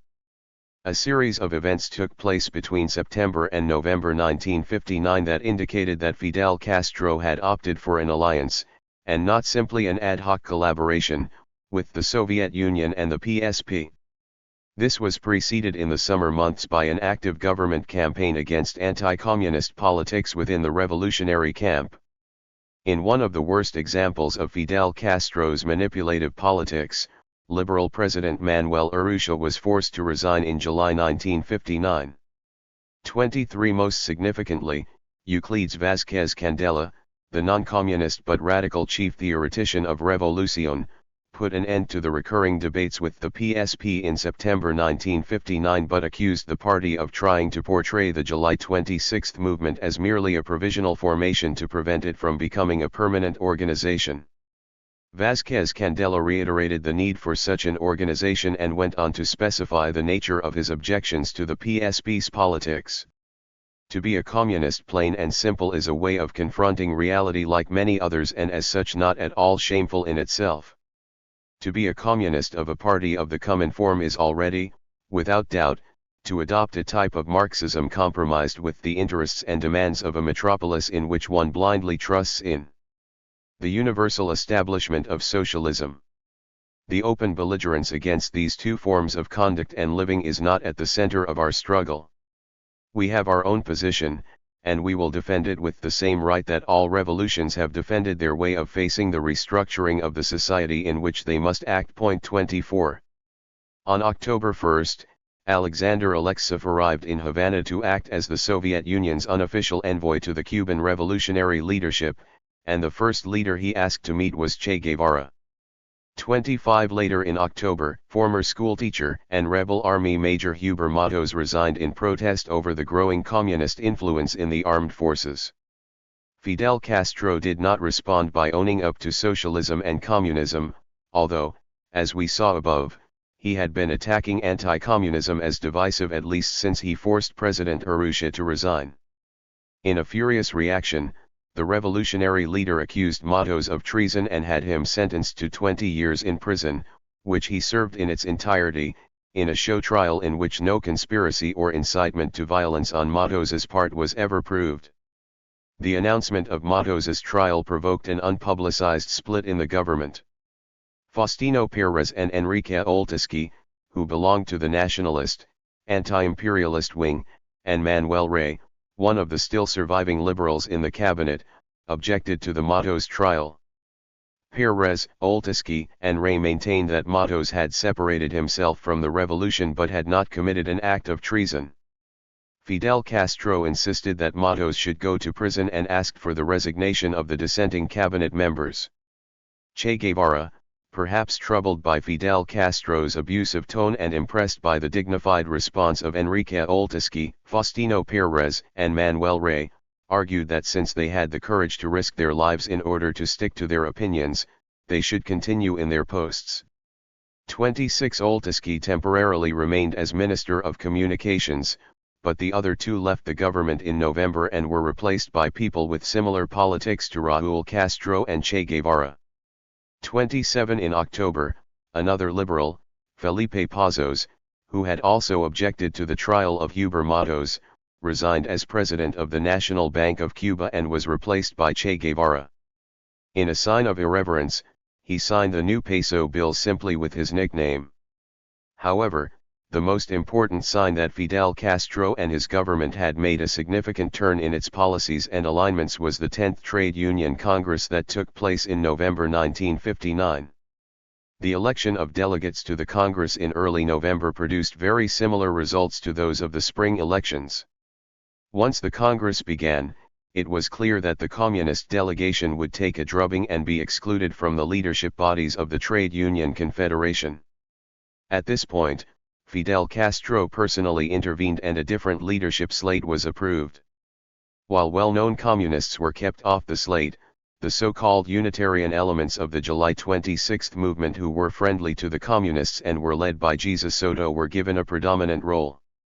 After the Congress concluded, the Labor Ministry, under Fidel Castro's control, assisted by the Communist Union leaders and the Unitarian elements friendly to them, began to purge a large number of trade union leaders who had resisted communist influence.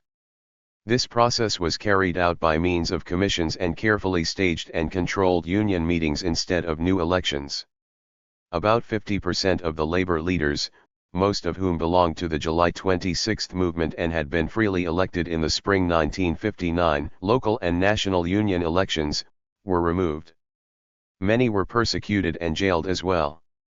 Veteran PSP cadres and their Unitarian collaborators took over these leadership positions.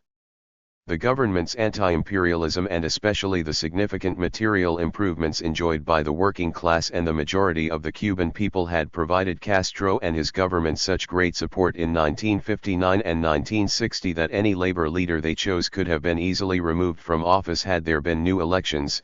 Any slate of candidates supported by Castro and his government would have undoubtedly won. 28 However, from the Cuban leaders' long-term perspective, new elections would have allowed the unions to retain their autonomy. The purges allowed the unions to be turned into his policy tools at a time when he had begun to move politically toward the Soviet Union and the Cuban Communists.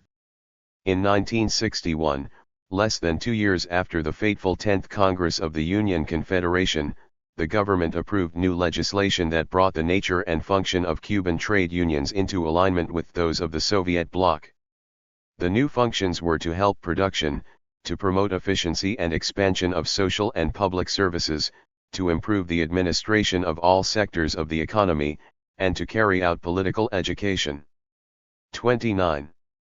The 11th Congress of the Union Confederation that took place in November 1961 was completely different from the 10th Congress of November 1959. Unanimity had now replaced controversy and all leaders were elected by acclamation. Not surprisingly, the old Stalinist leader Lázaro Pina regained the position of Secretary General, which he had last held in the 1940s under Batista. Of the 17 National Union leaders elected in 1959, only 5 remained in the 12-member leadership group elected at the conclusion of the Congress. The new leadership agreed to give up some gains that Cuban workers had obtained even before the revolution. Yet, even after replacing the duly elected union leadership and eliminating union autonomy, it would take a while to eliminate the militancy of Cuban workers. Thus, in June 1960, when he was the head of the Industrial Department of the National Institute of Agrarian Reform, Che Guevara insisted that it was necessary to change the way of thinking of labor union leaders. Their function is not to shout louder than the boss or to impose absurd measures within the production system such as getting wages for people that do not work. If a worker gets pay without earning it, he conspires against the nation and against himself. 30 In this and other instances, Che Guevara, as a leader of the government, was asking the workers to comply with the government's new rationalized work environment and, much more important, to give up their union's organizational independence. By and large, however, workers implicitly accepted the new labor order in exchange for the social and economic gains they had achieved under the regime and the new nationalist anti-imperialist solidarity they shared with the revolutionary leaders. Che Guevara, strikes, and workers' representation at the workplace. It is not surprising then that Che Guevara did not look kindly on the workers' right to strike. In June 1960, he declared that it would be inadmissible and nothing less than the beginning of the end for the revolution for the workers to have to go on strike just because the employer state adopted an intransigent and absurd position that forced the workers to strike. 31 By June 1961, as Minister of Industry, Ecobedo Che Guevara put forward the unequivocal notion that the Cuban workers have to get used to living in a collectivist regime and therefore cannot strike. 32 Here Guevara was putting in his own collectivist words the notion that since the state was a workers' state, there could not be a real difference of interests between the workers and the state, ignoring the persistence of class differences, let alone the hierarchical division of labor, under socialism. In later years, after Che had resigned his government positions and renounced his Cuban citizenship and was preparing to go to the Congo, he privately admitted in his Apuntes, published 40 years later, that while there should be no unions under socialism because there is no class exploitation, unions are necessary at the level of the local workplace to avoid a number of potential abuses. 33 However, one might wonder what practical difference Guevara's new attitude would have made, since he made clear in the same text his opposition to any adversarial bargaining relationship between the workers and the employer state, which by Guevara's definition is identical to the workers' vanguard. 34 In light of his overall monolithic conception of socialism that ignored the hierarchical division of labor and ruled out any conflict of interests other than the class interests that were being eliminated, Guevara could not conceive of the specific functions that unions could fulfill in a socialist society. Guevara was no more able to understand and grapple with the need for democratic participation and decision-making at the micro level of the workplace than he did at the macro level, as we shall see below in the discussion of his principal work Socialism and Man in Cuba. As an undoubtedly highly intelligent person, he acknowledged that it was not the same thing to direct a large factory and to be a worker in that factory, since workers and administrators even today see problems from a different perspective. His solution to this critical problem, however, was for the administrator to go to the workbench or for the worker to go to the administrator's office, to exchange viewpoints so that both will see the process in the same light. Then they would see the process from all sides and problems would be solved, and you would see how many of the demands made on labor today would be withdrawn. 35 He implicitly reduced the problems produced by the material realities of the hierarchical division of labor and class conflict to a failure to communicate, in the words of the sadistic prison warden explaining the reason for his physical abuse of an inmate in the 1967 movie Cool Hand Luke.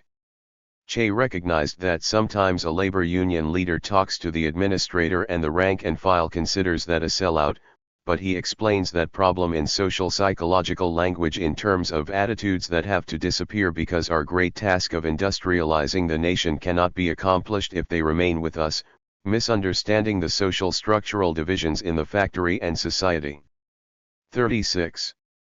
Although Guevara supported the participation of the workers in the administration of enterprises, he would not even consider anything resembling workers' control of production. When the French left-wing agronomist René Dumont tried to convince Guevara to encourage the kind of participation in agricultural cooperatives that would give the members the impression that the cooperative really belonged to them, a sense of co-ownership, and a personal attachment to the collective, Che, according to Dumont, reacted violently and argued back that it is not a sense of ownership that they should be given, but rather a sense of responsibility. 37 Guevara was arguing for workers to have responsibility, but without power. That became quite explicit with the workers' groups that he created during his tenure as Minister of Industry in the early 1960s to deal with the various problems that the regime was facing in the economy. Among these groups were the Technical Advisory Councils and the Grievance Commissions. In 1960, the government established Technical Advisory Councils in nationalized enterprises, allegedly to encourage worker participation in management. However, these councils pursued, at best, only educational goals, since they were never given any collective decision-making power. Che Guevara stressed their educational character when he proclaimed in a speech to a national convention of technical advisory councils that his hope was that the councils would make the workers understand that they had to sacrifice an easy demand today to achieve a greater and more solid progress in the future. 38 In fact, Guevara, with the rest of the revolutionary leaders, made the decision-making power in the nationalized industries the exclusive prerogative of the management appointed by the central government, which he so aptly described as collective discussions, one-man decision-making, and responsibility. 39 When the councils were abolished in 1962, Guevara explained that they had been only a first effort to establish meaningful links between workers and plant management. At that time, we manifested great prejudices about the ability of the working class to elect their membership adequately. Mass participation in the elections was poor. The elections were bureaucratic. 40. Shortly after the technical advisory councils were created, the tremendous power that the state had acquired over the whole economy confronted it with the far from simple need to design mechanisms to address the inevitable workers' complaints in every workplace. Initially, these complaints were handled at the lowest workplace level by grievance commissions that existed from 1961 until 1964. The workers, local management, and the Ministry of Labor jointly elected these commissions, although the ministry maintained the exclusive right to issue any final decision on any labor dispute. 41. It seems, however, that some grievance commissions turned out to be too lenient from the government's point of view, as they often took the side of the workers against management. This led Guevara, then Minister of Industry, to complain that the grievance commissions are a barrier creating contradictions. Will be able to accomplish a very useful task only provided that they change their attitude. Production is the fundamental task. 42. Che Guevara, Civil Liberties and Revolution. If we think about a socialist democracy as a society in which the vast majority of people control the principal sources of economic, social, and political power, and as an authentic participatory democracy based on the self-mobilization of the people, there is no doubt that majority rule would need to be complemented by ample minority rights and civil liberties. There can be no real socialist democracy, or for that matter full and genuine innovation and progress, with dissident individuals and minorities terrorized into silence and conformity and forcefully prevented from becoming new majorities. By 1961, when the Cuban government, of which Che Guevara was a leading figure, finally took the step of officially declaring itself to be socialist, it had achieved an almost total control of the polity, economy, and society along the lines of the ruling classes in the Soviet Union, China, and Eastern Europe. Cuba was well on the way to becoming a one-party state, with the government increasingly controlling all social, political, and economic life in the country. This process inevitably involved the elimination of civil liberties for individuals and groups on the island. This became evident in numerous ways ranging from the monolithic mass media totally controlled by the state to the government's later organization of incidents of mob violence to intimidate peaceful opponents. As early as 1954, when observing the Guatemalan reform process that would start him on the road to becoming an independent communist, Guevara noted the role Guatemalan newspapers played in creating a political atmosphere hostile to President Arbenz' program. He wrote to his Aunt Beatriz, "If I were Arbenz, I'd close them down in 5 minutes." 43. He got his wish 6 years later, not in Guatemala but in Cuba. In May 1960, Che was among the key leaders of the revolutionary government who presided over the suppression of the opposition and independent press, accelerating the creation of a politically monolithic mass media system that continues to exist until today. To be sure, the free press that existed in Cuba before the revolution was hardly a paragon of democracy. The media was officially censored for much of the time that Batista was in power, but it was quite open before then, except for the recurrent Cold War government encroachments on the significant communist media.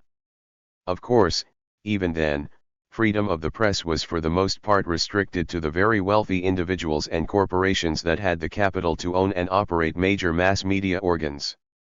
But the mass media system that Che Guevara helped to establish in the mid-1960s was totally monolithic and thus far less democratic than what had ever preceded it in Cuba. Contrary to beliefs that have long been held by many liberals and leftists in the United States and elsewhere, the elimination of freedom of the press and other civil liberties was not merely a reaction to the powerful hostile pressures of U.S. imperialism, much less internal class forces in Cuba. For one thing, there was no major external or internal threat to the stability of the revolutionary government when the mass media was seized in mid-1960. Undoubtedly, the revolutionary leaders acted under serious internal and external constraints. The strong opposition of the U.S. empire to anything that would disturb the economic, political, and foreign policy status quo in its backyard weighed heavily on the political calculus of the revolutionary leaders. But at least as important was that these leaders had a political and ideological view of reality that shaped their perceptions of danger, their appropriate responses to it, and especially what they regarded as the desirable form of social and political organization, with the Soviet model being an increasingly important reference point. At the time that freedom of the press was eliminated in Cuba, not only did Guevara see himself as a Marxist, but he was also quite familiar with the Marxist classics. Yet, his reading and understanding of the classical Marxist tradition seemed to have been quite selective. He ignored that Marx and Engels took for granted that there would be many different views under socialism, which would be the culmination of the battle of the working class for democracy. Indeed, the Paris Commune, which was celebrated by the two socialist pioneers, included a wide range of political views and publications among its supporters and defenders. At that time, Guevara looked to the Soviet Union as a model of socialism, but he curiously ignored Lenin's views right before the October Revolution about how the press should be organized in Soviet Russia. In September 1917, shortly before coming to power, Lenin, basing himself on the political assumptions of classical Marxism, proposed: state power in the shape of the Soviets takes all the printing presses and all the newsprint and distributes them equitably. The state should come first in the interests of the majority of the people, the majority of the poor, particularly the majority of the peasants, who for centuries have been tormented, crushed and stultified by the landowners and the capitalists.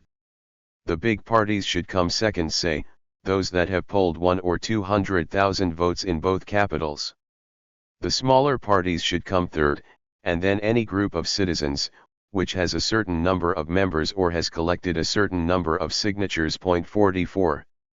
In early November, shortly after the triumph of the revolution, Lenin suggested 10,000 as the number of citizens forming a group entitled to press facilities. 45.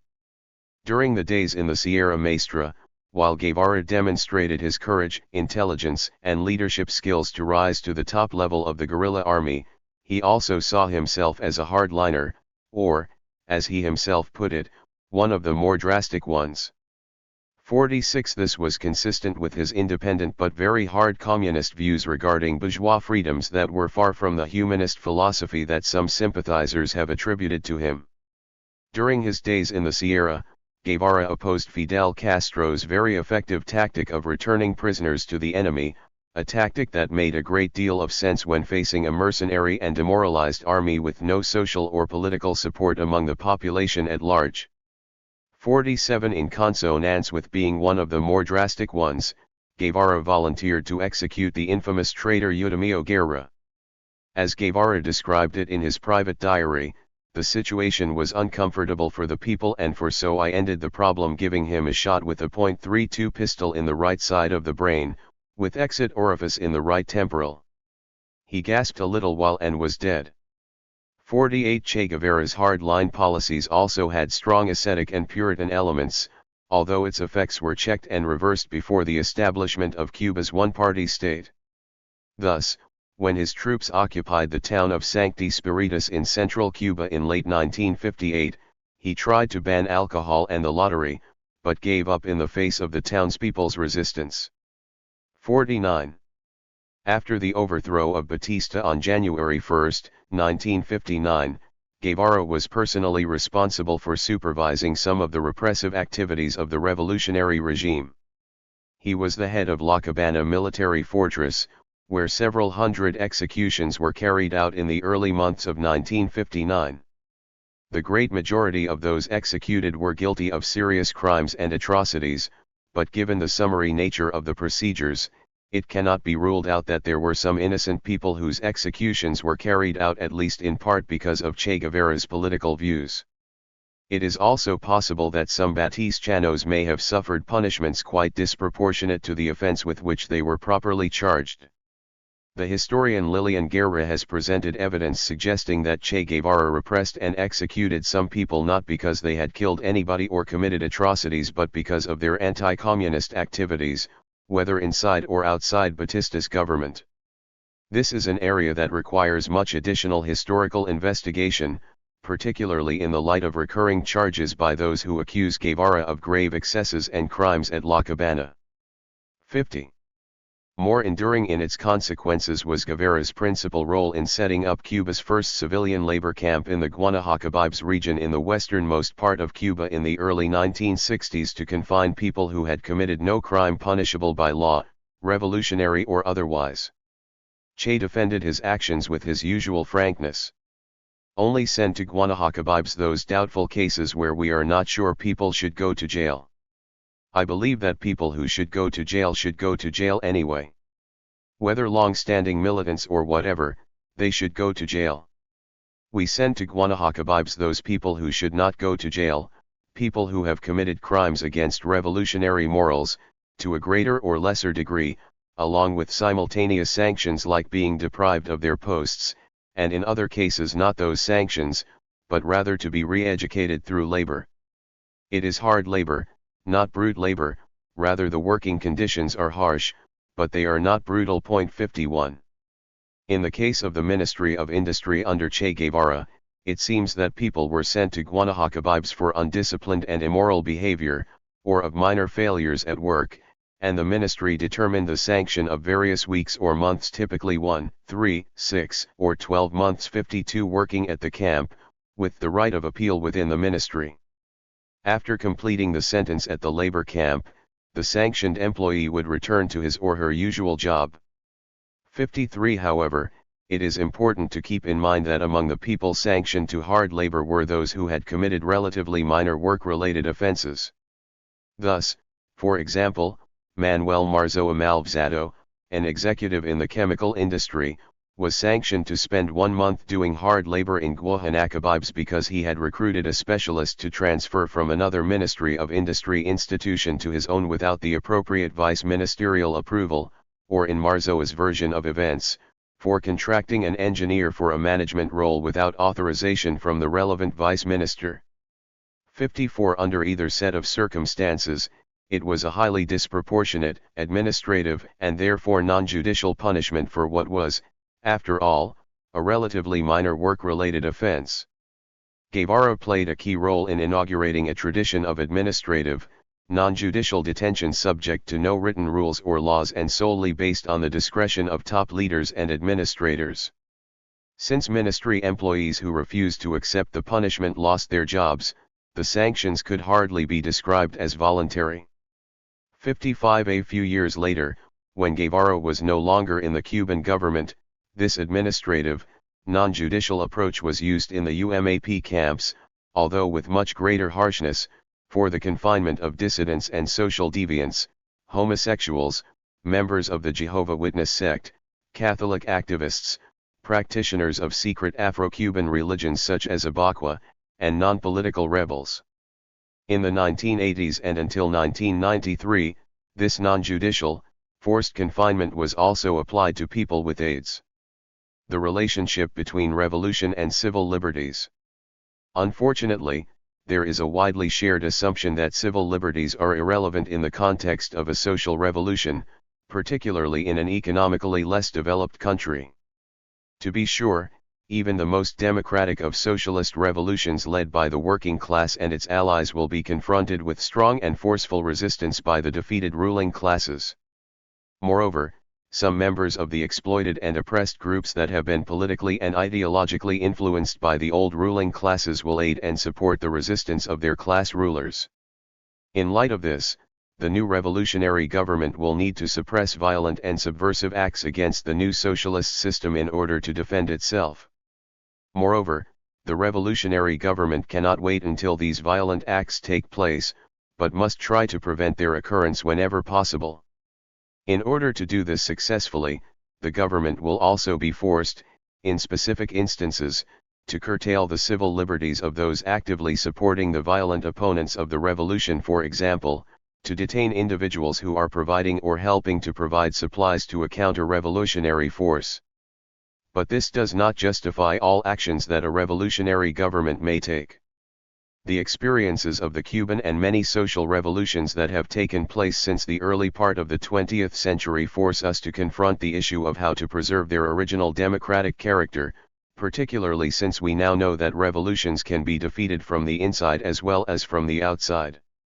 If socialism means the rule of the working class and its popular allies, it cannot be realized unless it is accompanied by the fullest degree of democracy. The capitalist class has been able through its private ownership and control of the economy to survive and thrive under the most diverse political systems ranging from liberal democracy to South African apartheid, Italian fascism, and German Nazism.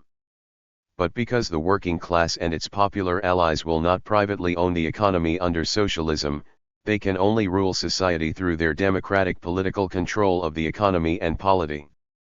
While there may undoubtedly be objective factors that may doom a revolution or help to subvert its democratic character, there is also a powerful ideological and political legacy that has made a virtue out of the necessity of the immediate post-revolutionary period and proclaims that revolution and democracy are necessarily incompatible.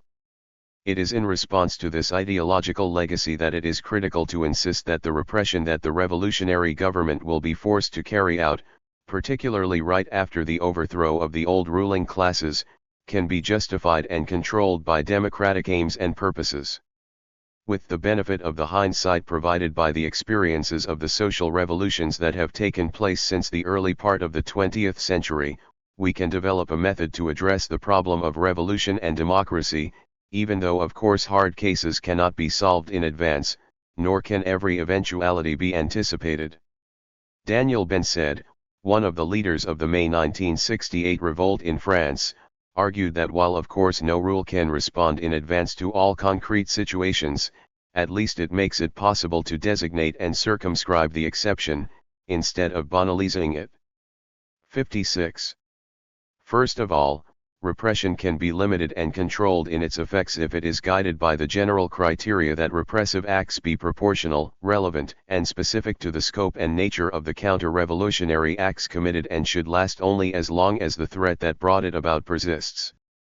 57. Moreover, punishment should generally be applied selectively to the actual individuals and specific groups involved in preparing and/or committing those acts, and not against broad categories of people.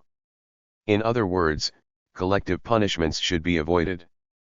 58. While organized revolutionary violence will be essential to the survival and safeguarding of a new revolutionary society, this is not the same as indiscriminate state terror that strikes down the guilty as well as the innocent, not because they are unintended casualties, or because of the pressure of unanticipated situations and events, but by design. 59. This is part of what Daniel Ben said called the development of a culture of dominated violence, which he suggests could be built on the few pointers already sketched by certain military codes and martial arts. 60. Guevara's Socialism and Man in Cuba. 61. Having discussed Guevara's views and actions regarding revolutionary strategy and the road to power in Chapter 2 and such varied issues as strikes, workers' representation, and civil liberties in this chapter, it would be useful to turn to a broader consideration of his overall political ideas and philosophy at the time he had become one of the most important leaders of the Cuban Revolution.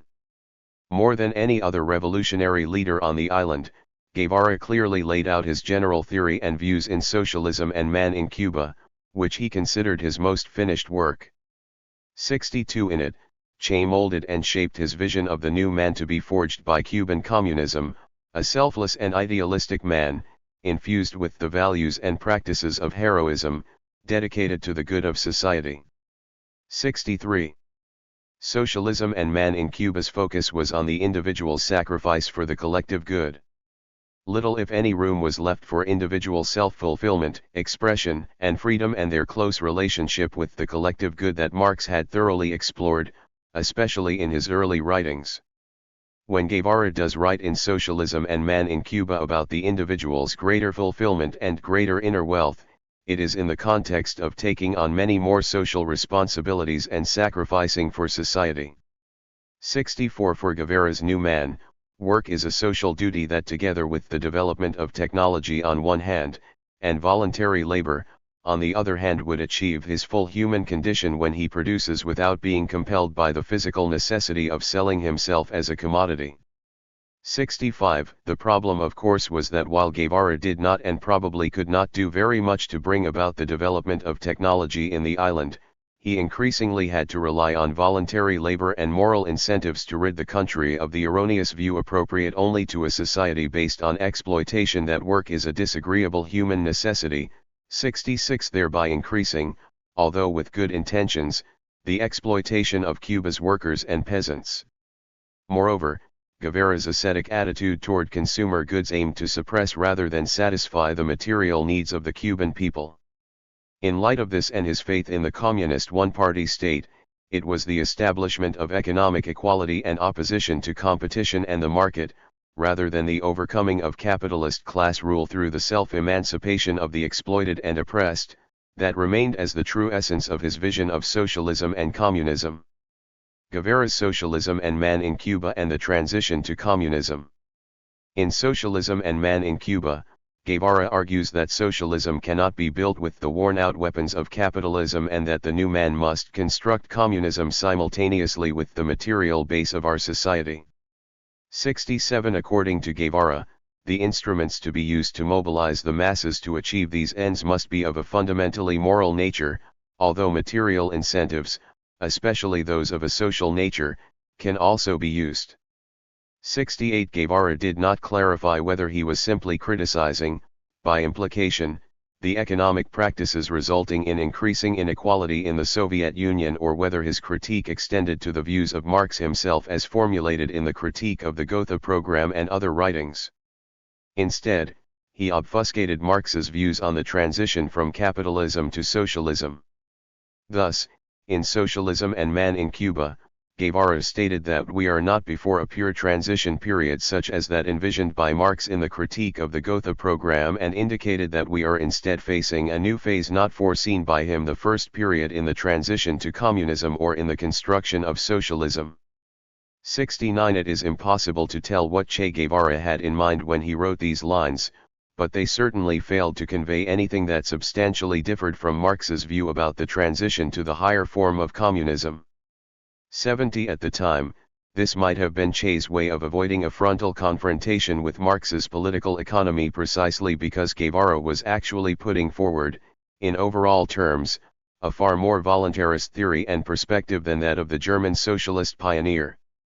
Had Guevara accepted Marx's notion that the principle of from each according to his ability and to each according to his work was the one appropriate to socialism or the lower stage of communism, he could have still made a meaningful contribution to historical materialism and argued that the higher stage of communism cannot mechanically come about only after the lower stage of socialism has been completed, but that under socialism changes can be introduced that point in the direction and prepare the ground for communism. However, Guevara goes much further in a voluntaristic direction, suggesting that morality and consciousness can somehow make up for material scarcity. While he wrote about the need to develop technology, there was a deafening silence in Socialism and Man in Cuba about substantially increasing consumer goods and, more generally, about raising the standard of living of the Cuban population. After all, this was a key element of the great deal of popular support enjoyed by the Cuban revolutionary government at the time. As indicated in Chapter 1, for the ascetic Guevara, as it had been for the ascetic Gandhi, the idol of Che's youth, consumer goods were at best unimportant. We must also pose the question of what Guevara's call for heroism, sacrifice, and moral incentives meant in the context of a one-party state with a domesticated official trade union organization and without political democracy, institutions of workers' control, or the right to strike. Guevara's voluntary labor, which might have elicited an enthusiastic participation in the early years of the revolution and temporarily helped to resolve labor shortages, was bound to become a ritualistic exercise encroaching on the workers' rest and leisure time with diminishing economic returns. Voluntary labor could also involve vast economic waste, as in the case of urban workers and students going to work in the countryside, which resulted in the expenditure of more resources transporting, housing, and feeding the volunteers than any increase in agricultural output, let alone the possible waste and damage to agricultural tools, inputs, and machinery by the large-scale use of people without training and experience in agricultural tasks. The politics of Socialism and Man in Cuba. It was only in the 1970s, several years after the murder of Che Guevara in Bolivia, that the Cuban government institutionalized the revolution by establishing a formal political system that pretended to be democratic. 71 Before then, Che and all the other revolutionary leaders claimed that an informal, substantive, and direct democracy had been established in the country. Socialism and Man in Cuba clearly shows Che Guevara's strong admiration for Fidel Castro's personalistic caudillo methods of political rule, although Guevara vaguely concedes the need for a more structured relationship with the masses that must improve in years to come. 72 Nevertheless, Che held on to Fidel Castro's supposedly intuitive method of listening to the general reactions of the people. He described how at the great mass meetings, one could observe something like the dialogue of two tuning forks whose vibrations summon forth new vibrations each in the other. Fidel and the masses begin to vibrate in a dialogue of increasing intensity until it reaches an abrupt climax crowned by cries of struggle and of victory. Perhaps realizing that this sounded more like D.H. Lawrence's description of a sexual orgasm than the way that socialist democracy was supposedly accomplished in Cuba, Guevara quickly shifts to a supposedly Marxist Hegelian language to justify the methods used by the revolutionary leadership. For anyone who has not lived the revolutionary experience, he argues, it is difficult to understand the close dialectical unity that exists between the individual and the mass, in which both are interrelated, and the mass, as a whole composed of individuals, is in turn interrelated with the leader. 73. Fidel Castro famously used gigantic rallies in moments of political crisis to mobilize support for his new major policies, rallies that did not allow for any discussion or any kind of expression of demands by autonomous popular groups. They were used only to rubber stamp the major decisions that Castro and his close inner circle had already made. There is no doubt that, especially in the early years of the revolution, the crowds were enthusiastic and their support for the government and its policies was genuine. But these rallies were not even popular plebiscites and were far from showing any type of genuine interaction between mass and leader, for which the use of the term dialectical was far more apologia than Marxist philosophy. 74 Like Castro, Che utilized the dialectic not as an authentic Marxist concept or analytical tool but to justify whatever policies the government wanted to pursue. 75. The problem of democratic representation. Elsewhere in Socialism and Man in Cuba, Guevara states that our greatest restraint has been the fear that any formal aspect might separate us from the masses and the individual, making us lose sight of the ultimate and most important revolutionary ambition, to see man liberated from his alienation. 76 Thus, formality for Guevara signifies the leadership's separation from the masses and is an obstacle to the elimination of alienation. Besides approving the pseudo-plebiscitarian ritual of the masses' approval of the preordained policies of the leadership, Che expressed no interest in designing any concrete means to structure autonomous participation and decision-making from the bottom up, whether directly at the workplace and in the community or indirectly through the free election of representatives, with the right of recall, which would allow the masses to make decisions at the national level over the polity, economy, and society as a whole. Seen in this light, it is the structurelessness of informality that leads to an increase of popular alienation from social and political power, not formality, as Che claimed. 77. Although Guevara's Socialism and Man in Cuba argues that the vanguard party must become a mass party, this can only happen when the masses have attained the level of development of the vanguard, that is, when they are educated for communism. 78 How do we know when they have been educated for communism? Guevara doesn't explicitly answer the question, but abandoning any dialectical pretense, he proclaims that our work is aimed at providing that education. 79 Yet, a central tenet of Marx's worldview and socialism is the notion, as he argued in the Theses on Feuerbach, that the educator needs to be educated. Guevara also argues, in an explicit politically elitist fashion, that because the masses are insufficiently acquainted with the new values and perceive reality only partially, they must be subjected to incentives and pressures by vanguard groups that are more ideologically advanced. That is why Guevara arrives at the Stalinist conclusion that the dictatorship of the proletariat operates not only over the defeated class but also individually over the victorious class, through a conscious vanguard elite that will decide in some undefined fashion if and when the people are educated enough to participate in deciding their collective and individual fate. 80. The absence of politics. Socialism and man in Cuba is silent on one of the critical questions that any socialist social system, particularly in an economically less developed country, will inevitably face: how to set priorities. This in turn requires political discussion and debate to determine the relative importance of various and perhaps conflicting goals.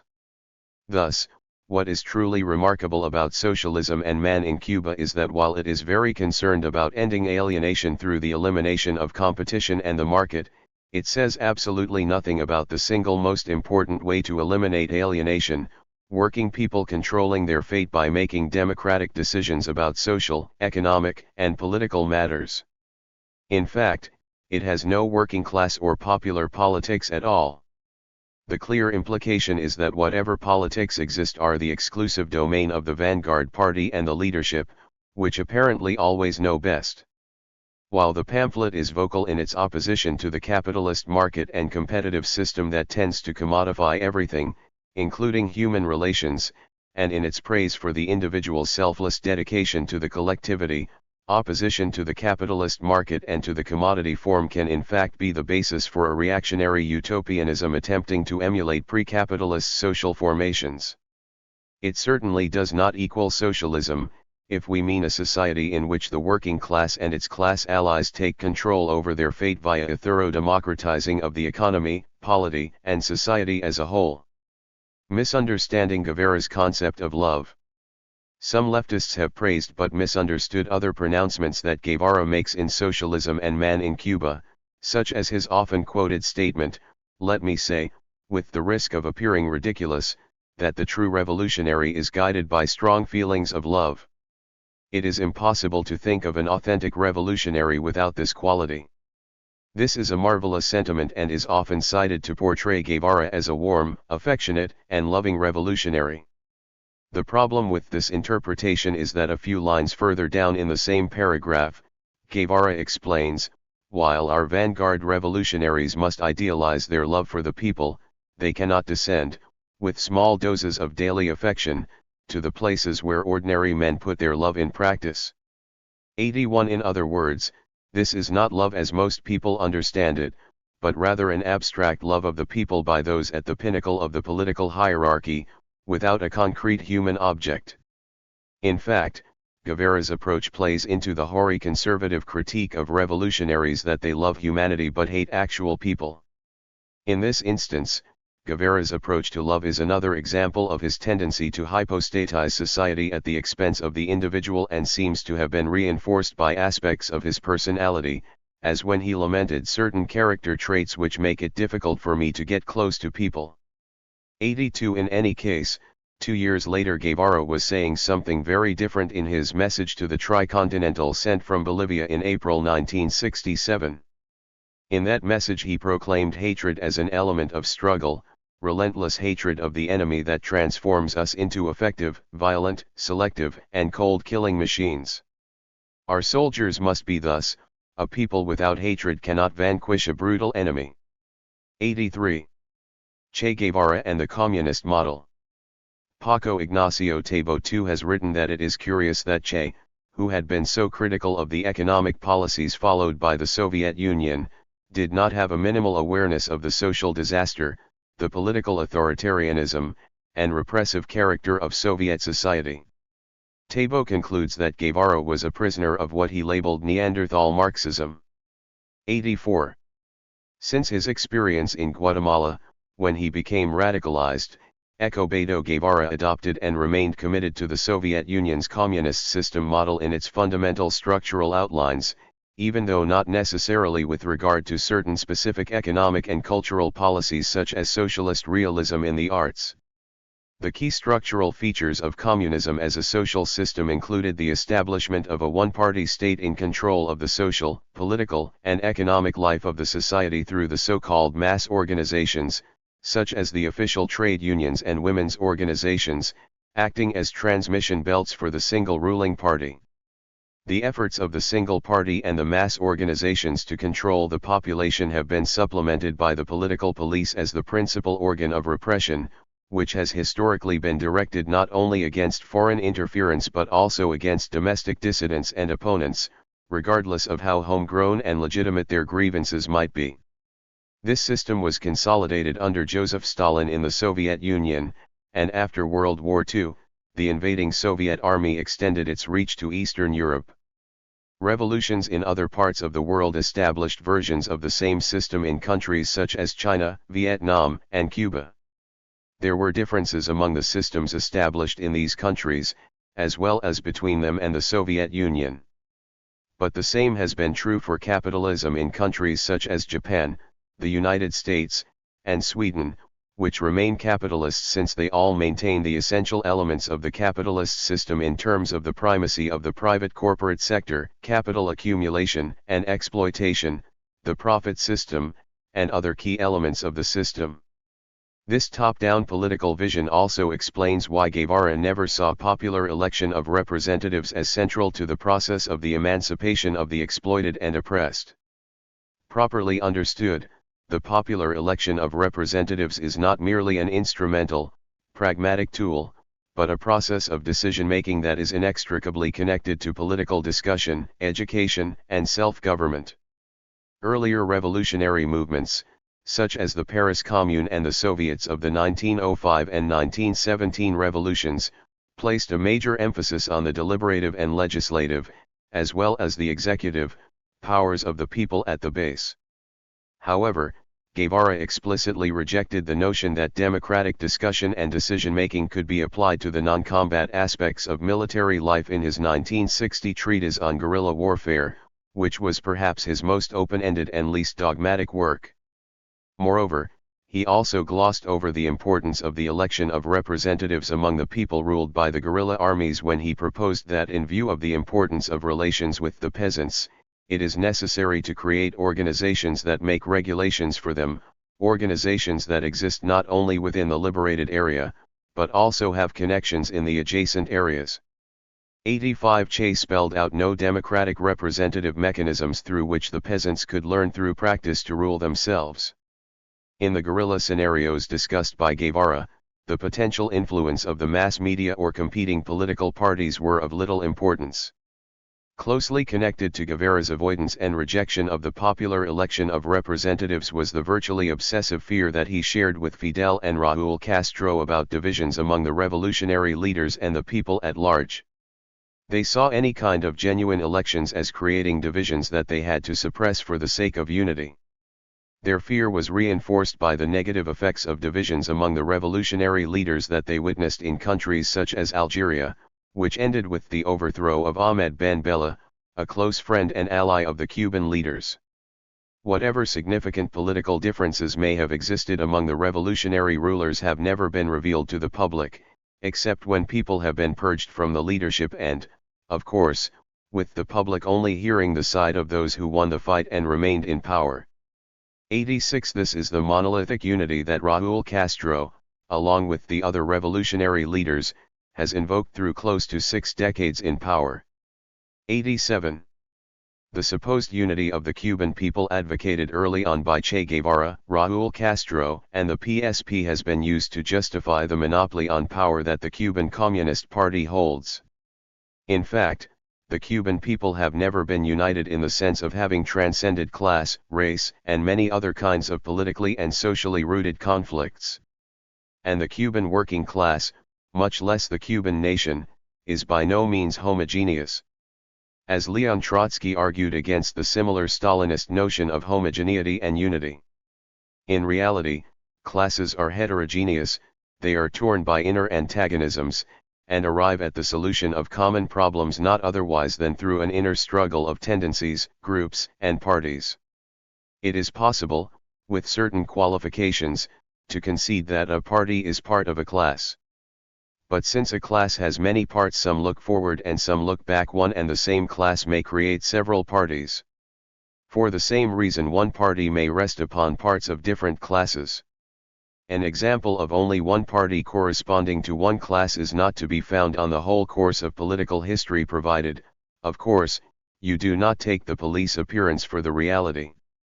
88. Besides having supported to the end of his life the one-party state as an essential element of the communist system he believed in, Guevara also upheld, during the years he held power and helped to shape the destiny of the Cuban Revolution, democratic centralism, the key mechanism used by the communist parties built on the Stalinist model to maintain unanimity and suppress internal dissent. As he told Maurice Zeitlin in 1961, the democratic centralism practiced in the Soviet Union meant that regional organizations have the authority to discuss measures, and their decisions are communicated through ascending organizations to the top, a Soviet textbook description that had little connection to the reality of the power exercised by the Political Bureau and Central Committee of the Communist Party of the Soviet Union. 89. When pressed by Zeitlin about the fact that factions were not going to be allowed in the new ruling party in Cuba and that this might lead to the quashing of dissent by those in power, Guevara responded by distinguishing factionalism from dissent and cited the wide differences that were expressed inside cabinet meetings. Yet whatever dissent may have been expressed inside cabinet meetings was usually not revealed to the Cuban people. Guevara went on to condemn cases when, after free discussion and a majority decision, a defeated minority works outside of, and against, the party, as Trotsky did, for example. To do so is counter-revolutionary. 90. However, it must be noted that in the mid-60s, after Guevara had resigned from the Cuban government and given up his Cuban citizenship to engage in guerrilla warfare abroad, he privately wondered whether the term democratic centralism had retained any specific meaning, noting that it was a widely disseminated myth hiding the most diverse political structures and thus lacking, for him, any real content. 91. Nevertheless, he expressed no judgment or criticism about the particular way in which democratic centralism was being applied in the Cuban Communist Party and in the so-called mass organizations. Conclusion: the problem of socialism and democracy. The predominant revolutionary currents in Latin America during most of the first half of the 20th century tended to see democracy as an irrelevant bourgeois notion. In light of the degree of poverty, lack of economic development, and subjection to imperialism prevalent in the continent, socialism was about feeding the masses, establishing economic equality, and freeing the country from imperialism. This required a powerful revolutionary state, a Hobbesian machine, to bring about these highly desirable goals. How this state would be controlled from below was not an issue. Rather, this current of thought emphasized how those in power were honest, intransigent, and convinced revolutionaries. Far more often than not, the notion of people empowering themselves to make decisions and take control of their fate was not even considered except by distinct minority currents within the revolutionary movement. Guevara's politics was a variant of this kind of Latin American leftism, which was particularly influential during his young adult years in the late 1940s and early 1950s, coinciding with the early phases of the Cold War. It was especially during that period that the U.S. State Department was supporting a large number of corrupt and brutal Latin American dictatorships as supposed bulwarks against communism. The U.S. intervention in Guatemala, of which Guevara was a personal witness, confirmed to millions of Latin Americans that the United States was no friend of reform, much less of revolution, and had absolutely no respect for national self-determination and sovereignty. While Latin American social democracy gave lip service to structural social reform, it joined the American camp in the Cold War and abandoned whatever degree of anti-imperialism it might have displayed in the past. In the Latin American countries where governments had been elected in at least relatively free elections, unprincipled politicking among the established political parties leading to public corruption were serious problems, and little, if anything, had been done to reduce the vastly unequal distribution of land, wealth, and income.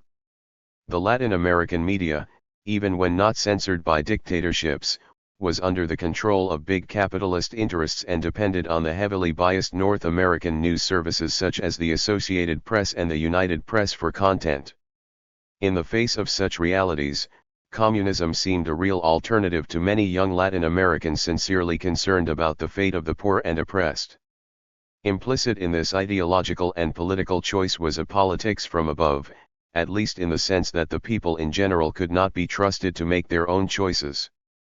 In this worldview, which Che embraced, people could be easily diverted from the socialist goal by any number of forces, including the capitalist and imperialist propaganda of the mass media, as well as the expectation of immediate improvements in their standard of living. They could not be trusted to make the sacrifices necessary to build the new society unless they were compelled to through a combination of the exhortation and personal example set by the revolutionary leaders, wholesale censorship, and the suppression of competing political parties. The generalized scarcity of consumer goods produced by the economic retaliation of U.S. imperialism, domestic economic inefficiency and waste, and the government planners' bias against those types of goods made such sacrifices compulsory for the great majority of the population. Building an alternative.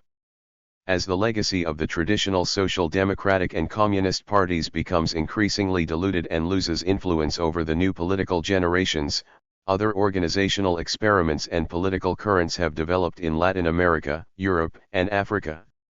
They may draw on past revolutionary ideas and political movements that have aimed at democratizing all of society, to transcend the relationship between liberal democracy and an economic system that depends on maintaining exploitation and inequality, thereby distorting and infringing on the democratic character of the political system itself. These movements involved attempts to design various means to empower the rank and file to participate in policy making, thus turning over to them the responsibility of power. One such participatory means was designed by the Paris Commune of 1871, which established the immediate right of recall of elected representatives who were compensated with average salaries in the general context of an economically egalitarian society. Similar attempts were made by the Russian Soviets in the revolutions of 1905 and October 1917, although in the latter case the Soviets lost their multi-party democratic character during the Civil War, leading first to the dictatorial methods of Leninism in power and later to Stalin's totalitarian system. 92 subsequent revolutionary movements were influenced by this tradition: the German Revolution of 1918, the POUM, an anarchist alliance depicted by George Orwell in Homage to Catalonia, the Hungarian Workers' Council in 1956, and important tendencies in the struggles in Chile from 1970 to 1973, Portugal from 1974 to 1975, Iran in 1979, and Poland in 1980 to 81. 93 Unfortunately, outside forces defeated and cut short the time necessary to consolidate and improve many of these vital revolutionary experiments. Chapter 4. Che Guevara's Political Economy. Che Guevara and the Cuban Economy. Before the victory of the Cuban Revolution on January 1, 1959, Che Guevara only had the administrative and economic experience of ruling over liberated areas in the Sierra Maestra, where he established artisan workshops to make his troops as self-supporting as possible. Later on, the control he gained over parts of Las Villas province in central Cuba only lasted for a very short period before Batista fled the country at the end of 1958. As we saw in Chapter 3, right after he arrived in Havana, in the first days of 1959, Che was put in charge of La Cabana Fortress, one of the most important military installations in the country. After a long period of travel through Asia and Africa that summer, he was appointed to head the National Bank of Cuba in the fall of 1959. Shortly afterward, in 1960, he became head of the Industrial Department of the National Institute of Agrarian Reform, which he continued to head when it was later separated from INRA and transformed into the Ministry of Industry in February 1961. We do not know the degree to which Guevara's interest in political economy led to his appointment to important economic positions in the Cuban government and how his government experience in turn increased his interest in economics. There is no doubt, however, that Marxist political economy became a central interest and concern of Guevara's. In fact, as we shall see later in this chapter, Che came to see socialism itself as centralized economic planning and the rejection of competition and the law of value. Moreover, shortly after becoming Minister of Industry in 1961, Guevara sponsored a seminar on Karl Marx's Capital where he and other high-level functionaries in the ministry studied Marx's classic work. Guevara became very concerned, especially in the mid-60s, with the Soviet economy and what he saw as its drift toward capitalism. Thus, the private notebooks that he wrote at the time and published many decades later focused on the Soviet economy and were titled Apuntes Criticos a la Economia Politica. Guevara's general outlook on Marxist political economy.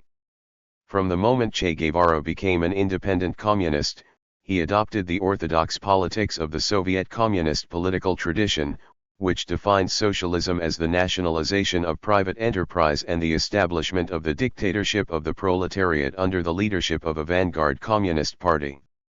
To Guevara's Marxism, like that of many other communists and leftists in the global South, also had a third world inflection that emphasized the subordination and exploitation of the underdeveloped countries by the more developed ones through the latter's control of the principal industries of the less economically developed economies and the unequal exchange that they imposed on their economic dependence. 3. For Guevara, as well as for non-Marxists such as the well-known Latin American economist Raúl Prebys, and later to the at one time hegemonic dependency theory. This unequal exchange was the inevitable result of the less developed countries exporting raw materials and agricultural goods in exchange for the industrial products manufactured in the economically developed world. 4. Che never abandoned this orthodox Soviet conception of socialism insofar as the role of the state and the dictatorship of the proletariat were concerned. But he began to diverge from it on other fundamental issues. One of them involved the central question of the role of the working class as the agent of revolution in Latin America, which Guevara rejected on 2 counts. First, he identified the peasantry, rather than the working class, as the central force for socialism in the Third World.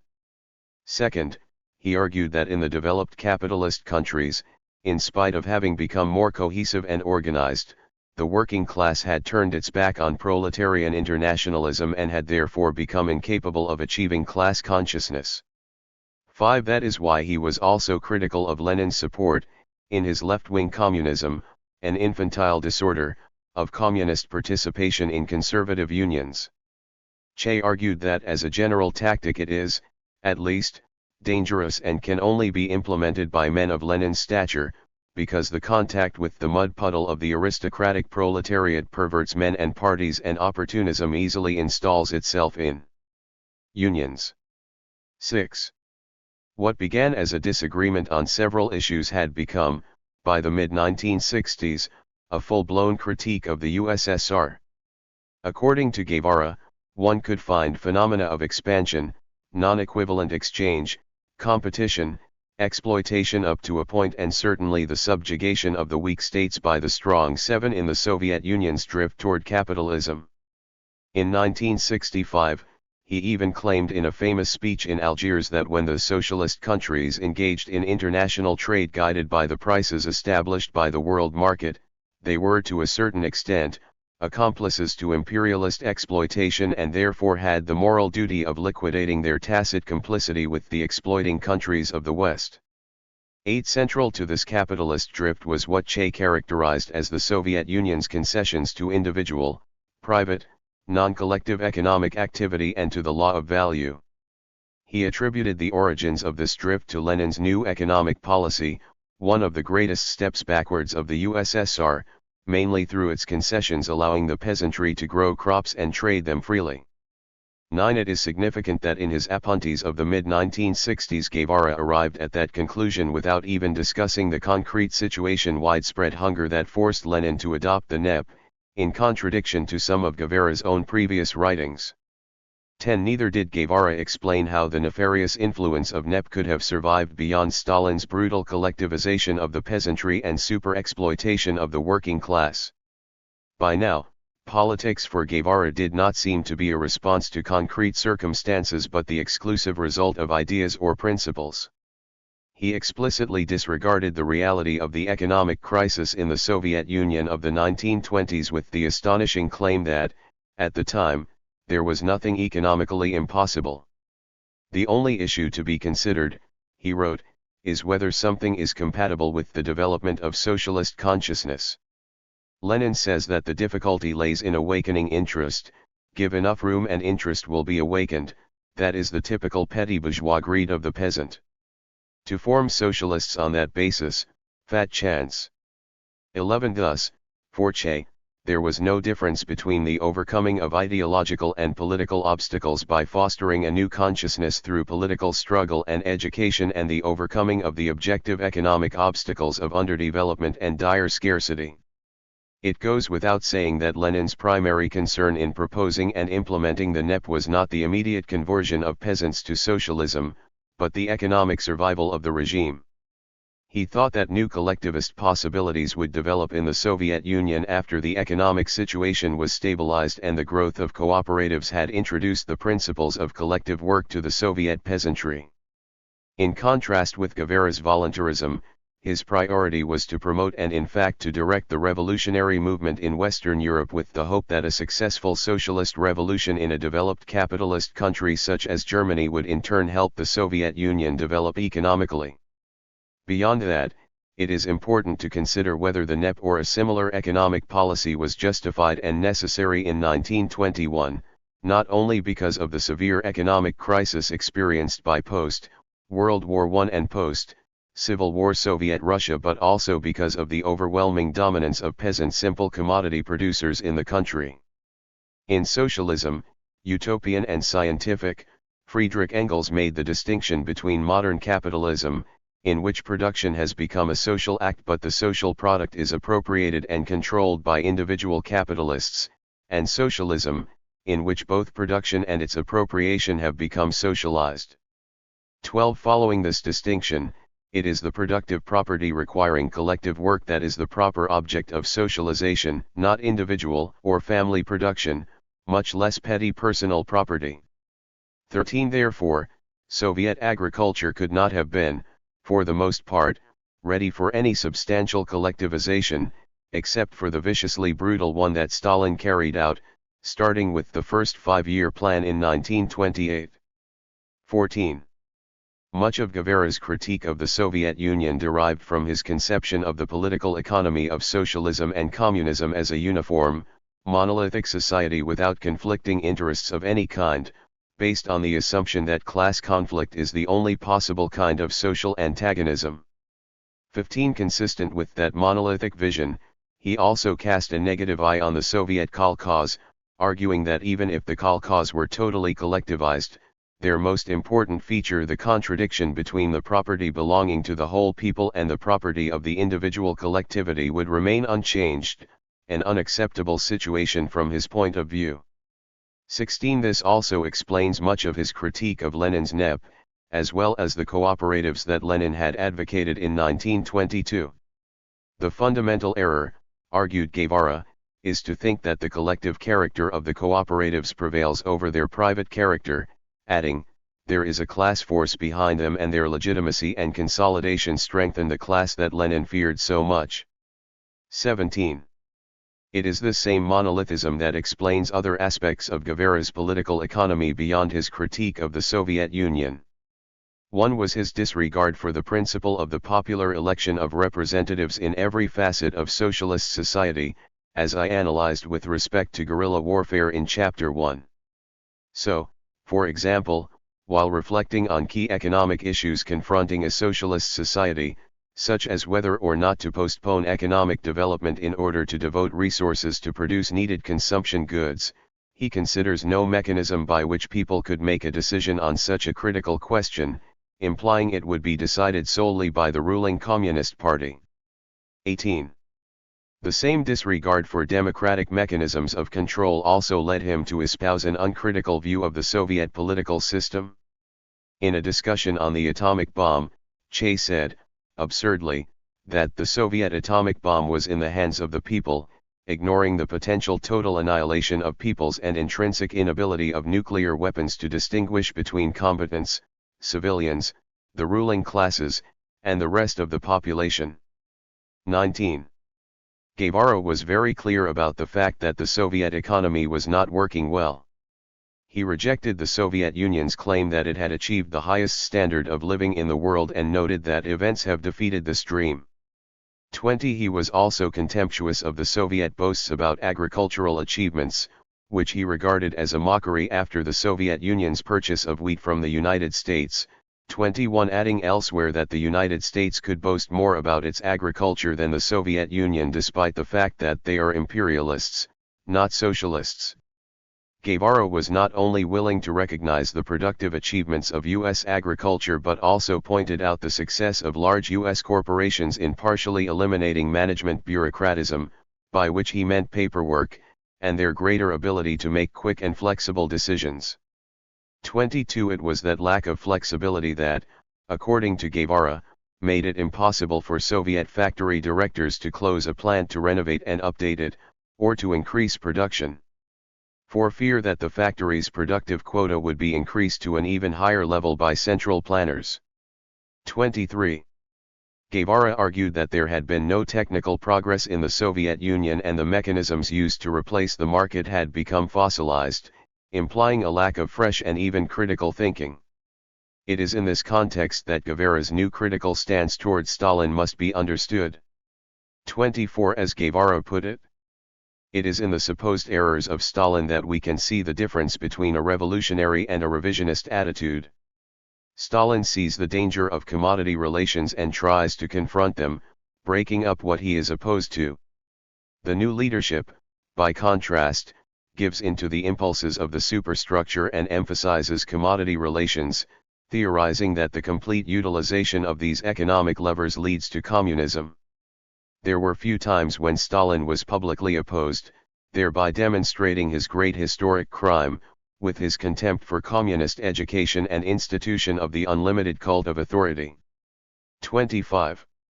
While this new critical view of Stalin was welcome in light of Guevara's earlier worship of the Soviet leader, Stalin had committed far greater historic crimes that Guevara never acknowledged, including the creation of a ruthless totalitarian regime, mass murders, and subordination of the world communist movement to the interests of the Soviet Union. 26. This may help to explain why, in spite of his critique of the actually existing Soviet Union, he never questioned its fundamental socialist character, however far the Soviet Union deviated from his conception of genuine socialism. In a section of his Apuntes, Guevara tried to answer the question of why the prediction of the Communist Manifesto that the elimination of class antagonism within nations would lead to the elimination of hostility among nations had not come to pass in the Soviet bloc. Guevara concluded that either a, the propositions put forward by the manifesto were false, b, that they would come to pass under full communism, perhaps in a world scale, or c, that class antagonism had not yet disappeared in the communist bloc. 27. Guevara did not consider a fourth option, that independently of whether or not the manifesto's predictions were valid, the Soviet Union and the Eastern Bloc countries were not socialist and represented instead another form of class society, albeit one not organized on the basis of private capitalist property. Che Guevara and the Great Debate about the Cuban Economy. As the politics of the Cuban government shifted in a clearly communist direction, the activities of the agricultural sector controlled by INRA were supposedly organized on the basis of the enterprise self-financing methods being implemented in the Soviet Union, which stressed material incentives. 28. In contrast, Guevara, with his growing distrust and criticism of the Soviet Union's economic system, opted to run the enterprises of the industrial sector under his control on a centralized budgetary system of finance, which, as we shall explain below, emphasized moral incentives. These two different approaches clashed in the so-called Great Debate that took place in Cuba from 1963 to 1965, which focused on three principal topics: the role of material and moral incentives in the construction of socialism, the proper organization of industrial enterprises in relation to the economy as a whole, and the applicability of law of value. 29. At least by implication, the debate on these topics also involved the broader issue of whether the Soviet Union was the appropriate economic model for Cuba. Che Guevara thought that this debate was extremely important and spent much of his time writing many articles on questions that were of the utmost importance to his view of Marxism and socialism. Yet, the debate took place almost entirely in the specialized journal Nuestra Industria, Revista Económica, which was published by Guevara's Ministry of Industry, and in Cuba Socialista, the leading theoretical journal of the Cuban Communist Party, which was being formed at the time and finally established in 1965. It was therefore limited to the upper echelons of the government and the political class, and since it was not published or transmitted in the mass media, average Cubans were not aware of, let alone able to participate in, this debate. Che Guevara and material and moral incentives. In the great debate, Guevara articulated in the most finished fashion his arguments in favor of moral incentives, a policy that he had already begun to implement as head of the Industrial Department of INRA and the Ministry of Industry. Moral incentives usually took the form of special citations and honors prominently displayed at the workplace, which were sometimes published in the mass media and even in ceremonies at which Cuba's revolutionary leaders were present. This was in consonance with Che's one-sided emphasis on consciousness, the individual's exclusive devotion to society and duty to serve the collectivity, and his own personal asceticism. While generally reluctant to use material incentives as a fundamental element, he supported some material rewards, especially those benefiting the group rather than the individual worker, and allowed, for example, limited rewards for the overfulfillment of quotas. 31 On various occasions, he suggested that good workers should be materially rewarded with the training necessary for promotion. But his focus remained on moral incentives. Che Guevara's views in favor of moral incentives were not limited to Cuba. Even as he was becoming increasingly critical of the Soviet Union, he praised the communist work brigades in that country as an authentic socialist movement.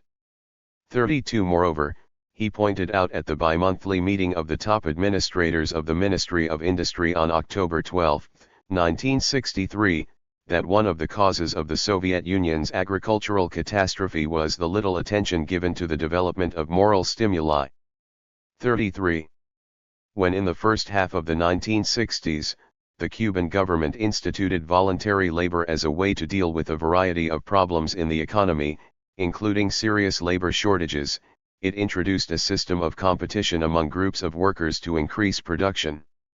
As incentives to compete, the government resorted to a mix of material and moral rewards.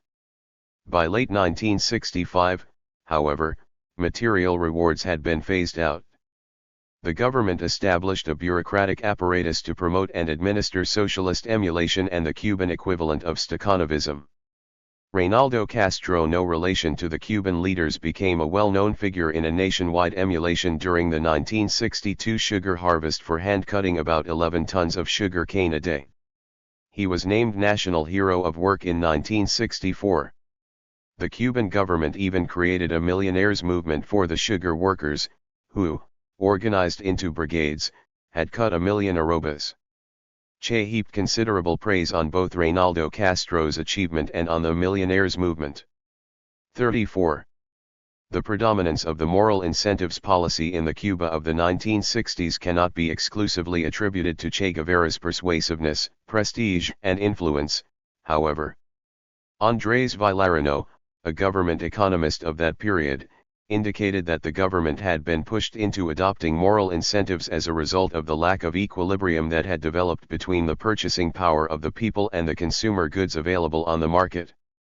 Purchasing power had grown without a corresponding growth in the quantity of available consumer goods, ushering in the phenomenon of socialist inflation. As Villarano explained, disposable income had increased during the first years of the revolution as a result of a variety of redistributive measures adopted by the government, but a variety of factors had hurt production, including errors in planning, the ignorance of the new administrators, inefficiency of state investment, and underutilization of equipment and a decrease in the labor effort. 35 Or as Fidel Castro put it years later, on November 16, 1973, the application of material incentives is useless and ineffective in a situation of tremendous inflation. When everybody has his pockets bulging with money, None of these things is effective. A superabundance of money becomes a disincentive to work for many people. 36. The debate within the government's top echelons regarding material and non-material incentives assumed a basic harmony of interests between workers and managers that ignored the reality of a hierarchical division of labor in which workers had no control of the workplace, and it obscured the nature of a social order in which some ruled and others did not. In the case of moral incentives, Che's position meant that the Cuban workers had to accept responsibility for producing without any meaningful power. In the context of a one-party state, the absence of independent workers' organizations and the hegemony of a state-controlled mass media allowed the government to impose order from the top down, by a force external to the working class and the great majority of the people. Che Guevara argued that because Cuba's newly founded socialist society had not yet ceased to be a class society, it had to resort to coercive measures to impose worker discipline, complemented by education, until discipline became spontaneous. 37 Here, as elsewhere, Guevara didn't even consider the role that working-class democratic institutional mechanisms could play in maintaining and enforcing discipline from within instead of from above. So, for example, at the bi-monthly meeting of the top administrators of the Ministry of Industry on August 10, 1963, he recommended regular discussions with the enterprises run by his ministry, but hastened to add that naturally, the discussion with the enterprises should take place because we must achieve the deepest knowledge of the truth, not because we have the obligation to discuss with the enterprises. That is to say, the discussion with the enterprises is part of the operational work, in order to improve it, and is not part of representative democracy, because it does not exist at any level. 38. Political incentives. Because the great debate's profound ideological character obscured the real nature and distribution of power in society, the advocates of material and moral incentives did not consider a third option, political incentives. Responsibility to produce is real only when workers have the power to decide, that is, self-management at the workplace and decision-making in society at large by the whole working class and population, with a proper division between what can be decided at the local, regional, and national levels. In this model, workers have a genuine stake in what happens in the workplace and in society because everyone is working for her/himself, individually and collectively. But workers' control at the workplace entails a degree of local decision-making and therefore of decentralization that is contrary to Guevara's approach. Moreover, such an arrangement can only exist and thrive in a thoroughly politicized society, open to the fullest democratic debate about economic and political priorities, without the monopoly of control by a single party. Is there a role for material and moral incentives under socialism? While this debate took place in the context of a society lacking even the most elementary forms of popular democratic control, it did pose questions that are also relevant to socialist democracies. In my view, the political economy of a socialist democracy with worker control of production and society would probably need to integrate, in addition to political incentives, elements of both material and non-material or moral incentives, particularly in the context of an economically less developed society such as Cuba. Why would there be a need for material incentives? While Marx did not develop his theory of capitalism and the coming socialist revolution for the purposes of economic development, the unambiguous position that he took in the critique of the Gotha program that in socialism, or the lower phase of communist society, rewards and distribution had to be calibrated according to work is even more relevant for a less developed economy. It was only in the higher phase of communist society, with the end of the individual subordination to the division of labor, after the productive forces have increased with the all-round development of the individual and all the springs of cooperative wealth flow more abundantly, Marx argued, that society could adopt the slogan, from each according to his ability, to each according to his needs. 39 Under socialism, or the lower stage of communism, the still existing material scarcity means that workers cannot obtain all the material goods they would wish to enjoy. In light of this limiting objective reality, material compensation according to work and the degree of skill involved in the work, with perhaps certain upper and lower limits and as democratically determined by state and local institutions, would be the best method of determining rewards.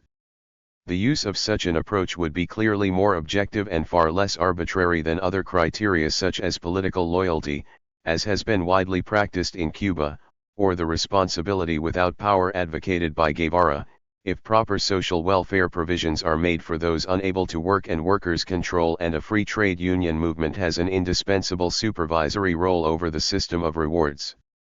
Such a process would be compatible with the gradual introduction, according to the economy's real material achievements and possibilities, of free goods and services beyond free public health and education, thus anticipating and bringing closer the communist future. Moreover, there might still remain a need for additional sources of moral inspiration from below in order to cement the political and moral cohesion of a socialist society, particularly to discipline those who resist contributing with their work to the common welfare.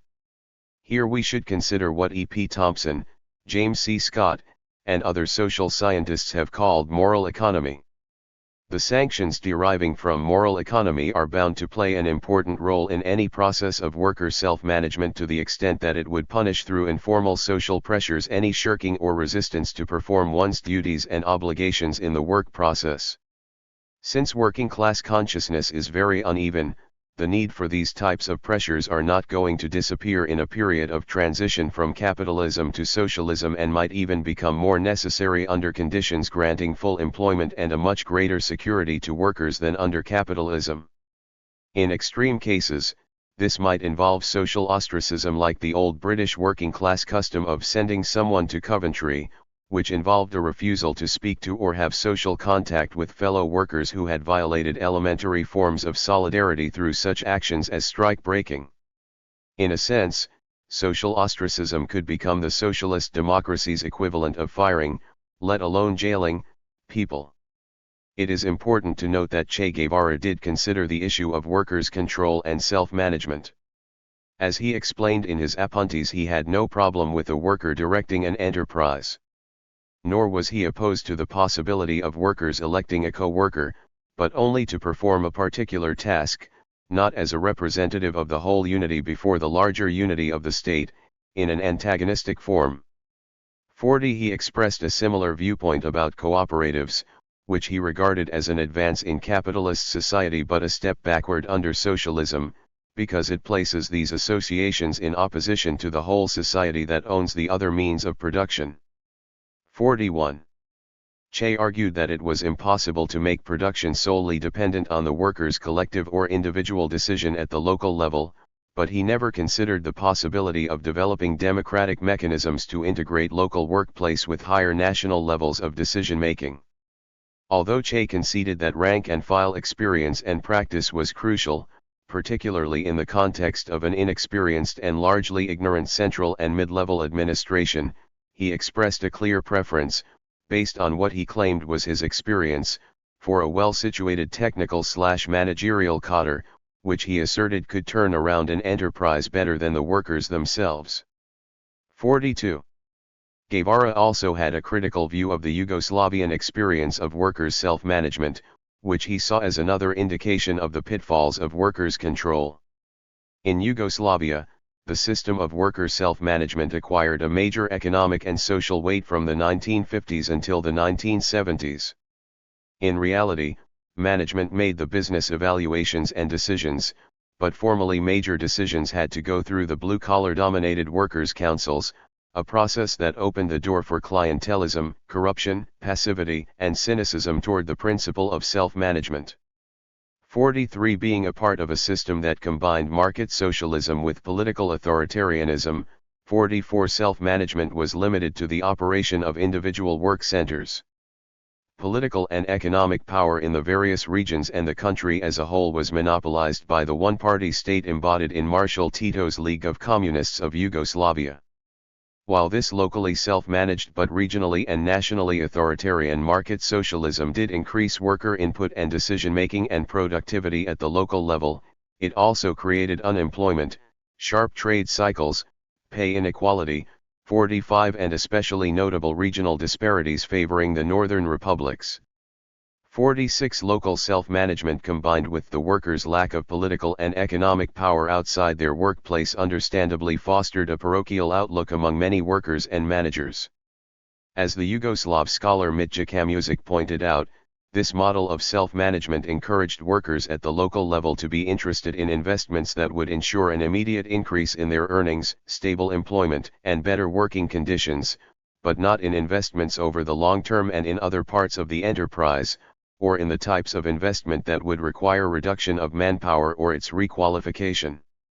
Workers were even less supportive of investments, however viable, in other enterprises, particularly those situated far away geographically. 47.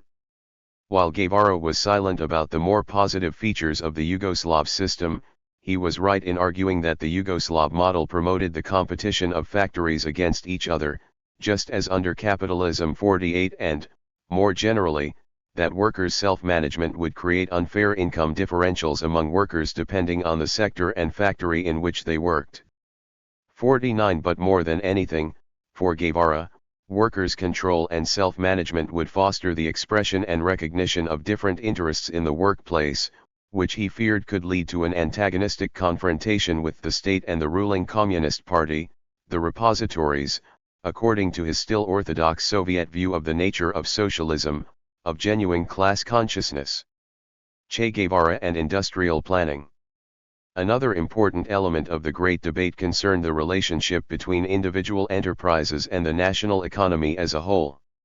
Che Guevara participated in this part of the debate as a strong proponent and defender of the centralized budgetary system of finance he had been implementing in the non-sugar industrial sector of the island under his Ministry of Industry. Under this system, the activity of each enterprise was controlled by a national plan.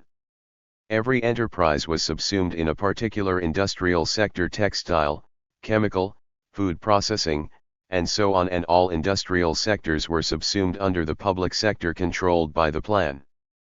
Profitability played no role in the evaluation of the enterprise. What counted was the performance of the public sector as a whole.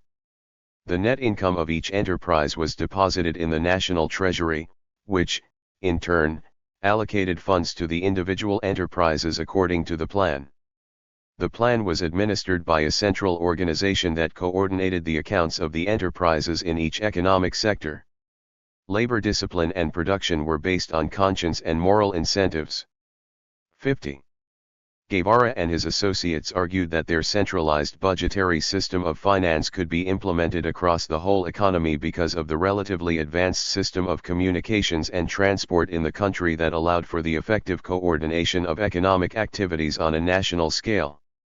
Alexis Kodina, an economic administrator under the jurisdiction of Guevara's ministry, claimed that the implementation of the system was also facilitated by the actual existence, in the island, of sophisticated accounting techniques, particularly in the large former U.S. monopolies, such as the electric power and telephone utilities, as well as in the large corporations in the oil and the sugar sectors that allowed for the kind of record-keeping about inputs and outputs required by their system. However, those large enterprises were hardly typical of the non-sugar industrial enterprises run by Guevara's ministry. A study conducted by the Agricultural and Industrial Development Bank in 1954, 5 years before the revolutionary victory, listed 2,340 non-sugar industrial establishments, of which 78.6% showed the number of persons employed. Of these, 45.1% had fewer than 5 employees, while an additional 18.2% had from 6 to 10 employees. Only 5.8% of establishments had more than 100 employees. 51 Kodina had to admit that those modern techniques were not evenly spread throughout Cuban industry. So, for example, in the consolidated flour industry that he administered, most of the enterprises lacked adequate accounting methods. Only a few factories employed them. Beyond these, a small number of smaller factories once used acceptable accounting systems, but ceased doing so after the revolution, among other reasons because the administrative and accounting personnel had left the country and there were no people trained to take over. The rest were workshops with a small number of laborers, which had never even kept real books and had survived by bribing the tax inspectors when they came for inspections. 52 Codina noted that in order to incorporate these chinchales into the centralized budgetary system, the ministry had directly taken them over between 1961 and 1962 and had been administering them centrally through administrative subunits, which reduced the economic expense of having accounting personnel in each enterprise. 53. Notwithstanding Codina's optimistic claims regarding the overall accounting methods in the Cuban industrial sector of the early 1960s, the annual state budgets that determined the necessary allocations ended up being prepared mostly based on primitive accounting techniques and were consequently a failure. The 1962 annual plan was prepared with the aid of check planners, but the figures for that plan were crudely estimated or invented, and there was no real input and feedback from lower echelons. Consequently, production goals were too optimistic and had no basis in reality. When the final version of the plan came out, its gross miscalculations made it practically useless. Other centralized government plans for this period of the first half of the 1960s, sometimes made with the assistance of Soviet and Polish planners, fared no better. The lack of coordination among central ministries led to chaotic, unpredictable situations regarding the provision of inputs and the handling of outputs. Economic activity was hastily organized and staffed with inexperienced personnel operating in a freewheeling manner without control procedures. In addition, the political leadership kept interfering with the established plans by making economic decisions without consulting with the Central Planning Board. 54 At best, Guevara's highly centralized system could have been applicable, as the Cuban economist Joaquim Infante put it, in a more advanced economic stage than Cuba was in the early 60s, 55 thus underlining the objective limits to economic plans that Guevara was so inclined to play down, if not totally ignore. When Guevara turned to the development and implementation of his extremely ambitious industrialization plan for Cuba, his centralized budgetary system ran into other problems. As the Canadian economist Archibald R. M. Ritter pointed out, the new industries selected for the plan were not suited to the capacity of the island. Programmed investment far exceeded absorptive capacity. Besides, the plans did not give sufficient attention or weight to the availability of raw materials or intermediate commodity inputs of Cuban origin. And, as it turned out, the new industries Cuba established were based on technologies mostly imported from the Soviet bloc that were already outdated in comparison with those of the advanced capitalist countries and even of pre-revolutionary Cuba. The failure to discover and exploit significant reserves of oil in Cuban territory, which left no alternative but to import petroleum from the Soviet Union, delivered the final blow to Guevara's industrial plan. 56. Estimates among Cuban and foreign scholars about the economic growth during the 1961-65 period vary widely, which the prominent Cuban economist Carmelo Masalago argued was connected to the lack of reliable data. Using scattered production data instead, Masalago concluded that there was either economic stagnation or decline in Cuba during this period. 57 In addition, Cuban gross national product figures did not register the widespread and considerable degradation of the quality of consumer goods, which was due in part to the exclusive emphasis on increasing the quantity of production. Thus, for example, inventories in women's and children's leather shoes more than doubled from January to August 1965, and dress inventories accumulated excessively because people refused to buy shoddy goods. The success indicators imposed on the Cuban enterprise by Guevara's plan stressed minimizing costs and increasing quantity, not the improvement of quality. In the case of shoes, the order to minimize costs was fulfilled by skimping on internal lining and thread, which reduced the average life of shoes from 12 to 3 months. 58. Enterprise self-finance and the SDPE. The other side of the 1963-65 debate was represented by the policies of the Cuban INRA, which was in charge of the island's agriculture. It was supposed to follow the system of decentralized self-finance that had generally come to prevail in the Soviet Union and Eastern Europe during that time. Under that system, individual enterprises were considered legally independent. Each traded its products with other enterprises. Their success was determined by their profitability. They were expected to cover their current expenses through the banks that provided them with credit at a certain interest rate. Although these banks played a major role in controlling the enterprise, central agencies such as the Treasury and Planning Ministries established overall aggregate limits or parameters. 59 labor incentives were based on material rewards, although these were much more limited than in the Soviet Union and the Soviet bloc. 60 thus, at their peak in 1985, all material incentives combined amounted to only 11% of worker income in Cuba, while they ranged from 15% of regular wages in Hungary to 36.4% in the Soviet Union and 55% in East Germany. 61 The INRA system, which had originally covered only the Cuban agricultural sector, came to dominate the whole economy from 1971 to 1985, a shift from 1966 to 1970, when Guevara's centralized model dominated the national economy. What had originally been the system adopted by INRA acquired its most elaborate form under the system of economic direction and planning that was in force from 1976 to 1985, and was built around the five-year plan model, with the first one implemented in the period between 1976 and 1980. 62. However, government evaluations carried out in 1979, 1980, and 1985 revealed that the SDPE system was plagued by a number of serious flaws, some of which were characteristic of bureaucratic communism elsewhere. A disconnection between producers and consumers led to problems such as shortages and poor quality of products, and a lack of producers' responsibility led to the overdemand for resources on the part of the plant managers who wanted to ensure they could fulfill their production quotas and consequently to the growth of idle resources in their enterprises. Following the same hoarding logic, more than one-third of the enterprises did not report inventories and half did not submit lists of unused inventories. As a result, some enterprises were shut down because they lacked the very supplies that sat unused in other enterprises. Contracts among enterprises often went unfulfilled, leading to delays and a chain reaction of bottlenecks.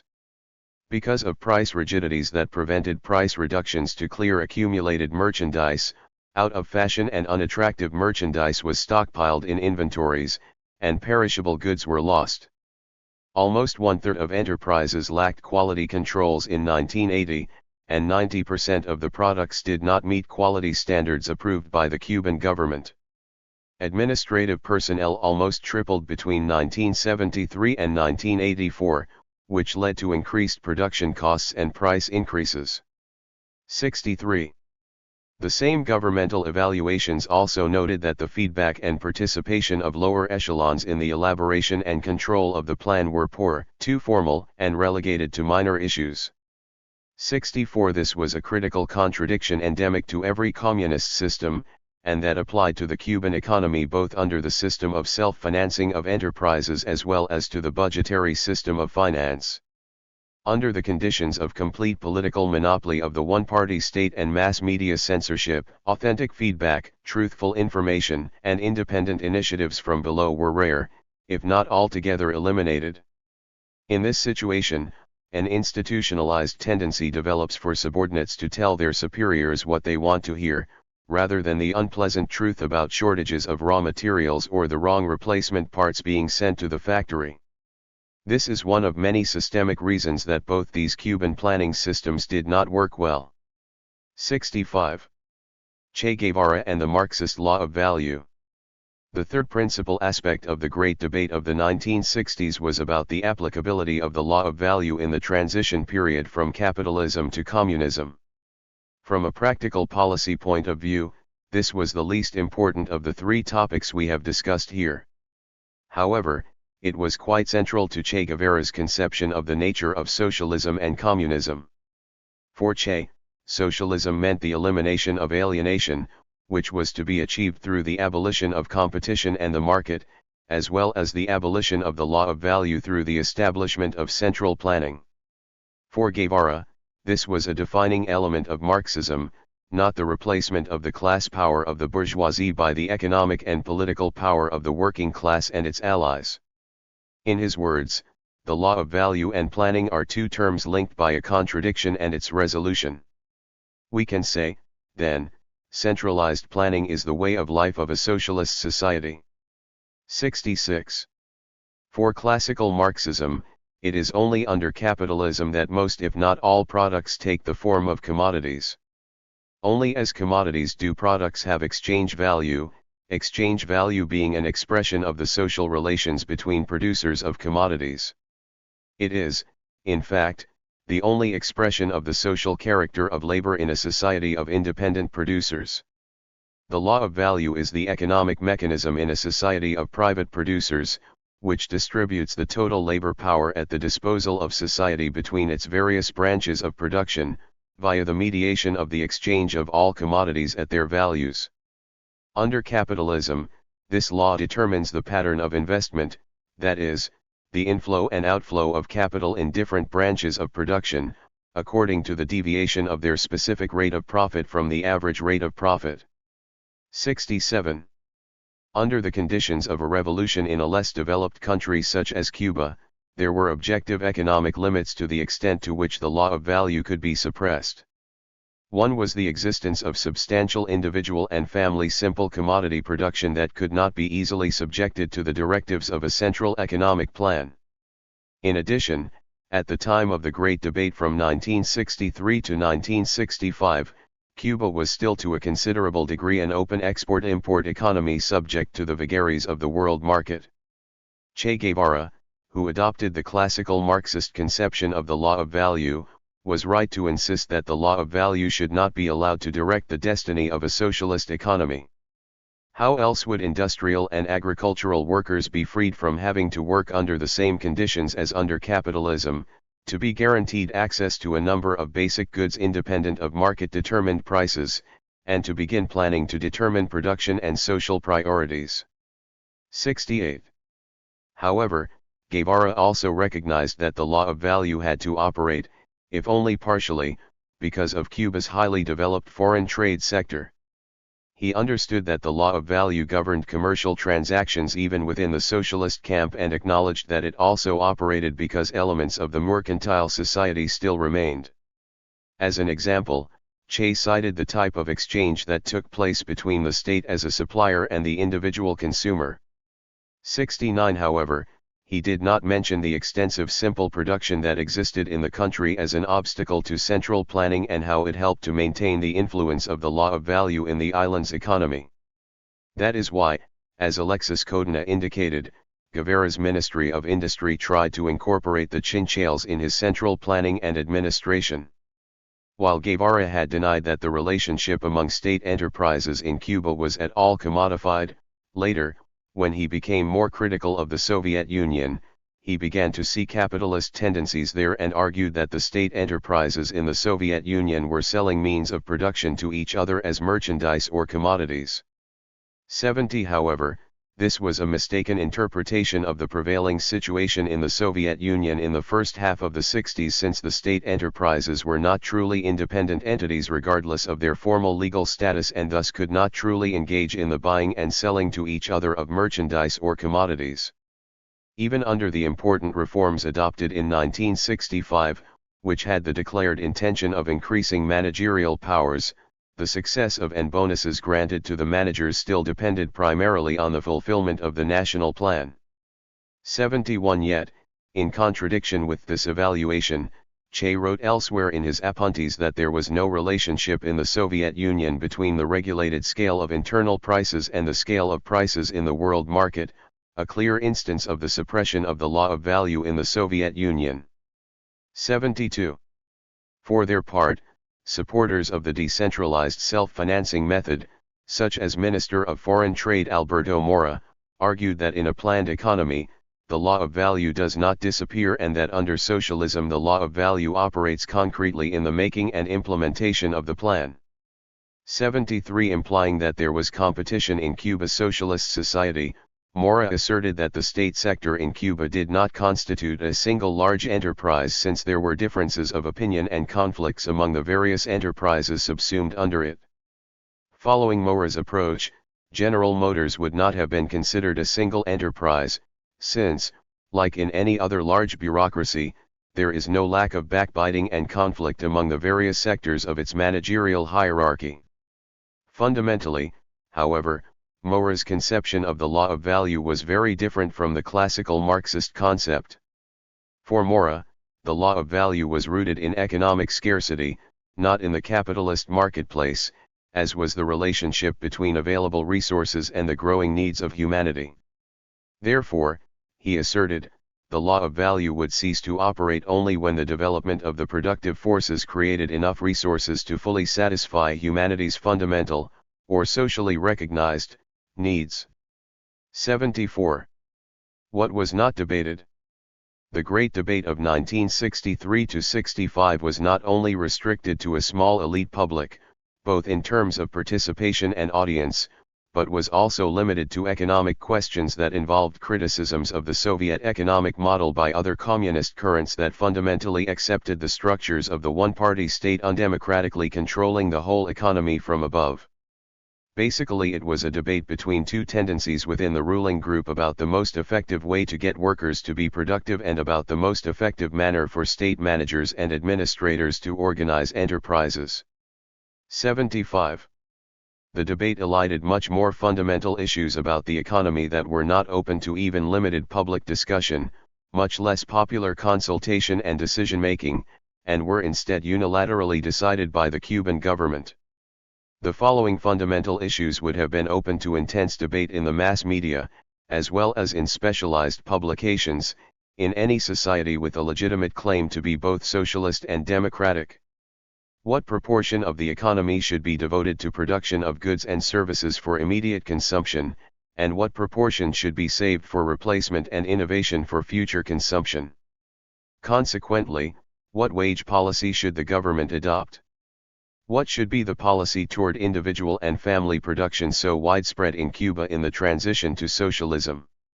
What should be the role and conditions for foreign investment in what was, after all, an economically less developed country lacking investments in part because of the U.S. economic blockade? What should be the policy of industrialization in light of an agricultural, and to a lesser extent mining, export economy with one major market closed for an indeterminate period of time?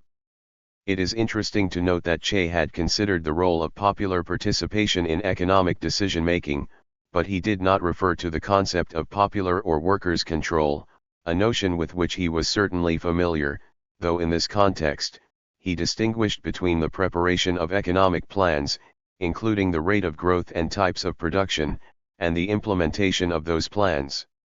76. He thought that there should be broad mass participation in preparing economic plans but not in their implementation, since he expected that to become an entirely mechanical and technical process. 77. In Guevara's view, such implementation of plans would render unions superfluous and would eventually make them disappear. 78. His views on this issue paralleled and were perhaps influenced by Edward Bellamy's Looking Backward, the influential North American utopian novel of the late 19th century.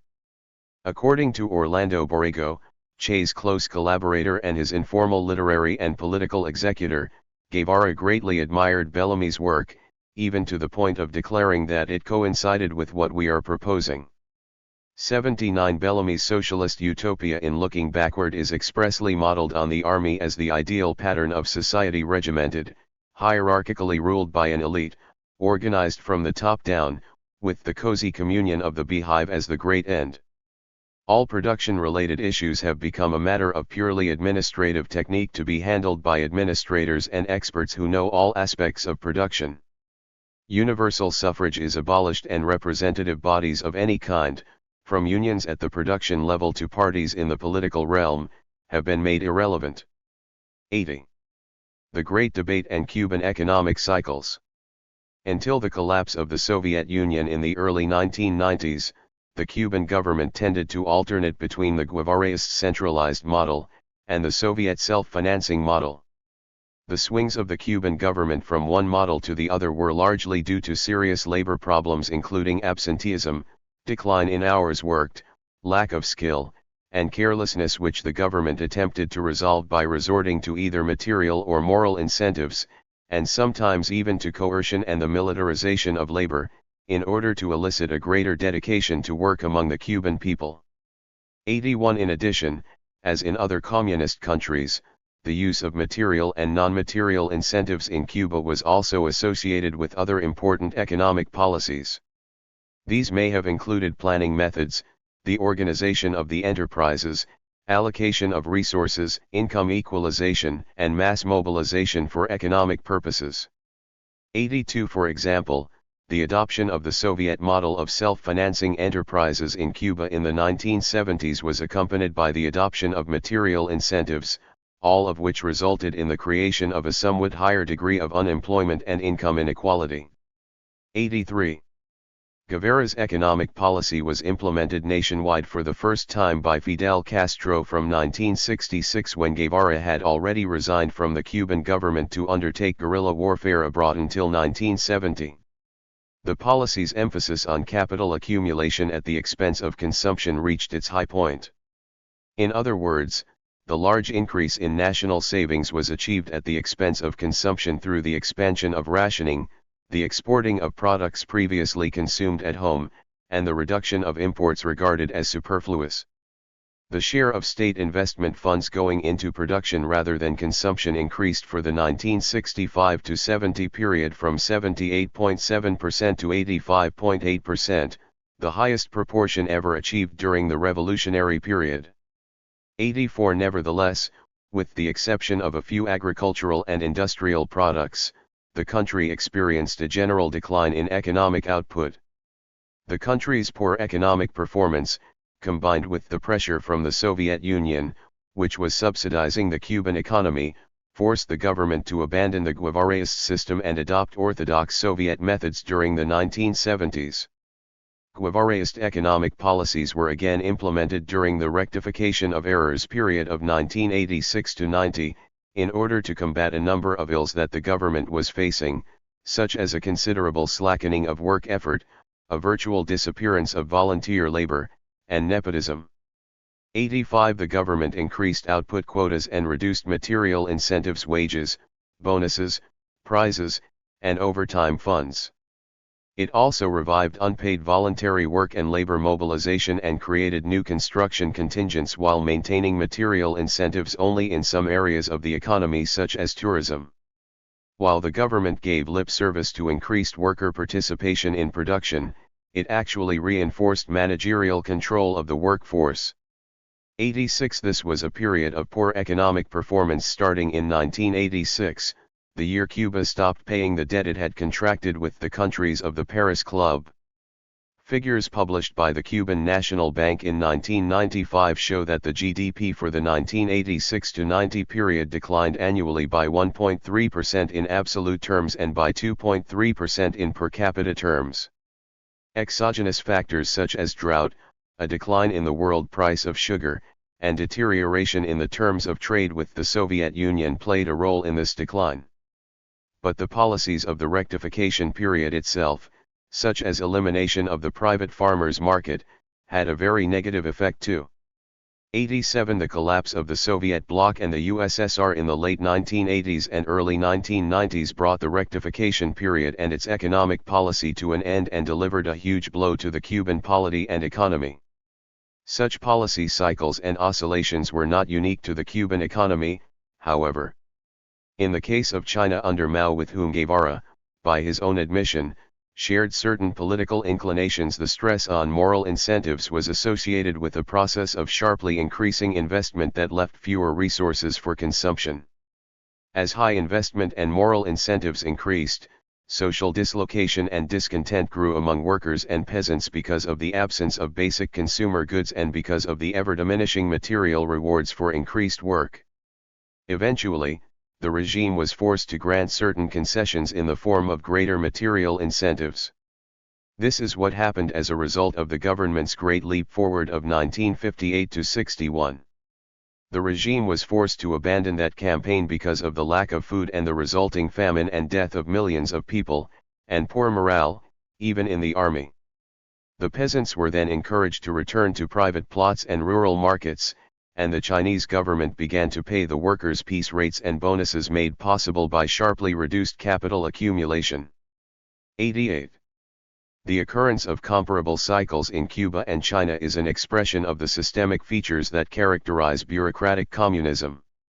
The economic failures and the unrest in periods of intense accumulation associated with Mao and Guevara were eased by somewhat less onerous forms of exploitation until the government felt confident enough to return to the old ways and resume its accumulation frenzy. Needless to add, the obvious differences between Mao's China and Castro's Cuba do not contradict their communist systemic similarities. A bureaucratic communist ruling class has two basic mechanisms to increase labor productivity without converting a society to capitalism: introduce market mechanisms or highly voluntarist and/or highly repressive mobilizations of workers to work longer and harder for less.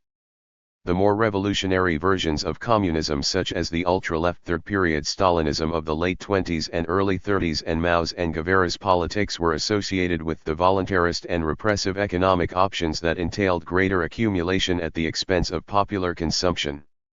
No wonder that a terminological inversion occurred in China, especially after the Cultural Revolution, where leftism became associated with party control of all aspects of life and greater political and economic oppression. 89.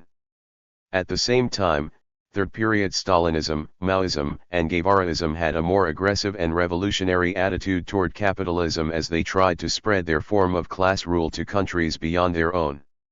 However, they could only succeed when revolutionary situations occurred in societies where the institutions of capitalist rule were very weak, mostly in the global south. Such was the fate of revolutionary communism in the 20th century. 90. Conclusion. The setting characteristics of the Cuban Revolution. Contrary to conventional wisdom and expectations, the Cuban Revolution showed that it was possible to make a successful revolution against U.S. imperialism barely 90 miles from its shores. Even more unexpectedly, the revolution adopted a Soviet-style communist socio-economic and political system and had considerable popular support due to its anti-imperialist nationalist content, and until the early 90s it satisfied basic material needs for the majority of the people, although it was plagued by chronic shortages of many essential consumer goods. The revolutionary government also instituted a generous welfare state massively subsidized, due to a mixture of ideological and realpolitik imperialist interests, by the Soviet bloc. Until the collapse of the USSR and Eastern European communism at the beginning of the 1990s, the great majority of the Cuban people were able to maintain a standard of living that, although certainly austere, assured the satisfaction of basic needs, particularly regarding education and health. The removal of much of the economic insecurity of Cubans and the increase of their social mobility, partly caused by the departure of the upper class and a large proportion of the middle classes, cemented the social base for the new social system. At the same time, the regime thoroughly repressed every expression of organizational autonomy and opposition, whether from the working class and oppressed groups or from anybody else. Moreover, the policy adopted by the United States in the early 1960s of encouraging the departure of Cubans from the island and welcoming them as refugees had the unanticipated effect, from the U.S. government's point of view, of diminishing and undermining any potential resistance to the Cuban government. Viewed from a comparative communist perspective, the pre-revolutionary predominance on the island of an agricultural proletariat more interested in improving its standard of living than on owning land greatly facilitated the large-scale state collectivization of agriculture after the revolution and also diminished potential resistance to the regime. The Cuban case also differed from other communist revolutions because its revolution was not led by an official communist party but was carried out instead by a multi-class movement led by a déclassé leadership group.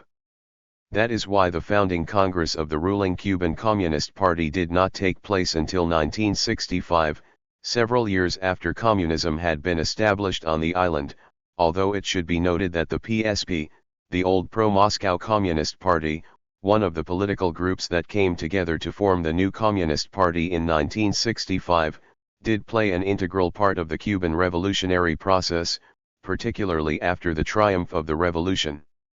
1. Che Guevara and the Cuban revolutionary leadership. The main leaders of the Cuban Revolution, Fidel Castro, Raúl Castro, and Che Guevara, had different political leadership styles. 2. Fidel Castro, by far the most important leader, was, until he retired for health reasons in 2006, a charismatic and tactically shrewd revolutionary politician, intent on consolidating his power, and initially averse to risking a loss of control of the island because of a premature implementation of ideological goals. Second in command was Fidel's younger brother, Raúl, who quickly acquired a reputation for his repressive activities as well as for his organizational discipline and skills. 3. Raúl was a former member of the Socialist Youth, the youth group of the Cuban Popular Socialist Party, but was still sympathetic to the Soviet Union. Then there was Che Guevara, whose iconic image has survived the collapse of the USSR and the decline of Cuban communism. In some ways, almost 50 years after his murder, Che has emerged as the most important of the three leaders. Yet, as I have argued, Che Guevara's politics had far more in common with the politics of the Castro brothers than many of his current admirers would care to admit. First, he shared with them a revolutionary politics from above that allowed him to retain, along with the Castros, the political control and initiative on the island, based on a monolithic conception of a type of socialism immune to any democratic control and initiative from below. For like the Castro brothers, Guevara had a deep commitment to the one-party state and to an extreme version of vanguardism, which he sometimes took to the level of absurdity. For example, his response to the social and political conditions he found in the Eastern Congo, which he himself acknowledged lacked any of the necessary conditions for socialist revolution, such as the demand for land on the part of the vast rural population, a working class, and a significant imperialist presence that could provoke a sentiment of national resistance, was to create a vanguard communist party that would single-handedly lead the revolution in that part of the country. As early as the days of the guerrilla struggle in the Sierra Maestra, Guevara explicitly articulated the conception of the Cuban revolutionary leaders assigning a supportive and subordinate role in the revolution to the working class and the peasantry. Years later, when he was leading his small guerrilla forces in Bolivia, he subordinated the needs and political potential of the militant and politically conscious Bolivian workers to those of the very small guerrilla forces under his command. Even when he occasionally referred to the working class as playing a role in the seizure of power, he did so in deference to the putative working class ideology of the Communist Party, treating the working class only as an ideological abstraction. Later on, after he left the Cuban government to engage in guerrilla warfare abroad, he deepened his commitment to a perspective that placed technological autonomy and determinism, not the working class, at the center of the socialist economy, in a manner reminiscent of Edward Bellamy's utopian Looking Backward, a novel that he greatly admired. The idiosyncrasies of Che Guevara. But Che Guevara also differed from the Castro brothers in some important respects.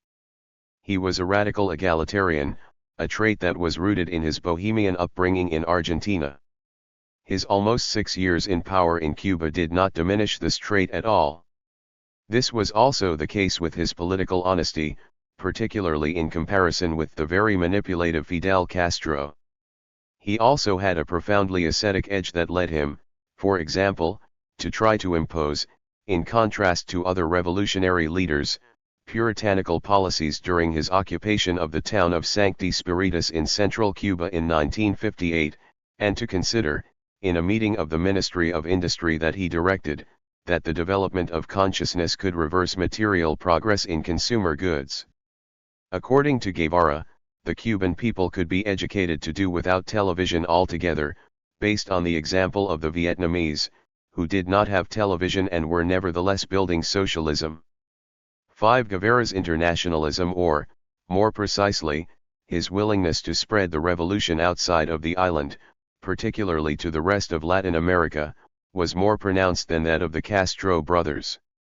Nevertheless, it was based on a clear ultra-vanguardism and the substitution of the working class and the peasantry by the Communist Party's dictatorship of the proletariat, leading to the establishment of a new ruling class. 6. Che's egalitarianism and internationalism were also tied to a hyper-voluntarism that expressed itself both in politics and in economic policy through his stress on moral incentives and creating a new man who was totally dedicated to society and oblivious to his individual fulfillment. 7. Guevara's personal and political characteristics, his political honesty and his radical egalitarianism might have made him better suited to being a communist oppositionist than a long-term communist ruler who would have needed to live with the growth of inequality and corruption that has accompanied the Cuban Revolution. Although his egalitarianism, honesty, and asceticism might have helped to build and consolidate Cuba's communist revolution, the system he helped to build would almost certainly have turned against his most fundamental values. Max Weber famously argued that the ascetic Puritan ethic played a key role in the original development of capitalism, but that later, after asceticism undertook to remodel the world and to work out its ideals in the world, material goods have gained an increasing and finally an inexorable power over the lives of men as at no previous period in history. Today the spirit of religious asceticism, whether finally, who knows, has escaped from the cage. But victorious capitalism, since it rests on mechanical foundations, needs its support no longer. 8. The same might as well have applied to the communism that Guevara helped build in Cuba. The common goal. Notwithstanding the differences Guevara had with the Castro brothers and the Cuban pro-Moscow communists, he shared with them, until the very end, the same project to overthrow capitalism and build a new socialist society. This shared project was based on the creation of a new class system based on state collectivism, a property form in which the state owns and controls the economy and a central political bureaucracy owns the state. Membership in the ruling class is determined by having a position in a bureaucracy that is at the center of power in a society and fuses political and economic powers. Such bureaucratic societies are characterized by the production of use values satisfying social needs that are determined by the ruling class. In this system, the surplus for the most part is not appropriated by the individual enterprise that produced the surplus, nor is it primarily realized through the market. Instead, it is appropriated by the state for the economy as a whole. The state appropriates the surplus through its mechanisms of planning and control by determining what, how much, and where goods are produced. The surplus does not primarily go to fund the salaries and privileges of the bureaucrats, though the state's officials may indeed enjoy special privileges. It goes first to fund accumulation and investment, defense, and other forms of spending as decided by the bureaucracy, and as the capitalists and the capitalist market do under capitalism. A critical contradiction exists in this social system between the need for planning and the absence of political freedom essential for efficient and accurate planning. Without political freedom, there is no authentic feedback, truthful information, and independent initiative from below that make it possible for economic plans to be carried out well. Coda. The anti-bureaucratic rebels and revolutionaries who may have been inspired by the intransigent revolutionary spirit represented by Guevara's iconic image may attain their goals, as this study has tried to show, only through a process that brings together the politics of socialism, democracy, and revolution. Socialism, because the true liberation of working people can only be attained when both the economy and the polity come under the control of the women and men who through their work make social existence possible. Democracy, because majority rule and respect for minority rights and civil liberties is the only way that working people can in fact, and not in theory alone, control their destiny. Revolution, because even the most welcome, authentic reforms cannot bring about true emancipation and liberation. In any case, the resistance of the powerful to radical social change is likely to make revolution both unavoidable and desirable.